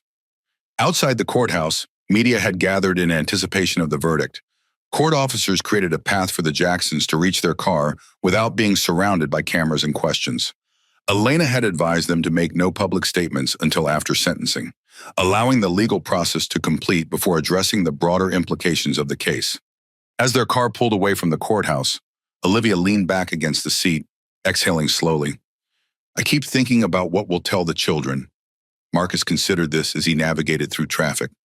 "The truth, but in age-appropriate terms, that the lady who hurt Zoe did something very wrong, and the judges and jury agreed. That she'll face consequences for her actions, that justice sometimes takes time, but it came today, and that no matter what happened in that courtroom, we would have continued helping them heal and feel safe." Olivia added, "That's what I need them to understand. Our love and protection don't depend on any verdict." When they arrived home that evening, the children greeted them with the uncomplicated joy of reunion. Caleb launched himself into Marcus's arms, while Zoe approached more carefully, still mindful of her healing body despite significant physical recovery. Later, after dinner and the usual bedtime routine, Olivia sat on the edge of Zoe's bed, running her fingers gently through her daughter's hair. "Sweetheart, I need to tell you something about the lady who hurt you on the train." Zoe's expression grew serious. "Did they decide if she did a bad thing?" "Yes, they did. The jury, the group of people who listened to all the evidence. They decided that she did something very wrong when she hurt you, and that she'll have consequences for that. Like a really big timeout." Olivia smiled gently at her daughter's 8-year-old understanding of justice. "Something like that. Yes, she'll have to spend time away from regular life, thinking about what she did wrong and learning how to make better choices." Zoe was quiet for a moment, processing this information. "Will she say sorry to me?" The question caught Olivia off guard. "I don't know, baby. Would you want her to?" Zoe considered this, her young face surprisingly thoughtful. "Maybe. Not right now, but maybe someday when I'm bigger. Just so I could tell her that she shouldn't hurt kids, even if she's having a really bad day." The wisdom in her daughter's response brought tears to Olivia's eyes. This child already thinking about redemption and lessons rather than punishment alone. "That's very generous of you, Zoe, and very brave. Dr. Mendez says brave doesn't mean not being scared. It means doing important things even when you are scared." "Dr. Mendez is right." Olivia pulled the covers up around her daughter. "And you've been so brave through this whole thing." As Olivia kissed her goodnight and moved toward the door, Zoe's voice stopped her. "Mommy, is it over now?" Olivia paused, considering how to answer honestly while providing reassurance. "The trial part is almost over. There's one more day when the judge decides exactly what consequences the lady will have. but the hardest part is finished. Good, Zoe said simply, nestling into her pillow. I want to think about other things now. Like what things, sweetheart? Like my violin recital and the science camp Caleb and I get to go to, and maybe getting a puppy. Olivia laughed softly at the quick pivot to a long-standing request. Nice try. We'll discuss the puppy situation another time. Sleep tight, baby. Night, Mommy. I'm glad you're home. Me too. Zoe. Me too. Downstairs, Olivia found Marcus sitting at the kitchen island, scrolling through messages on his tablet. Elena says the media response is overwhelming. The verdict is leading every national news broadcast. Olivia sat beside him, reaching for the mug of tea he'd prepared for her. I'm not sure how I feel about that, about the media attention, about all of it. I wanted justice, needed it for Zoe's sake. But there's no joy in watching another human being face years of incarceration, even someone who hurt our child. Marcus set down his tablet. It's not about joy. It's about accountability. It's about affirming that actions have consequences, especially actions motivated by hate. I know, Olivia sighed. I just keep thinking about what Zoe just said. She wondered if Rebecca would apologize to her someday. Not now, but when she's older. She wasn't focused on punishment, but on the idea that Rebecca might learn something from this. That's our Zoe, Marcus said with a sad smile. Always trying to make sense of things, find meaning even in pain. She gets that from you, Olivia noted, squeezing his hand. And her resilience from you. He drew her closer. We've done the legal part. Now we keep doing the healing part. Outside their home, the news cycle continued its analysis of the verdict, with commentators debating implications for hate crime prosecutions, racial justice, and public safety. But inside, the focus remained on what had always mattered most, helping two children recover from trauma and reclaim their sense of security in the world. The next morning, Elena called with updates about the sentencing process and to discuss whether either Marcus or Olivia wished to provide victim impact statements. It's completely your choice, she explained. The judge will review the pre-sentence investigation regardless, but personal statements can provide perspective on how this crime has affected your family. I'd like to provide a statement, Marcus decided, not to advocate for maximum punishment, but to ensure the impact on the children is fully understood. I'll prepare one as well, Olivia added, focusing on both the physical and psychological effects we've observed. What about the children? Elena asked carefully. Would Zoe want to express anything to the court? Olivia and Marcus exchanged glances. We should ask her, Olivia said. Not pressure her either way, but give her the option if she feels it would be helpful for her healing. Later that day, they discussed the possibility with Dr. Mendez during his regular session with the children. He approached the topic carefully with Zoe, explaining what a victim impact statement was and how it might be used by the judge. You wouldn't have to go to court, he assured her. You could write something or tell me what you want to say and I could help you put it in words. Or you could decide not to say anything at all. All of those choices are completely okay. Zoe thought about it seriously.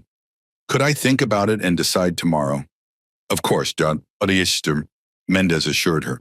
There's no rush. The following day, Zoe approached her parents with a sheet of paper covered in her careful handwriting. I wrote something, Dr. Mendez helped me think about what I wanted to say. Olivia took the paper, reading it with Marcus looking over her shoulder. In simple, direct language, Zoe had described how the assault had changed her daily life, the physical pain, the nightmares, the new fears in public spaces. But she had also included something unexpected. I hope the lady who hurt me learns to be better. I hope she gets help for her anger so she doesn't hurt any more kids. I don't think she should be around children until she learns that hurting people is never okay. No matter how bad your day is or how short or mad you feel. This is very thoughtful, Zoe, Marcus said, his voice gentle. Are you sure you want to share this with the judge? She nodded solemnly. Dr. Mendez says it's good to say how you really feel. This is how I really feel. Sylvia hugged her daughter carefully, still mindful of the healing injuries. Then we'll make sure the judge sees it. As the sentencing date approached, the family focused on maintaining stability for the children while preparing for this final phase of the legal process. Dr. Mendez continued his sessions, helping both children process their feelings about the verdict and the upcoming sentencing. The evening before the sentencing hearing, the family gathered in the living room for their regular feelings check-in, a ritual Dr. Mendez had suggested to normalize emotional expression. Each person shared one challenging feeling and one positive feeling from their day. "I feel worried about tomorrow," Zoe admitted during her turn. "And I feel excited about my violin lesson with Miss Rivera. I feel mad that we still have to talk about the mean lady." Caleb contributed, "And I feel happy that Grandma is coming for dinner tomorrow." Olivia and Marcus shared their own mixed emotions, modeling honest expression while maintaining reassuring calm. Later, as they prepared for bed, Olivia found herself reflecting on the journey of the past 3 months. "When this happened," she said quietly to Marcus, "I couldn't imagine ever feeling normal again. Every day felt like just surviving. But now, even with everything still unresolved, there are moments that feel ordinary, good, even. That's what healing looks like," Marcus responded, pulling her close. "Not forgetting or erasing what happened, but gradually building enough new experiences that the trauma doesn't define every moment. Do you think the kids will be okay? Really okay, long term?" Marcus considered this. "I think they'll be changed by this. We all are. But with continued support and time, yes, I believe they'll be okay. Different, perhaps, than they might have been otherwise, but still whole, still capable of awe and trust and all the things we want for them." The next morning, as they prepared to leave for the courthouse, the children staying with Diane for the days, Zoe approached with unexpected composure. "Daddy, will you tell the judge I said hi?" "Of course, princess." Marcus smiled, kneeling to her level. "Anything else you want me to tell them?" She thought for a moment. "Just that I'm doing my exercises and taking my medicine and trying to be brave, and that I'm going to be okay." Her simple assertion of resilience, "I'm going to be okay," echoed in both parents' minds as they made their way to the courthouse for the final chapter of the legal process that had consumed so much of their lives for the past 3 months. Whatever sentence Rebecca Wilson received, whatever justice the system delivered, their primary focus remained unchanged, helping their children heal and reclaim their sense of safety in the world. As they entered the courthouse, ready to face this final phase, they carried with them not just their prepared statements and legal expectations, but also their daughter's remarkable capacity for both honesty about harm and hope for healing, a perspective that transcended the boundaries of conventional justice to glimpse something more profound about human capacity for growth after trauma. Sentencing, the courtroom was filled to capacity for the sentencing hearing that would determine Rebecca Wilson's punishment. Security had been increased following heightened public interest in the case. With officers stationed throughout the courthouse, Judge Rosenberg entered and called the court to order. After preliminary matters, he addressed the attorneys. "We are here for sentencing in the case of State versus Rebecca Wilson. I have reviewed the pre-sentence investigation report, psychiatric evaluations, and all submitted materials. We will proceed with impact statements, then hear from both counsel regarding sentencing recommendations, and finally give the defendant an opportunity to address the court before I pronounce sentence. Ms. Rodriguez, are the victims prepared to make statements?" Elena stood. "Yes, Your Honor, Marcus Jackson wishes to speak on behalf of his family." Marcus approached the podium positioned before the judge's bench. He wore a conservative suit, his demeanor dignified as he unfolded a single sheet of paper containing his prepared remarks. "Your Honor," he began, his deep voice steady, "I speak today not just as Zoe and Caleb's father, but as the voice for our entire family affected by Rebecca Wilson's actions." He paused, gathering himself. "On April 15th, our 8-year-old daughter was violently assaulted for simply existing in public space. The physical injuries, a grade 2 renal laceration, have healed with medical care. But the psychological wounds inflicted on both our children continue to require healing." Marcus described specific changes they had observed. Zoe's nightmares and anxiety in public spaces. Caleb's separation anxiety and newfound habit of checking doors and windows before bedtime. The family's adaptation to these new realities through therapy and support systems. Before April 15th, our children moved through the world with the innocent confidence that belongs to childhood. They assumed they were safe on public transportation, that adults could be trusted not to harm them, that their physical presence in shared spaces would be respected. His voice tightened slightly. Rebecca Wilson shattered those assumptions with a single deliberate act of violence. He continued, as parents, we have worked tirelessly to help our children rebuild their sense of safety and belonging in the world. We have engaged therapists, adjusted our work schedules, created new family rituals designed to restore what was taken from them. This work continues daily. Marcus looked directly at Judge Rosenberg. We do not seek vengeance. We seek accountability and protection for our children and for all children who deserve to exist in public spaces without fear of violence motivated by hatred. He concluded, whatever sentence this court imposes cannot undo what happened to Zoe and Caleb, but it can affirm that our society does not tolerate such violence against children, that racial animus is not acceptable motivation for harm, and that actions have proportional consequences. We ask for a sentence that reflects these principles. Thank you. As Marcus returned to his seat beside Olivia, Judge Rosenberg turned to the defense. Mr. Crawford, does the defendant wish to address the court before sentencing? Yes, Your Honor. Crawford conferred briefly with Rebecca, who then approached the podium, her prison-issue clothing a stark contrast to her previously polished appearance. Your Honor, she began, her voice quiet but clear. I stand before this court having been found guilty of a terrible act. I do not dispute the jury's verdict or minimize the harm I caused to Zoe Jackson and her family. Rebecca gripped the edges of the podium, steadying herself. I wish I could explain why I acted as I did that day. The truth is that I myself don't fully understand the person I became in those moments. I was overwhelmed by stressors in my life, but that explanation feels wholly inadequate in the face of what I did, she continued. I've had 3 months in jail to reflect on my actions and their consequences. I've engaged with psychiatric treatment, begun medication for anxiety and depression, and participated in group therapy addressing anger management and racial bias awareness. Rebecca's voice wavered slightly. I want to apologize directly to Zoe and her family. My words and actions were inexcusable. No child should ever experience what I inflicted on Zoe. I am deeply, profoundly sorry for the physical pain and emotional trauma I caused. She looked briefly toward the gallery where the Jackson family sat. I recognize that an apology cannot undo what happened, but I want the court and the Jackson family to know that I accept full responsibility for my actions and am committed to becoming someone who would never again behave as I did on April 15th.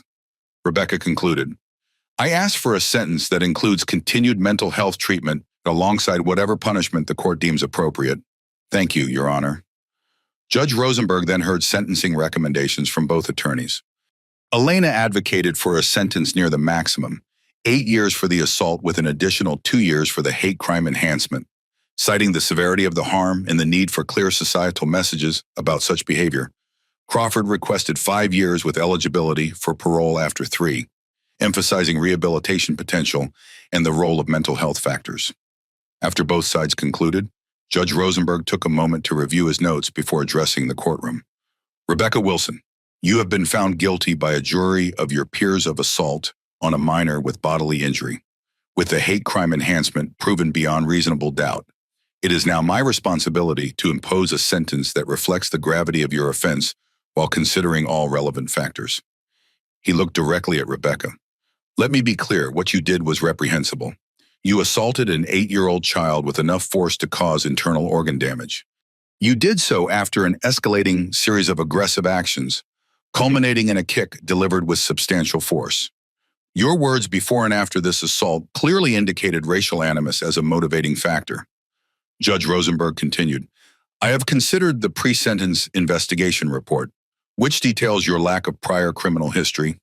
I have reviewed the psychiatric evaluations indicating undiagnosed mental health conditions that likely contributed to your behavior. I have considered your expression of remorse today. His tone remained firm. However, these mitigating factors must be balanced against the severity of your actions, the vulnerability of your victim, and the evident racial motivation that the jury found beyond reasonable doubt. Judge Rosenberg delivered his decision. Having considered all factors, I hereby sentence you to 7 years in state prison for the assault on a minor with bodily injury, with an additional 2 years for the hate crime enhancement, for a total sentence of 9 years. You will be eligible for parole consideration after serving 6 years, contingent upon completion of comprehensive mental health treatment and racial bias intervention programs. He added, Additionally, upon release, you will serve 5 years of supervised probation with conditions including continued mental health treatment, community service focused on child welfare, and prohibited contact with the Jackson family. Judge Rosenberg concluded the proceedings. Ms. Wilson, you have the right to appeal this sentence within 30 days. Court is adjourned. As Rebecca was led away by court officers, her expression reflected the reality of 9 years of incarceration now facing her. Her sister Karen watched tearfully from the gallery, while her attorney made notes for the appeal they would likely pursue, though with limited hope of success given the strength of the evidence that had supported conviction. For the Jackson family, the sentencing brought a complex mixture of emotions: satisfaction that justice had been served, but recognition that no prison term could fully restore what their children had lost. As they left the courthouse for the final time, reporters called out questions about their reaction to the sentence. Olivia paused briefly, deciding to make a single statement before returning to their private healing journey. Today, the justice system has affirmed what we have always believed, that all children deserve to exist in public spaces without fear of violence or hatred. We are grateful for this affirmation. Now we return to the ongoing work of helping our children heal and thrive. We ask that our privacy be respected as we move forward. Thank you. As they drove away from the courthouse, Marcus reached over to squeeze Olivia's hand. "It's done, Celie," he said simply. "The legal part is done," she corrected gently. "The healing continues." Marcus nodded, understanding the distinction. The courtroom chapter had concluded, but their family's journey would continue long after the media attention faded and the case files were archived. The real work, restoring their children's sense of safety and belonging in the world, remained their daily focus and commitment. Part 7, Recovery and Growth. 1 year later, the summer sun streamed through the windows of the Jackson home, catching dust motes and golden beams as Zoe practiced her violin in the living room. The piece, Mozart's Allegro, was more challenging than anything she'd attempted before, but her fingers moved with growing confidence across the strings. At 9.5, she'd made remarkable progress since beginning lessons 2 years earlier, her musical talent becoming a source of particular pride and joy. Olivia paused in the doorway, watching her daughter play. These ordinary moments still sometimes caught her by surprise, glimpses of the child Zoe was becoming, rather than the trauma she had experienced. The healing process hadn't been linear, with setbacks interspersed among the progress, but the overall trajectory had been positive. "That sounds beautiful, Olivia said when Zoe finished the passage. Zoe smiled, lowering her violin. "Ms. Rivera says I'm ready for the recital next month. I think she's right. You've been practicing so consistently." The upcoming recital represented more than musical accomplishment. It would be Zoe's first performance since the assault, a significant milestone in her recovery. She had declined to participate in last year's recital, still too anxious about public spaces and attention. This year's decision to perform had come from Zoe herself, tentative at first, then with growing determination. "Do you think a lot of people will be there?" Zoe asked, a hint of her lingering anxiety emerging. "Probably about 50, mostly families of the other students. Dad and I will be front row center, Caleb too, though he might get wiggly during the slower pieces." Zoe nodded, processing this information. "Dr. Mendez says I can use my breathing exercises if I get nervous." "Exactly, Brahmata. And remember what else he said. That feeling nervous doesn't mean I'm not safe. It's just my body being extra alert." Olivia smiled at her daughter's recall of therapeutic language. "You've got it." The past year had brought significant changes for the Jackson family. Olivia had returned to work at Northwestern Hospital after a 3-month leave, but with adjusted responsibilities that allowed more flexible scheduling. Marcus had similarly rearranged his corporate legal practice to prioritize family needs. Both children continued therapy with Dr. Mendez, though the frequency had decreased from twice weekly to every other week as their symptoms improved. The most visible progress had been in their gradual return to normal activities. 6 months after the assault, they had taken their first family train ride, a brief journey with extensive preparation and support from Dr. Mendez. Though anxiety had run high, completing the trip had represented an important reclaiming of public transportation. Since then, they had methodically tackled other situations that triggered trauma responses, each successful experience building the children's confidence. Caleb's separation anxiety had diminished significantly. Though he still occasionally checked doors and windows at night, his nightmares had become rare rather than regular, and he had returned to his naturally exuberant personality most days. At 7, he understood what had happened in basic terms but increasingly focused on present experiences rather than past trauma. In the kitchen, Olivia prepared lunch while Zoe continued practicing. The familiar domestic routine, slicing fruit, spreading peanut butter on bread, felt precious in its ordinariness. These quiet family moments had become opportunities to notice healing, to recognize how far they had come from the days immediately following the assault, when every aspect of daily life had been overshadowed by trauma. The doorbell rang, and Olivia heard Marcus greeting Harold and Rose Goldstein, the elderly couple who had defended Zoe on the train and subsequently become surrogate grandparents to both children.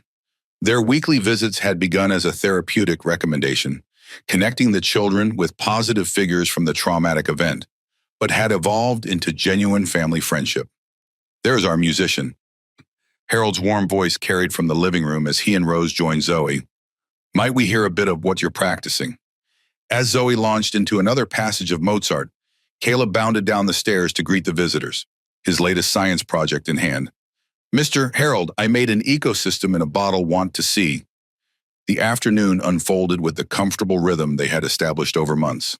Lunch together, Harold teaching Caleb chess moves while Rose helped Zoe with a knitting project she had started. These intergenerational connections had provided stability during the family's most difficult period, and now enriched their lives in ways none had anticipated.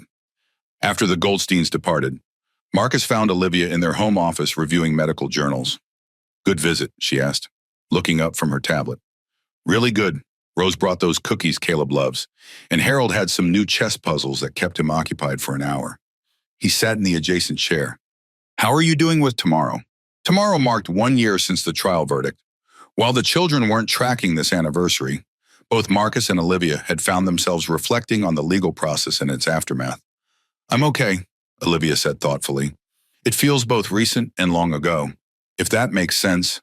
So much has happened in a year." Marcus nodded. "I checked the case status yesterday. Wilson's appeal was denied last month. No surprise given the evidence. She's completed the first year of mandatory mental health treatment in prison." They rarely discussed Rebecca Wilson, focusing instead on their family's healing rather than her punishment. But occasionally, updates filtered through Elena Rodriguez or news reports, prompting brief conversations about the woman whose actions had so profoundly affected their children. "Do you ever wonder if the sentence was right?" Olivia asked. 9 years is a long time. Marcus considered this. "I think about proportionality. 9 years of incarceration versus a lifetime of trauma for 2 children. The scales still seem unbalanced to me, but not in the direction most would assume." "I know what you mean," Olivia agreed. "But I also think about what Zoe said when we explained the verdict, that she hoped the lady would learn to be better. The wisdom of children." Marcus smiled slightly. "Punishment versus rehabilitation." Zoe cut straight to what matters. Their conversation was interrupted by Caleb calling from the backyard, where he discovered something requiring immediate parental attention. They moved together to investigate, the philosophical questions set aside in favor of present parenting needs. That evening, after the children were asleep, Olivia found herself drawn to the family photo albums. The contrast between pre-incident and post-incident photos was subtle but discernible, a certain wariness in Zoe's eyes that hadn't been there before, a slight protective posture in Caleb's stance near his sister, but recent photos showed something else emerging: resilience, joy returning, new experiences accumulating to balance the traumatic one. Marcus joined her on the couch, glancing at the album. "Memory lane tonight. Just thinking about the journey." She pointed to a recent photo from their spring break trip to the aquarium, both children beaming before the shark tank, no visible trace of trauma in their expressions. "We're getting there." "We are," he agreed. "One day at a time." The 1-year anniversary of the verdict passed without mention to the children, marked only by a quiet toast between Olivia and Marcus after bedtime, not celebrating punishment, but acknowledging justice and the healing it had helped facilitate. Their focus remained firmly on the future rather than the past, on building secure foundations for their children's ongoing development despite the trauma they had experienced. Zoe's violin practice continued daily, her determination growing as the recital approached. Caleb's science interests expanded, his natural curiosity reasserting itself as anxiety diminished. And the family moved forward together, forever changed by what had happened on that train, but not defined by it. Their story continuing beyond that single traumatic chapter into the nuanced, complex narrative of their shared lives. 3 years later, the auditorium of Northwestern University's School of Music buzzed with anticipation as families and music enthusiasts filled the seats for the annual youth recital. Backstage, 11-year-old Zoe Jackson adjusted her formal black dress, violin case open beside her as she reviewed her sheet music one final time. "Nervous?" asked Ms. Rivera, her violin instructor for the past 4 years. "A little," Zoe admitted, "but the good kind of nervous. Dr. Mendez calls it performance energy." Miss Rivera smiled. "That's exactly what it is. And you've prepared beautifully. Bach's Partita No. 3 is challenging for musicians twice your age, but you've mastered it." Zoe had progressed remarkably in her musical studies, moving from simple pieces to increasingly complex compositions that showcased her growing technical skill and emotional expression. Music had become more than just a hobby. It was a form of communication, a way to process feelings too complex for words, a source of confidence that extended into other areas of her life. In the audience, Marcus, Olivia, and 9-year-old Caleb sat in the front row, programs in hand. Caleb, though still occasionally restless during classical performances, had developed genuine pride in his sister's musical accomplishments. Beside them sat Harold and Rose Goldstein, now firmly established as honorary grandparents, and Dr. Rafael Mendez, whose therapeutic relationship with the family had evolved into friendship while maintaining professional boundaries. 3 years, Olivia whispered to Marcus as they waited. "Sometimes I can hardly believe it." He squeezed her hand in acknowledgement. 3 years since the assault on the train, 3 years of therapy, healing, gradual reclaiming of confidence and security, 3 years of watching their children grow, not just despite trauma, but with remarkable resilience because of how they had processed it. The physical scars had long since healed. Zoe's final renal scan had shown complete recovery with no lasting damage to her kidney function. The psychological healing had been more complex but equally remarkable. Both children still attended monthly check-ins with Dr. Mendez, but these sessions focused increasingly on general emotional well-being rather than trauma symptoms specifically. The recital began with younger students performing simpler pieces, parents applauding enthusiastically for each child regardless of occasional missed notes or hesitations. As one of the more advanced students, Zoe would perform near the end of the program. When her turn came, she walked onto the stage with composed confidence, her posture reflecting years of practice. After a brief bow to the audience, she raised her violin to her shoulder, took a steadying breath, and began to play. Bach's Partita flowed from her instrument with technical precision and emotional depth that belied her 11 years. Her face reflected complete absorption in the music, a state of focus that had once been inaccessible during the worst periods of hypervigilance and anxiety following the trauma. Olivia felt tears gathering as she watched her daughter perform. These were not tears of sadness or fear, but of profound recognition of Zoe's journey, from a child unable to sleep through the night after the assault to this poised young musician creating beauty before a full audience. Beside her, Marcus maintained his composure, but the pride in his eyes was unmistakable. When Zoe completed the piece, the audience erupted in enthusiastic applause. She bowed gracefully, a smile breaking through her serious performance demeanor as she caught sight of her family in the front row. Caleb was on his feet, clapping with exaggerated enthusiasm that made her smile widen further. After the recital, as families gathered in the reception area for refreshments, Dr. Mendez approached Zoe with genuine admiration. "That was extraordinary. Zoe, not just the technical skill, but the emotional communication in your playing." "Thanks, Dr. Mendez," she replied, balancing her violin case and a cup of punch. "I was thinking about what you said about music being a language of its own. I tried to tell a story with the piece." "What story were you telling?" Zoe considered this thoughtfully. "About challenge and perseverance. I think about finding beauty after difficulty." Her insight reflected the emotional maturity she had developed. Partly natural development, partly the result of processing trauma with therapeutic support. At 11, Zoe demonstrated remarkable self-awareness and articulation of complex emotional concepts. Later that evening, the family celebrated at Zoe's favorite restaurant, Caleb regaled them with his detailed analysis of a robotics competition he'd participated in at school, his natural exuberance fully restored after the quieter, more anxious period following the trauma. He had channeled his protective instincts toward his sister into broader interest in helping others, recently joining a peer support program at school where older children mentored younger ones. As dinner concluded, Olivia shared news she had been saving for this celebration. "I've been invited to speak at a national conference on pediatric trauma recovery. They're particularly interested in our family's experience combining medical and psychological approaches to healing." "Mom, that's amazing." Zoe's eyes widened. "Will you talk about us?" "Only if you're comfortable with it," Olivia assured her, and with anonymity protected.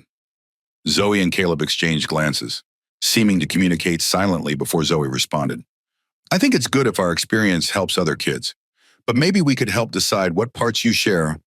"Absolutely, Paul," Marcus confirmed. "You'll both have complete input into anything shared publicly about your journeys." This respect for the Children's Agency had been a cornerstone of their approach throughout the recovery process. Rather than making all decisions for them, Marcus and Olivia had increasingly involved Zoe and Caleb in age-appropriate ways, giving them voice and choice whenever possible to restore the sense of control that trauma had temporarily taken from them. On their way home, they passed a train station.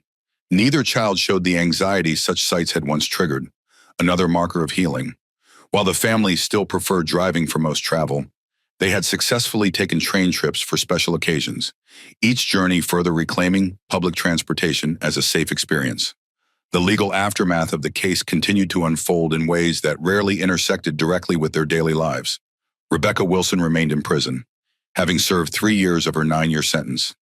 The federal civil rights case had concluded with additional penalties that would extend beyond her state incarceration.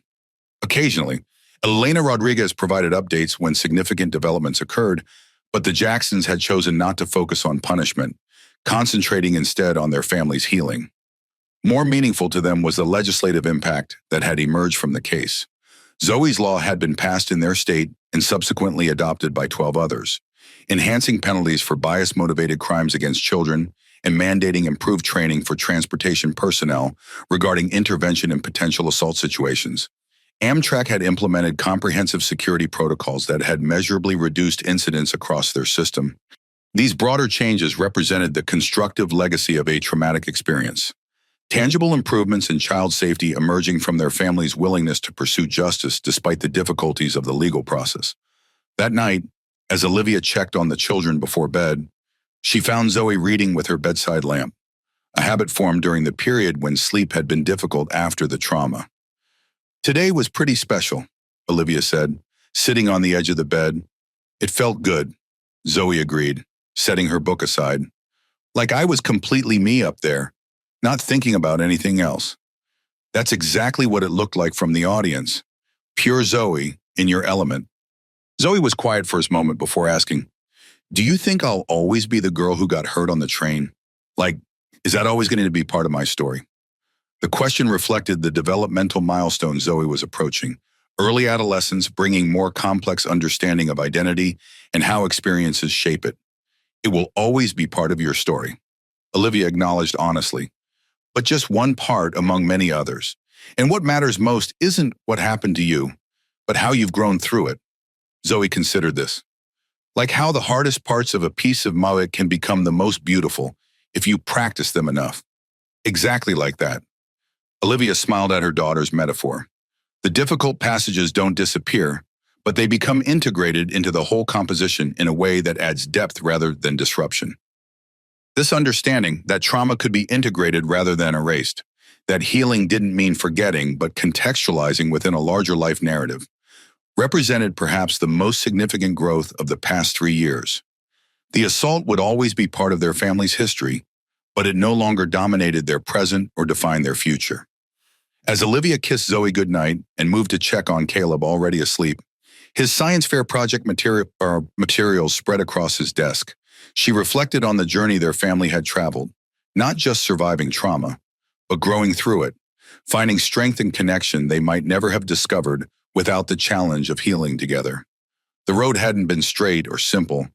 There had been setbacks among the progress, difficult days interspersed with triumphant ones. But watching her children reclaim joy, confidence, and security had reinforced Olivia's fundamental belief in resilience, the remarkable human capacity to heal and grow, even after experiences that once seemed insurmountable. 5 years later, the community center auditorium was filled to capacity, chairs arranged in neat rows facing a simple podium with the logo of the Children's Resilience Network displayed on a screen behind it. Attendees represented diverse backgrounds, parents, educators, mental health professionals, and children of various ages, all gathered for the annual Youth Voices Conference focused on childhood trauma recovery. 13-year-old Zoe Jackson sat in the front row beside her parents and 11-year-old brother Caleb. Her hands fidgeted slightly with the note cards containing her speech, but her expression showed determination rather than anxiety. 5 years after the assault that had changed her life, she had made the decision to speak publicly about her experience for the first time. Dr. Rafael Mendez approached the podium to introduce her. Our next speaker represents the very essence of what this conference celebrates, the remarkable resilience of young people in the face of trauma. When I first met Zoe Jackson, she was 8 years old and had recently experienced a violent assault motivated by racial hatred. Today, at 13, she has not only recovered, but developed insights about healing that many adults struggled to articulate. Please welcome Zoe Jackson. Applause filled the room as Zoe rose and walked to the podium. She adjusted the microphone, took a deep breath, and began. 5 years ago, I was kicked by a stranger on a train because of the color of my skin. I was 8 years old. I had a kidney laceration that required hospitalization and psychological trauma that took much longer to heal than my physical injury. Her voice was clear and steady, the result of careful preparation with Dr. Mendez to ensure she could share her story without re-traumatization. I'm not here to talk about the details of what happened to me. I'm here to talk about what happened after, how I learned to feel safe again, how I discovered my own strength, and what I want other kids to know if they've experienced something traumatic. Zoe proceeded to share age-appropriate insights about her recovery journey, emphasizing the importance of therapy, family support, and eventually finding ways to reclaim joy and confidence. She spoke about her violin playing as a form of emotional expression, about the specific techniques that had helped with anxiety and nightmares, and about the gradual process of distinguishing between feeling unsafe and being unsafe. One of the most important things I learned is that healing isn't a straight line. Some days were really good, and some days I felt like I was starting over.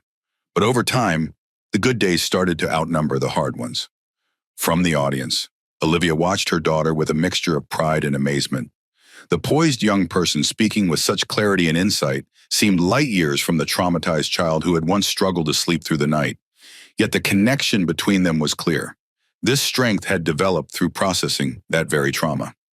I also learned that what happened to me doesn't define who I am, Zoe continued. It's part of my story, but only one part. I'm also a violinist, a science student, a sister, a friend, and many other things that have nothing to do with being a victim. She addressed the children in the audience directly. If something traumatic has happened to you, I want you to know 3 things.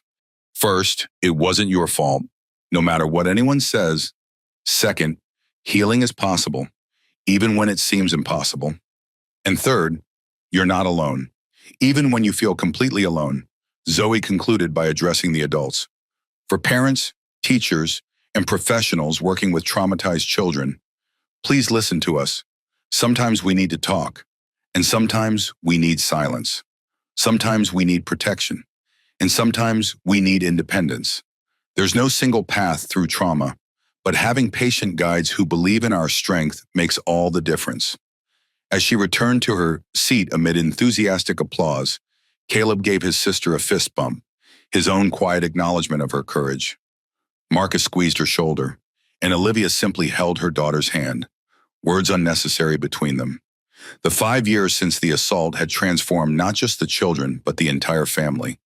Olivia had expanded her professional focus to include trauma-informed pediatric care, eventually establishing a specialized clinic at Northwestern that integrated medical and psychological approaches to childhood trauma recovery. Marcus had shifted his legal practice to include pro bono work, representing children's rights in civil cases, using his corporate law expertise to secure resources for vulnerable youth. Caleb, at 11, had developed into a science enthusiast with particular interest in human biology, his early experience with his sister's injury sparking curiosity about how bodies heal. He had recently begun volunteering with a program that brought science activities to hospitalized children, finding his own way to transform difficult experiences into meaningful contribution. Zoe's musical talents had continued to develop, her violin playing now supplemented with composition, creating original pieces that expressed emotional journeys too complex for words. She had also discovered a gift for peer support, often serving as an informal mentor to younger children facing challenges similar to what she had experienced. After the conference session concluded, the family gathered with Dr. Mendez in a quiet corner of the reception area. "That was extraordinary, Zoe," he said warmly. "Your ability to articulate your experience while maintaining appropriate boundaries is remarkable for someone your age." "I practiced a lot," she acknowledged with a smile, "and I only shared what felt right to share." This discernment, knowing which aspects of her experience were helpful to communicate and which remained private, represented significant emotional maturity. Throughout her recovery, Zoe had gradually reclaimed ownership of her narrative, determining for herself how, when, and with whom to share different elements of her journey. As they prepared to leave, a woman approached hesitantly, introducing herself as the mother of a 9-year-old who had recently experienced a traumatic event. "Your daughter's speech," she began, emotion making her voice unsteady. "It gave me hope that my son might find his way back to himself too." Olivia recognized the look in the woman's eyes, the same desperate search for reassurance she had once felt in the early days after Zoe's assault. "Recovery takes time," she said gently, "but it happens in ways you might not expect. The child who emerges isn't exactly the same as before, but whole and strong in new ways." After providing contact information for support resources, the Jacksons made their way home. The family had moved to a larger house 2 years earlier, but remained in the same neighborhood, maintaining connections with the community that had supported them through their most difficult period. That evening, as they celebrated Zoe's successful presentation with her favorite takeout dinner, Marcus raised his glass in a toast. "To Zoe, for your courage today, and to this family, for everything we've built together from challenge." Later, after the children had gone to bed, Olivia and Marcus sat on their back porch, enjoying the summer evening. "Do you ever think about her?" Olivia asked quietly. "Rebecca Wilson." They rarely discussed the woman who had assaulted their daughter, focusing instead on healing rather than the source of harm, but occasionally reflective moments brought her to mind. "Sometimes," Marcus admitted. She'd be about halfway through her sentence now. Rebecca Wilson had maintained a low profile during her incarceration, participating in required mental health and racial bias intervention programs, but otherwise remaining outside the public eye. The Jacksons had received periodic updates from Elena Rodriguez, but had chosen not to focus on punishment aspects of the case. "Zoe asked me last week if we'd ever tell her when Rebecca is released." Olivia said, "I wasn't sure how to answer." Marcus considered this. "What do you think Zoe wants?" "I'm not entirely sure, and I think she's trying to integrate all parts of her experience, including understanding the person who hurt her." This integration represented advanced healing, moving beyond the immediate trauma response to contextualizing the experience within a broader understanding of human behavior, consequences, and redemption. "We have a few years to figure it out," Marcus noted, "and we'll make that decision together as a family when the time comes." The approach reflected their consistent philosophy throughout the recovery journey: age-appropriate honesty, respect for the children's perspectives, and family decision-making that honored each member's needs and comfort levels. As the evening deepened into night, Olivia reflected on the distance they had traveled in 5 years, not just from trauma to recovery, but beyond recovery to growth and contribution. Their family had not merely survived a devastating experience, but found ways to transform it into meaning, purpose, and deeper connection. The assault on the train had changed them irrevocably, but the changes weren't all losses. Alongside the pain and the necessary healing work had come unexpected gifts, heightened empathy, clearer priorities, deeper appreciation for ordinary moments, and a profound understanding of resilience that many people never have opportunity to discover. Zoe's words from her speech echoed in Olivia's mind. Healing doesn't mean the damage never existed. It means the damage no longer controls your life. 5 years after violence had threatened to define their family's story, the Jacksons had reclaimed authorship of their narrative, writing new chapters focused not on what had happened to them, but on what they were choosing to create from that experience. As they moved inside for the night, checking on their sleeping children before retiring, Marcus and Olivia exchanged a look that contained their shared journey, the fear they had faced together, the healing they had facilitated, and the future they continued to build. The trauma remained part of their history, integrated rather than erased, but it no longer defined their present or limited their vision of what lay ahead. Part 8, The Reunion.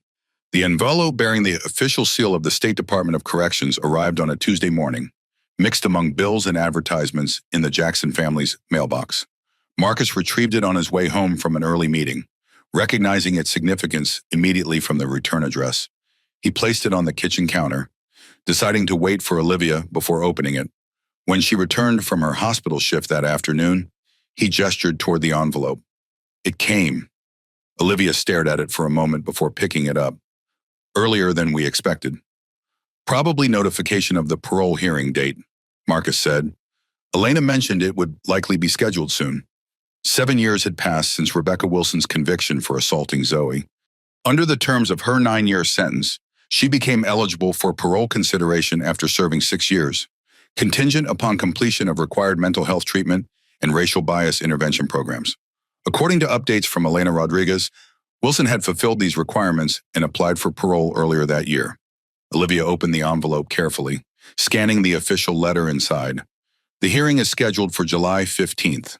They're notifying us as victims, with the option to provide input either in person or in writing. July 15th, exactly 1 month away. The date hung between them, heavy with implications. Rebecca Wilson's potential release would mark another significant milestone in their journey, raising questions they would need to address as a family. Should we tell the kids now, or wait until closer to the date? Marcus asked. Olivia considered this. I think we should tell them soon, especially Zoe. She's 15 now, almost enough to process this and have a voice in how we respond. Caleb, at 13, had fewer direct memories of the assault itself, having been only 6 when it occurred. While he understood what had happened to his sister and had experienced his own secondary trauma, his connection to Rebecca Wilson was more abstract than Zoe's. I agreed, Marcus said. Let's talk with them this weekend, when we have time for a full family discussion. That Saturday morning, after breakfast had been cleared and before the children dispersed to their weekend activities, Olivia gathered the family in the living room. At 15, Zoe had developed into a thoughtful, articulate teenager, her early interest in music now complemented by emerging passion for psychology and neuroscience. Caleb, though still 2 years younger, had grown nearly as tall as his sister, his scientific interests expanding to include engineering and computer science. We received an important letter this week, Olivia began once everyone was seated. It's about Rebecca Wilson, the woman who assaulted Zoe 7 years ago. Both children's expressions shifted, attentive but not fearful. Over the years, with therapeutic support, they had developed healthy ways to process references to the incident without being re-traumatized. She's eligible for parole now, Marcus explained. There's a hearing scheduled next month to determine whether she'll be released early from her sentence. Zoe absorbed this information quietly, her expression thoughtful. I knew this would happen eventually, she said after a moment. Dr. Mendez and I have talked about it in our check-ins. What did you discuss? Olivia asked. How I might feel when she's released, whether I'd want any kind of communication, that sort of thing. Zoe tucked a strand of hair behind her ear, a gesture reminiscent of her younger self. I haven't decided exactly how I feel about it yet. Caleb looked between his parents. Does this mean she'll try to find us or something? No, Marcus assured him firmly. The conditions of her release would include strict prohibitions against any contact with our family. This is just about whether she serves the remaining 2 years of her sentence or is released under supervision now. Olivia explained the options available to them regarding the parole hearing. As victims in the case, we have the right to provide input. We can submit written statements, or someone from the family can speak at the hearing, or we can choose not to participate at all. Would I be allowed to speak? Zoe asked, surprising both parents. You would, Marcus confirmed after exchanging a glance with Olivia. Though we'd need to discuss that very carefully before making any decision. I'd like to think about it, Zoe said. Not to oppose her parole necessarily, just to say some things I've been thinking about. What kinds of things? Olivia asked gently. Zoe considered her words. About consequences and change. About whether 7 years in prison actually helps someone become better or just punishes them for being bad. She shrugged slightly. I'm still figuring it out. The maturity in her response reflected years of therapeutic work processing not just her personal trauma, but broader questions about justice, rehabilitation, and healing. At 15, Zoe was developing nuanced perspectives that moved beyond simple categories of victim and perpetrator. We have a month before the hearing, Marcus noted. Let's all take some time to think about what we want to do. We can discuss it again next week, after everyone's had a chance to process this information. Caleb, who had been relatively quiet, finally spoke. I don't really remember her very clearly. I remember being scared when Zoe got hurt, but the actual person is kind of blurry in my mind. That's completely normal, Olivia assured him. You were only 6, and it's okay if you don't have strong feelings about this decision. After the family meeting dispersed, Zoe sought out Olivia in the kitchen. Mom, could we schedule an extra session with Dr. Mendez before I decide about the hearing? I think it would help to talk through some of my thoughts. Of course. I'll call him on Monday. And, Zoe hesitated, would it be possible to see some of the case materials, the transcripts or records? I know you've kept things age appropriate all these years, but I'm older now. I think seeing the actual documents might help me understand better. Olivia considered this request carefully. They had always been truthful with the children about what happened, but had naturally filtered information based on their developmental stages. At 15, Zoe was certainly capable of processing more complex aspects of the case. Let me discuss it with your father and Dr. Mendez. If they agree it would be helpful rather than harmful, we can review selected materials together. The following week brought thoughtful family discussions, individual therapy sessions, and careful consideration of how to respond to the parole notification. Dr. Mendez met with both children, helping them process their thoughts and feelings about Rebecca Wilson's potential release. After Zoe's session, he spoke privately with Olivia and Marcus. Zoe has given considerable thought to this situation. Her interest in speaking at the hearing seems motivated by a genuine desire for closure, not by vengeance or unresolved trauma. Is it appropriate for her to participate? Marcus asked. We don't want to risk re-traumatization. Given her current psychological state and the therapeutic preparation we can provide, I believe she could participate without negative impact. Dr. Mendez advised. In fact, actively engaging with this process might provide beneficial closure. However, I would recommend a highly structured approach, a prepared statement rather than open questioning, and with both of you present for support. Based on this guidance, combined with their own observations of Zoe's stability and maturity, Marcus and Olivia decided to support her desire to speak at the hearing if that remained her choice after further consideration. When the family reconvened to make their final decision, Zoe had clearly thought deeply about her role. I want to speak at the hearing, she confirmed, not to argue against her release, but to tell my story from my perspective. I've only ever been talked about in the legal process. The victim, the injured child. I'd like to speak for myself now. Caleb had decided not to attend, feeling disconnected from the process and preferring to support his sister from home. Marcus would accompany Zoe to the hearing, while Olivia would remain available but not present in the room, an arrangement that balanced support with respect for Zoe's growing independence. In the weeks leading to the hearing, Zoe worked with Dr. Mendez to prepare her statement, carefully considering what she wanted to communicate. She reviewed selected court transcripts with her parents, filling gaps in her understanding of the legal proceedings that had occurred when she was too young to fully comprehend them. The process brought unexpected moments of family connection as they revisited a challenging chapter of their shared history from the perspective of healing rather than active trauma. One evening, after reviewing materials together, Zoe asked a question that revealed how deeply she had been reflecting. Do you think people can really change, like fundamentally change who they are? I believe they can. Olivia responded after thoughtful consideration. Not easily, and not without genuine commitment to the process. But yes, I think profound change is possible. even for someone who did what she did, especially for someone confronted so directly with the consequences of their actions. Marcus suggested, when there's no way to deny or minimize the harm you've caused, it creates potential for either deep change or complete shutdown. The question is which path Rebecca Wilson has chosen during these 7 years. I guess that's what the parole board will decide, Zoe observed. Whether she's changed enough to deserve another chance. As July 15th approached, the family prepared practically and emotionally for the hearing that would determine whether Rebecca Wilson would re-enter society after serving 7 years of her 9-year sentence. Whatever the outcome, they recognized it as another milestone in their ongoing journey, not an ending, but another transition requiring thoughtful navigation as they continued moving forward together. The parole hearing, the state correctional facility where Rebecca Wilson had served 7 years of her sentence, presented an institutional facade, brick buildings surrounded by chain-link fence topped with razor wire, security checkpoints at regular intervals, and an atmosphere of controlled movement. Inside the administrative building, a modest conference room had been prepared for the parole hearing, with tables arranged in a U-shape facing a single chair where the potential parolee would sit. Marcus and Zoe arrived 45 minutes early, guided by Elena Rodriguez, who had offered to accompany them through the process. Zoe, now 15, carried herself with composed dignity, wearing a simple blue dress that struck a balance between formality and age appropriateness.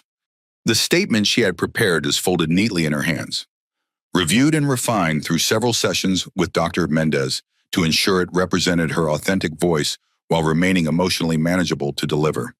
"Are you nervous?" Marcus asked quietly as they waited in a private room before the hearing. "A little, Zoe admitted, but not scared. It's more like anticipation." Elena reviewed the procedure with them one final time. The parole board consists of 3 members who will review Rebecca Wilson's case, her behavior during incarceration, and her release plan. They'll hear from her directly, from her counselors and prison officials, and from any victims who wish to speak.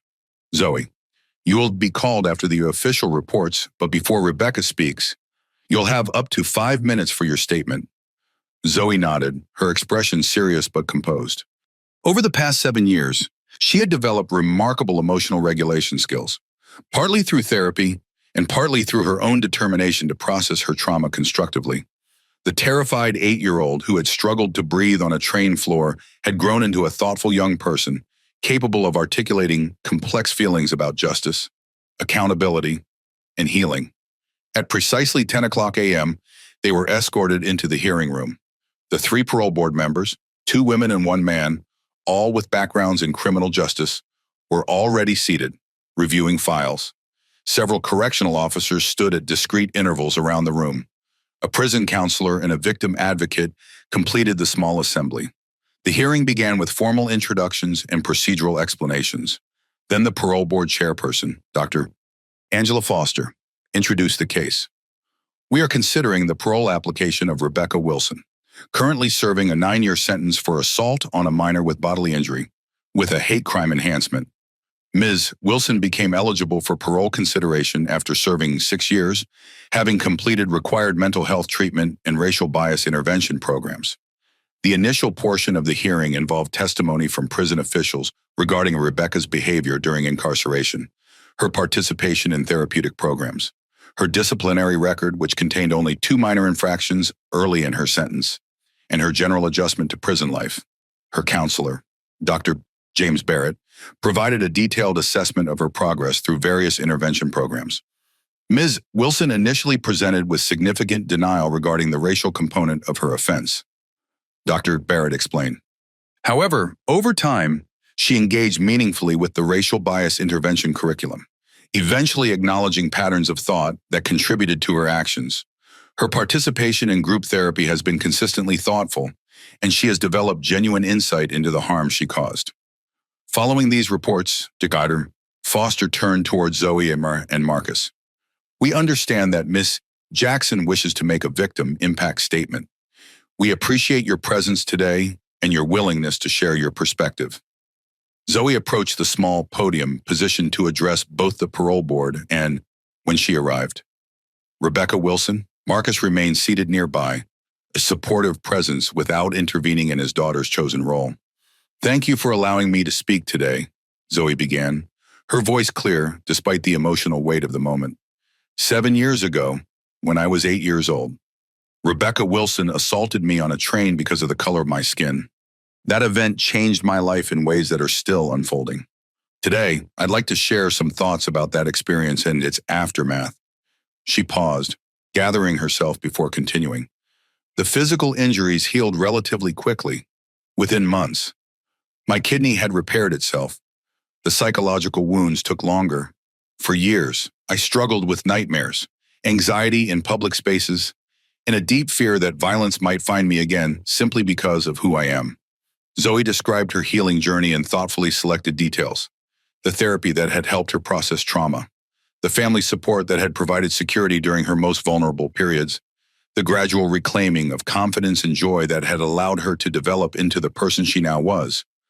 I'm not here today to argue against Rebecca Wilson's parole, she continued, surprising some in the room who had expected a more adversarial statement.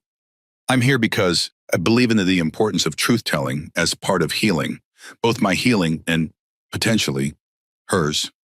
Zoe looked directly at the parole board. The truth is that what happened to me was deeply wrong and caused lasting harm. The truth is also that I have moved forward with my life, not defined by that single traumatic event, but certainly shaped by it. I've learned about resilience, about justice, and about the long, complex process of healing from hatred. Her final words reflected the maturity and insight she had developed through years of processing her experience.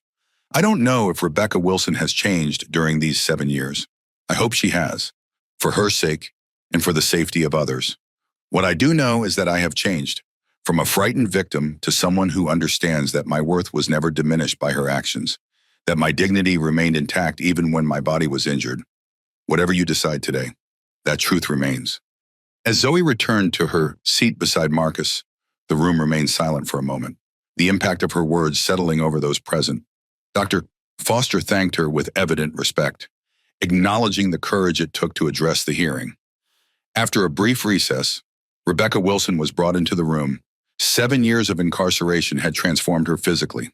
Her once styled blonde hair now gray at the temples and pulled back simply, her designer clothing replaced by standard prison attire, her bearing less commanding than in the courtroom years earlier. She took the seat positioned where she could see the parole board, but not directly face Zoe and Marcus, when given opportunity to speak. Rebecca's voice was quieter than in previous encounters, her practiced corporate confidence replaced by a more measured, reflective tone. First, I want to acknowledge the presence of Zoe Jackson today. Her willingness to speak at this hearing demonstrates a courage and maturity that shames me when I remember my actions 7 years ago. Rebecca detailed her journey through incarceration, the initial denial and anger, the gradual breakdown of defensive mechanisms, and eventually the painful recognition of the harm she had caused and the beliefs that had enabled her behavior. I came to prison convinced that I had experienced a momentary breakdown unrelated to racial bias. She admitted, it took nearly 2 years of therapy and group work before I could acknowledge the truth, that I harbored racial attitudes I had never fully confronted, attitudes that emerged in that moment on the train when I chose violence against a child because of her race. She described the therapeutic program she had completed, the insights she had gained, and the commitment she had made to addressing not just her actions, but the underlying patterns of thought that had led to them. I understand that words of remorse, however sincere, cannot undo the harm I caused to Zoe Jackson, to her brother who witnessed the assault, and to their entire family. I offer them anyway, not expecting forgiveness, but wanting to acknowledge the full responsibility I bear. Rebecca outlined her parole plan, which included continued mental health treatment, community service focused on anti-racism education, and strict adherence to conditions including no contact with the Jackson family and restricted movement within certain geographical boundaries. If granted parole, I intend to use whatever remaining years I have to contribute positively to society, particularly around issues of bias recognition and violence prevention. Not to erase what I did, nothing can accomplish that, but to ensure that my life going forward adds something constructive to counterbalance the harm I've already caused. After Rebecca concluded her statement, the parole board asked several pointed questions about her understanding of her offense, her strategies for managing stress and anger, and the specific steps in her release plan designed to prevent any similar behavior in the future. Throughout this portion of the hearing, Zoe listened attentively, her expression thoughtful rather than distressed. The woman before her bore little resemblance to the figure in her childhood memories, not just physically altered, but fundamentally changed in demeanor and presentation. Though she didn't speak again during the proceedings, Zoe's presence itself communicated something powerful about resilience and healing. As the hearing concluded, Dr. Bush Foster addressed all present. The board will deliberate and render a decision within 48 hours. We thank everyone for their participation in this process. When Rebecca was escorted from the room, she paused briefly, turning towards Zoe and Marcus without quite meeting their eyes. "Thank you for being here," she said simply before continuing out with the correctional officers. Outside the facility, as they walked toward their car, Marcus put an arm around his daughter's shoulders. "How are you feeling?" Zoe considered the question seriously. "Okay, actually, different than I expected. Seeing her in person after all these years, she seemed smaller somehow, less powerful." "You've grown," Marcus observed. "Not just physically, but in every way that matters." "I think I needed to see her like this," Zoe continued as they drove away from the prison.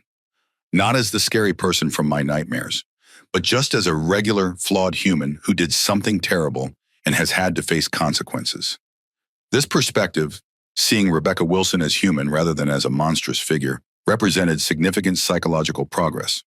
Trauma often freezes perpetrators' and victims' minds as all-powerful, threatening presences. Zoe's ability to see Rebecca more objectively indicated substantial healing. 2 days later, Elena Rodriguez called with the parole board's decision. Rebecca Wilson had been granted parole with strict conditions, including continued mental health treatment, community service requirements, geographic restrictions, an absolute prohibition of any contact with the Jackson family. When Marcus and Olivia shared this news with their children, Zoe nodded thoughtfully. "I think I'm okay with that," she said after consideration. "She's served 7 years. Maybe that's enough time to actually change." Caleb, who had remained more detached from the parole process, simply asked practical questions about the protective measures ensuring Rebecca wouldn't attempt contact.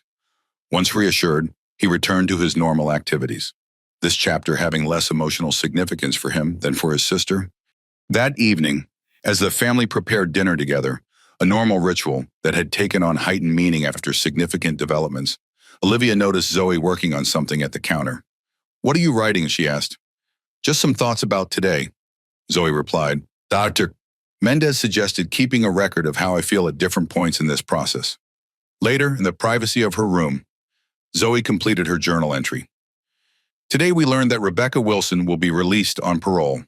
7 years after she kicked me on that train, she'll return to society. I've been thinking about what that means. For her, for me, for everyone involved. Part of me is nervous about her being out there somewhere, but another part feels like this is how it should be. Not because what she did wasn't serious, but because endless punishment doesn't seem to help anyone heal or change. I hope she's really different now. I hope she never hurts anyone else. And I hope someday I might get to tell her directly how her actions affected me and how I've grown despite them. Not for her sake, but for mine, to close this circle completely. Until then, I'll keep living my life, playing my violin, studying psychology, hanging out with friends, and being more than just the girl who got kicked on the train. That's just one page in my story, not the whole book." The parole decision represented another milestone in the Jackson family's journey. Not an ending, but a transition to be navigated together. Rebecca Wilson would re-enter society, continuing her own process of accountability and rehabilitation, and the Jacksons would continue forward, their experiences integrated into their identities but not defining their future. The intersection of their lives, that moment of violence on a train 7 years earlier, remains significant but increasingly contextualized within the broader narratives of growth, healing, and purpose that had emerged from trauma's aftermath. The supervised meeting 2 months after Rebecca Wilson's release on parole, Zoe approached her parents with an unexpected request. They were gathered in the living room on a Sunday evening, the familiar comfort of family time providing a natural opening for meaningful conversation. "I've been thinking about this for a while," she began, her expression thoughtful but determined. "I want to meet with Rebecca Wilson." Olivia and Marcus exchanged surprised glances. Though Zoe had mentioned the possibility of eventual communication during the parole hearing preparations, they hadn't expected her to pursue this so soon after Rebecca's release.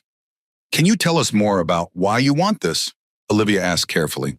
Zoe had prepared for this question, having spent weeks processing her motivations with Dr. Mendez.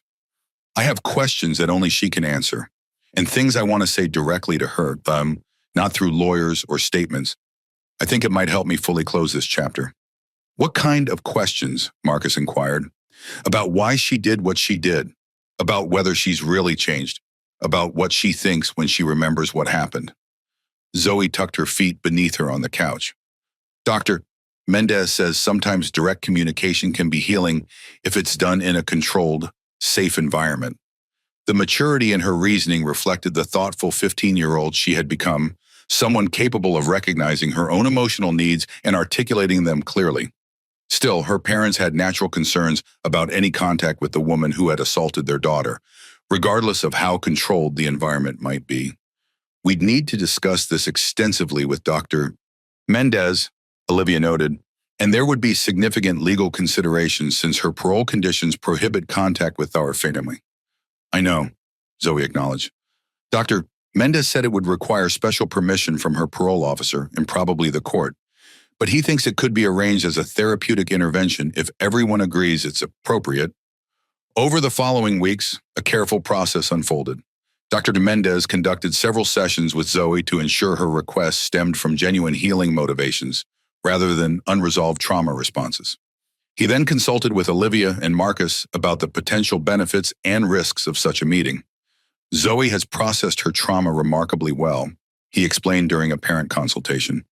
"This request doesn't come from a place of unresolved issues, but rather from a desire for complete integration of her experience. From a therapeutic perspective, a carefully structured meeting could provide valuable closure." With their tentative support, Dr. Mendez initiated contact with Rebecca Wilson's therapist, Dr. Harriet Simmons, who had continued treating her after release. This professional-to-professional communication established whether Rebecca would be psychologically prepared for such an encounter and whether it aligned with her rehabilitation goals. "Rebecca has expressed willingness to meet with Zoe," Dr. Simmons reported after consulting with her client. "She understands that this would be primarily for Zoe's benefit, not her own, though she hopes it might provide an opportunity to express remorse directly." The legal hurdles proved more complex. Elena Rodriguez helped navigate the bureaucratic process of obtaining a one-time exception to the no-contact provision of Rebecca's parole. This required applications to the parole board, court approval, and specific protocols established to ensure Zoe's safety and well-being throughout the encounter. After nearly 2 months of preparation, all necessary approvals were secured. The meeting would take place in a neutral therapeutic setting, a conference room at Dr. Mendez's practice, with both therapists present, along with Marcus and a parole officer observing from an adjacent room through one-way glass. Strict time limits and communication guidelines would be enforced, with either therapist empowered to end the session immediately if concerns arose. On the appointed day, Zoe arrived early with her father and Dr. Mendez, settling into the carefully arranged space. Now 15, she presented a striking contrast to the 8-year-old child Rebecca had encountered on the train, taller, more mature, her expressions reflecting the depth of thought and emotion she had developed through years of processing her experience. "Are you sure you want to do this?" Marcus asked one final time before taking his position in the observation room. "I'm sure," Zoe confirmed. "I've prepared for this. I know exactly what I want to say and ask." Rebecca arrived 30 minutes later, accompanied by her parole officer and Dr. Simmons. At 51, after 7 years of incarceration, she appeared notably different from the polished financial advisor who had boarded that train. Her hair, now streaked with gray, was pulled back simply. She wore modest clothing, a plain blouse and slacks rather than the designer attire of her previous life. But the most significant change was in her demeanor, the entitled confidence replaced by careful humility. Her movements measured as if constantly aware of boundaries. When she entered the conference room and saw Zoe, Rebecca stopped momentarily, visibly processing the transformation from the small child in her memory to the composed teenager before her. Dr. Mendez facilitated introductions and established ground rules for the conversation. This meeting is primarily for Zoe to ask questions and express thoughts she believes are important for her healing journey. Rebecca has agreed to respond honestly but appropriately. Either party may request a pause at any time. I'll be monitoring the interaction to ensure it remains productive and emotionally safe for everyone. After both participants acknowledged understanding these parameters, Dr. Mendez turned to Zoe. Whenever you're ready, Zoe straightened in her chair, facing Rebecca directly. Thank you for agreeing to meet with me. I've thought carefully about what I want to ask and say today. Rebecca nodded, her expression attentive but subdued. I appreciate the opportunity to speak with you directly. Zoe, I understand this is primarily for your benefit, not mine. My first question is simple but important to me. Zoe began. Why did you kick me that day? Not just the surface reason, being bumped accidentally, but the deeper why. What was happening inside you that made hurting a child seem reasonable? Rebecca took a deep breath before responding, her voice steady but humbled. That's the question I've spent 7 years trying to answer honestly. The surface explanation, stress, personal problems, momentary anger, never felt adequate, even to me, but she continued with evident difficulty, but without evasion. The deeper truth is that I carried prejudices I hadn't acknowledged, beliefs about who belonged in certain spaces and who didn't. When you accidentally bumped me, those beliefs surfaced as entitlement and rage. I felt justified in teaching you a lesson about your place. It's painful and shameful to admit, but that's the honest answer. Zoe listened intently, her expression thoughtful rather than fearful or angry. When did you start to understand that about yourself? Not immediately, Rebecca admitted. For the first year or two in prison, I clung to the temporary breakdown explanation. It was easier than facing the uglier truth. The turning point came during a group therapy session when another inmate described similar rationalization patterns.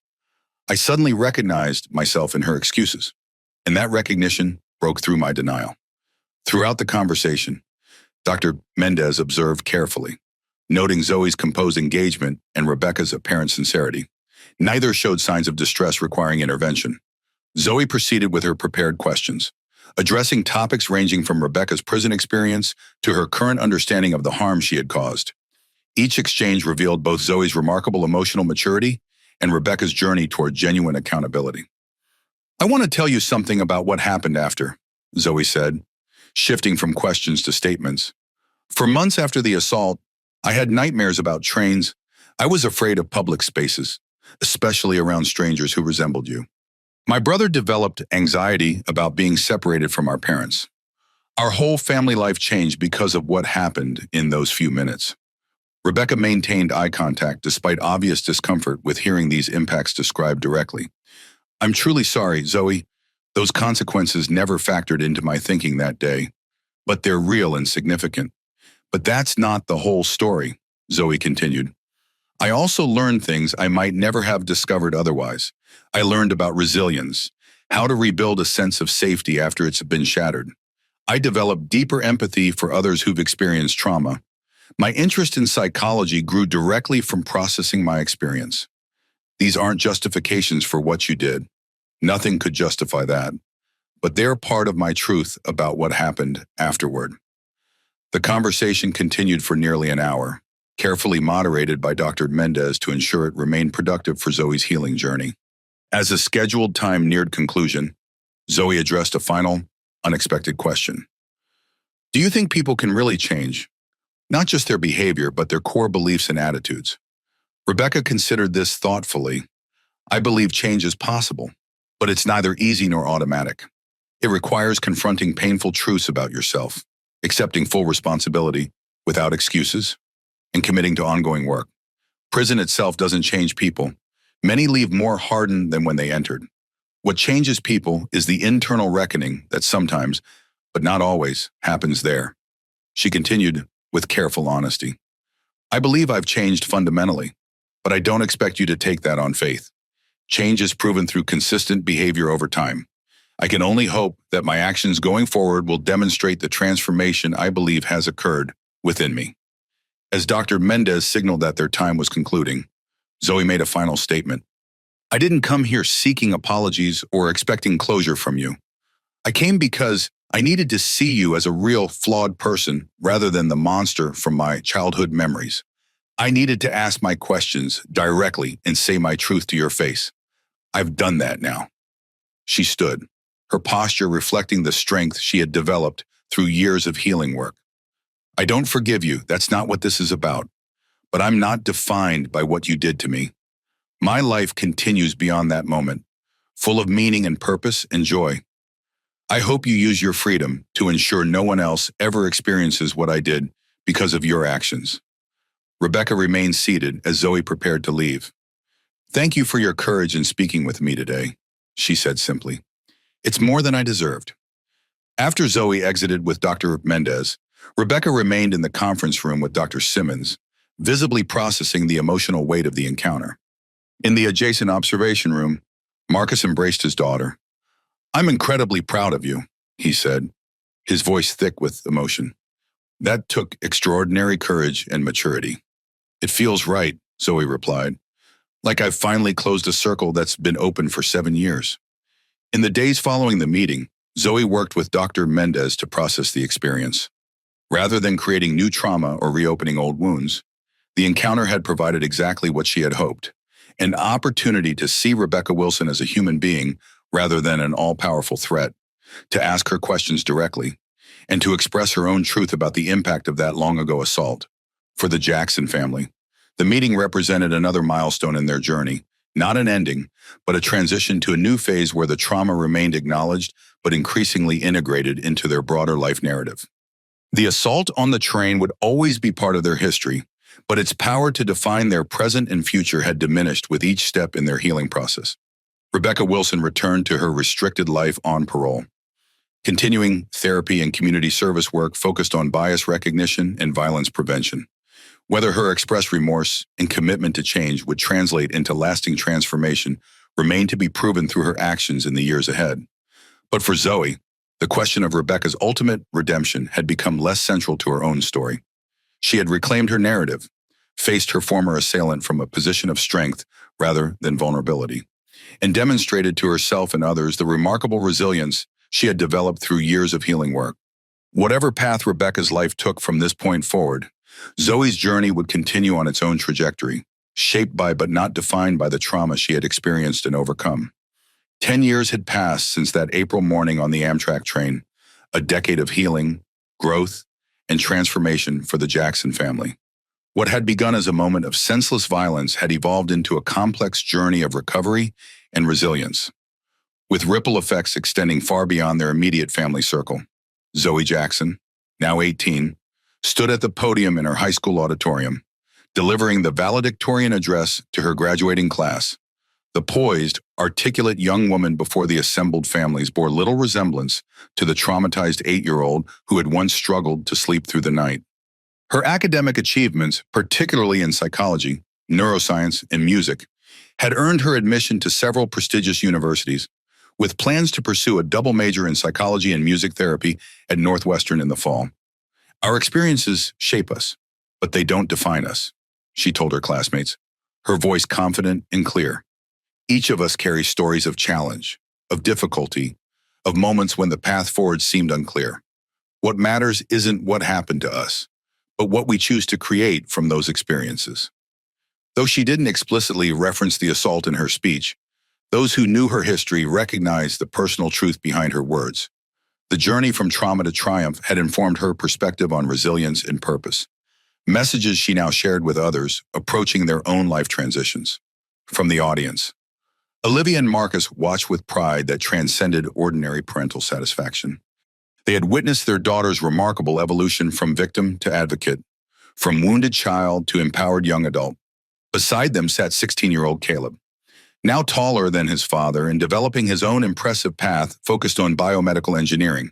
His early experience with his sister's injury having sparked enduring interest in how bodies heal and how technology might facilitate that process.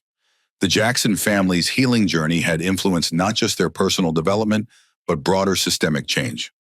Zoe's Law, which had started in their state, had now been adopted by 23 states nationwide, enhancing penalties for bias-motivated crimes against children and establishing improved training protocols for transportation personnel.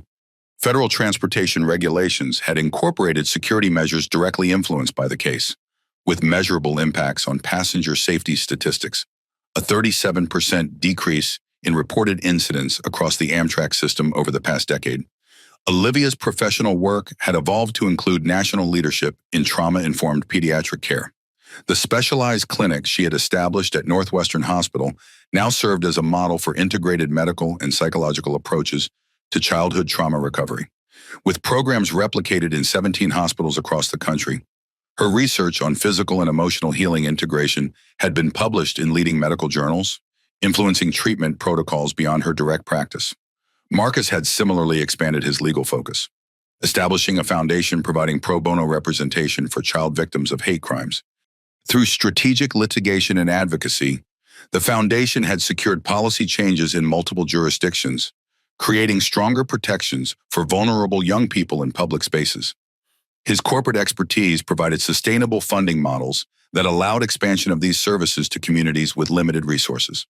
Rebecca Wilson, released after serving 7 years of her 9-year sentence, had maintained a low public profile during her 3 years on parole.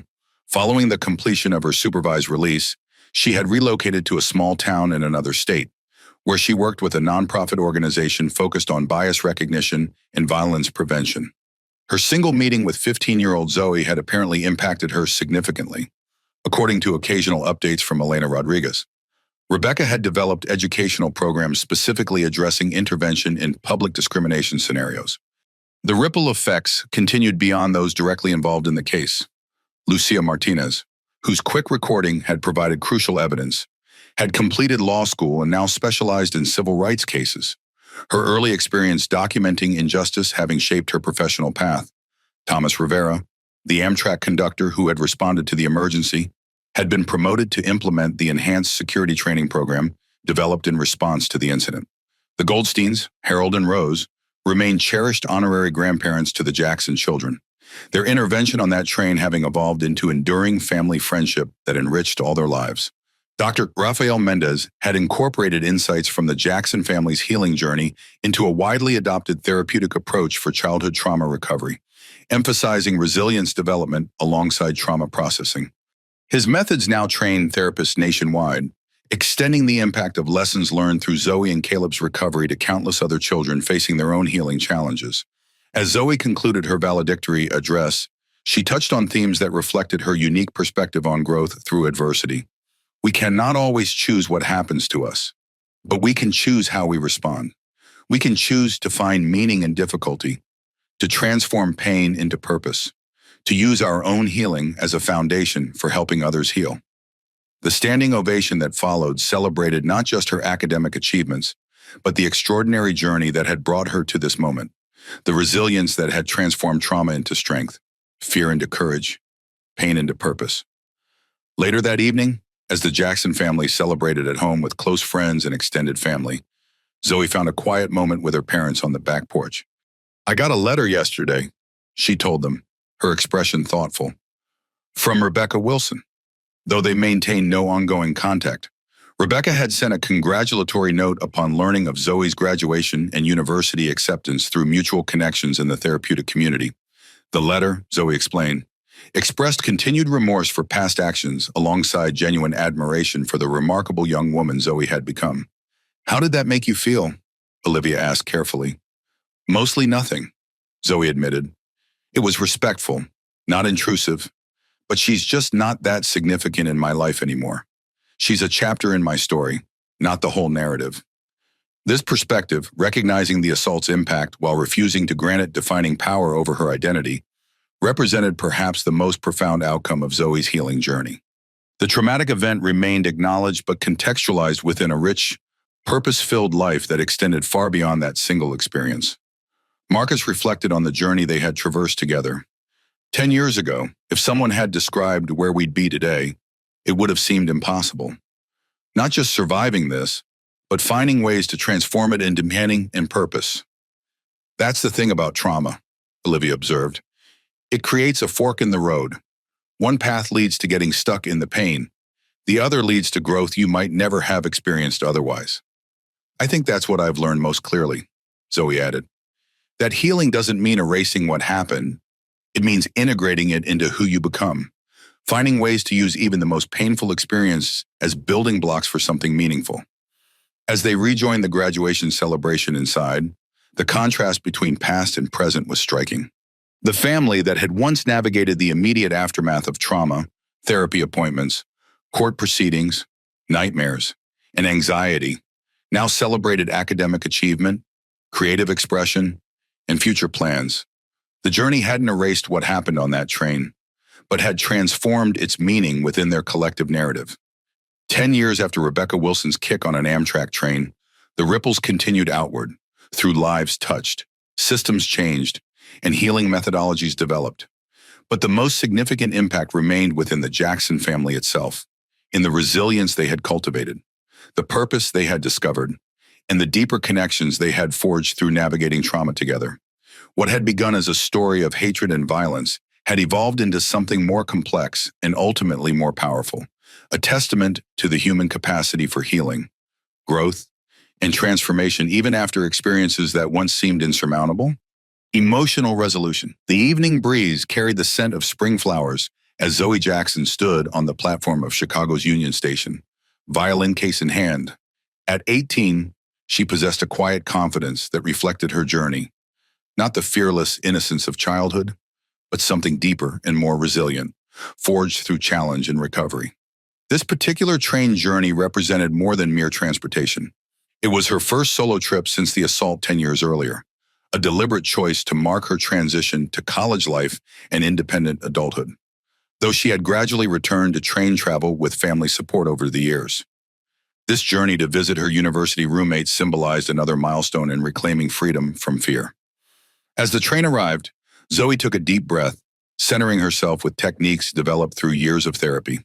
The momentary tightness in her chest, a physiological echo of past trauma, dissipated as she boarded with purposeful steps, choosing a window seat and arranging her belongings with practiced ease. The memories remained, but they no longer controlled her. This was perhaps the most profound victory, not the absence of trauma's imprint, but the ability to acknowledge it without being defined or limited by it. The scared child on the train floor existed alongside the accomplished young musician, the thoughtful student, the loving daughter and sister, the loyal friend, all aspects of a complex, evolving identity that encompassed but transcended that single traumatic event. So as the train pulled away from the station, Zoe took out her journal, the latest in a series she had maintained throughout her recovery journey. Her entry reflected not on the past, but on the future unfolding before her. Today marks the beginning of a new chapter.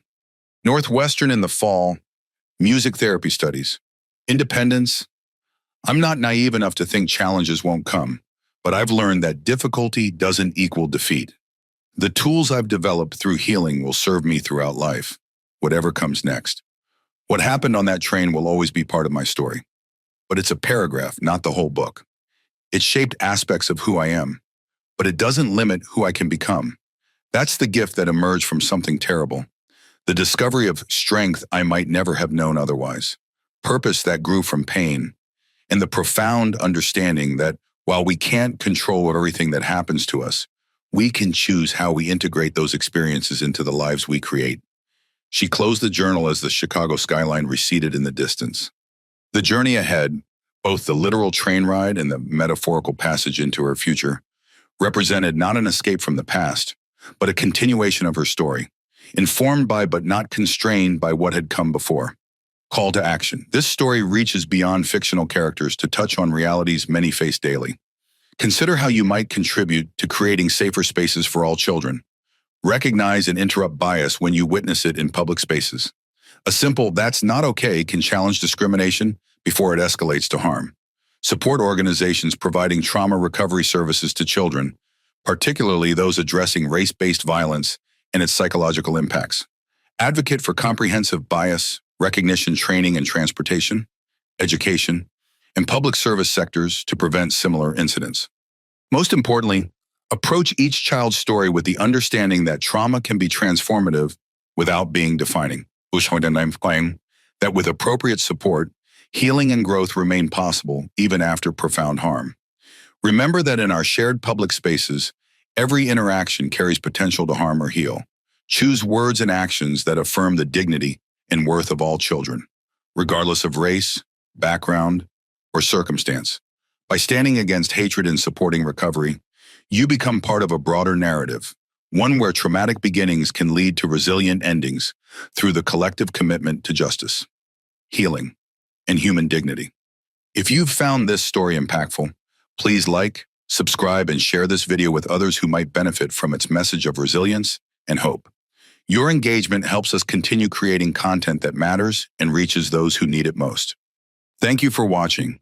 And remember, we all play a role in creating a world where every child can exist safely in public spaces, free from fear and violence.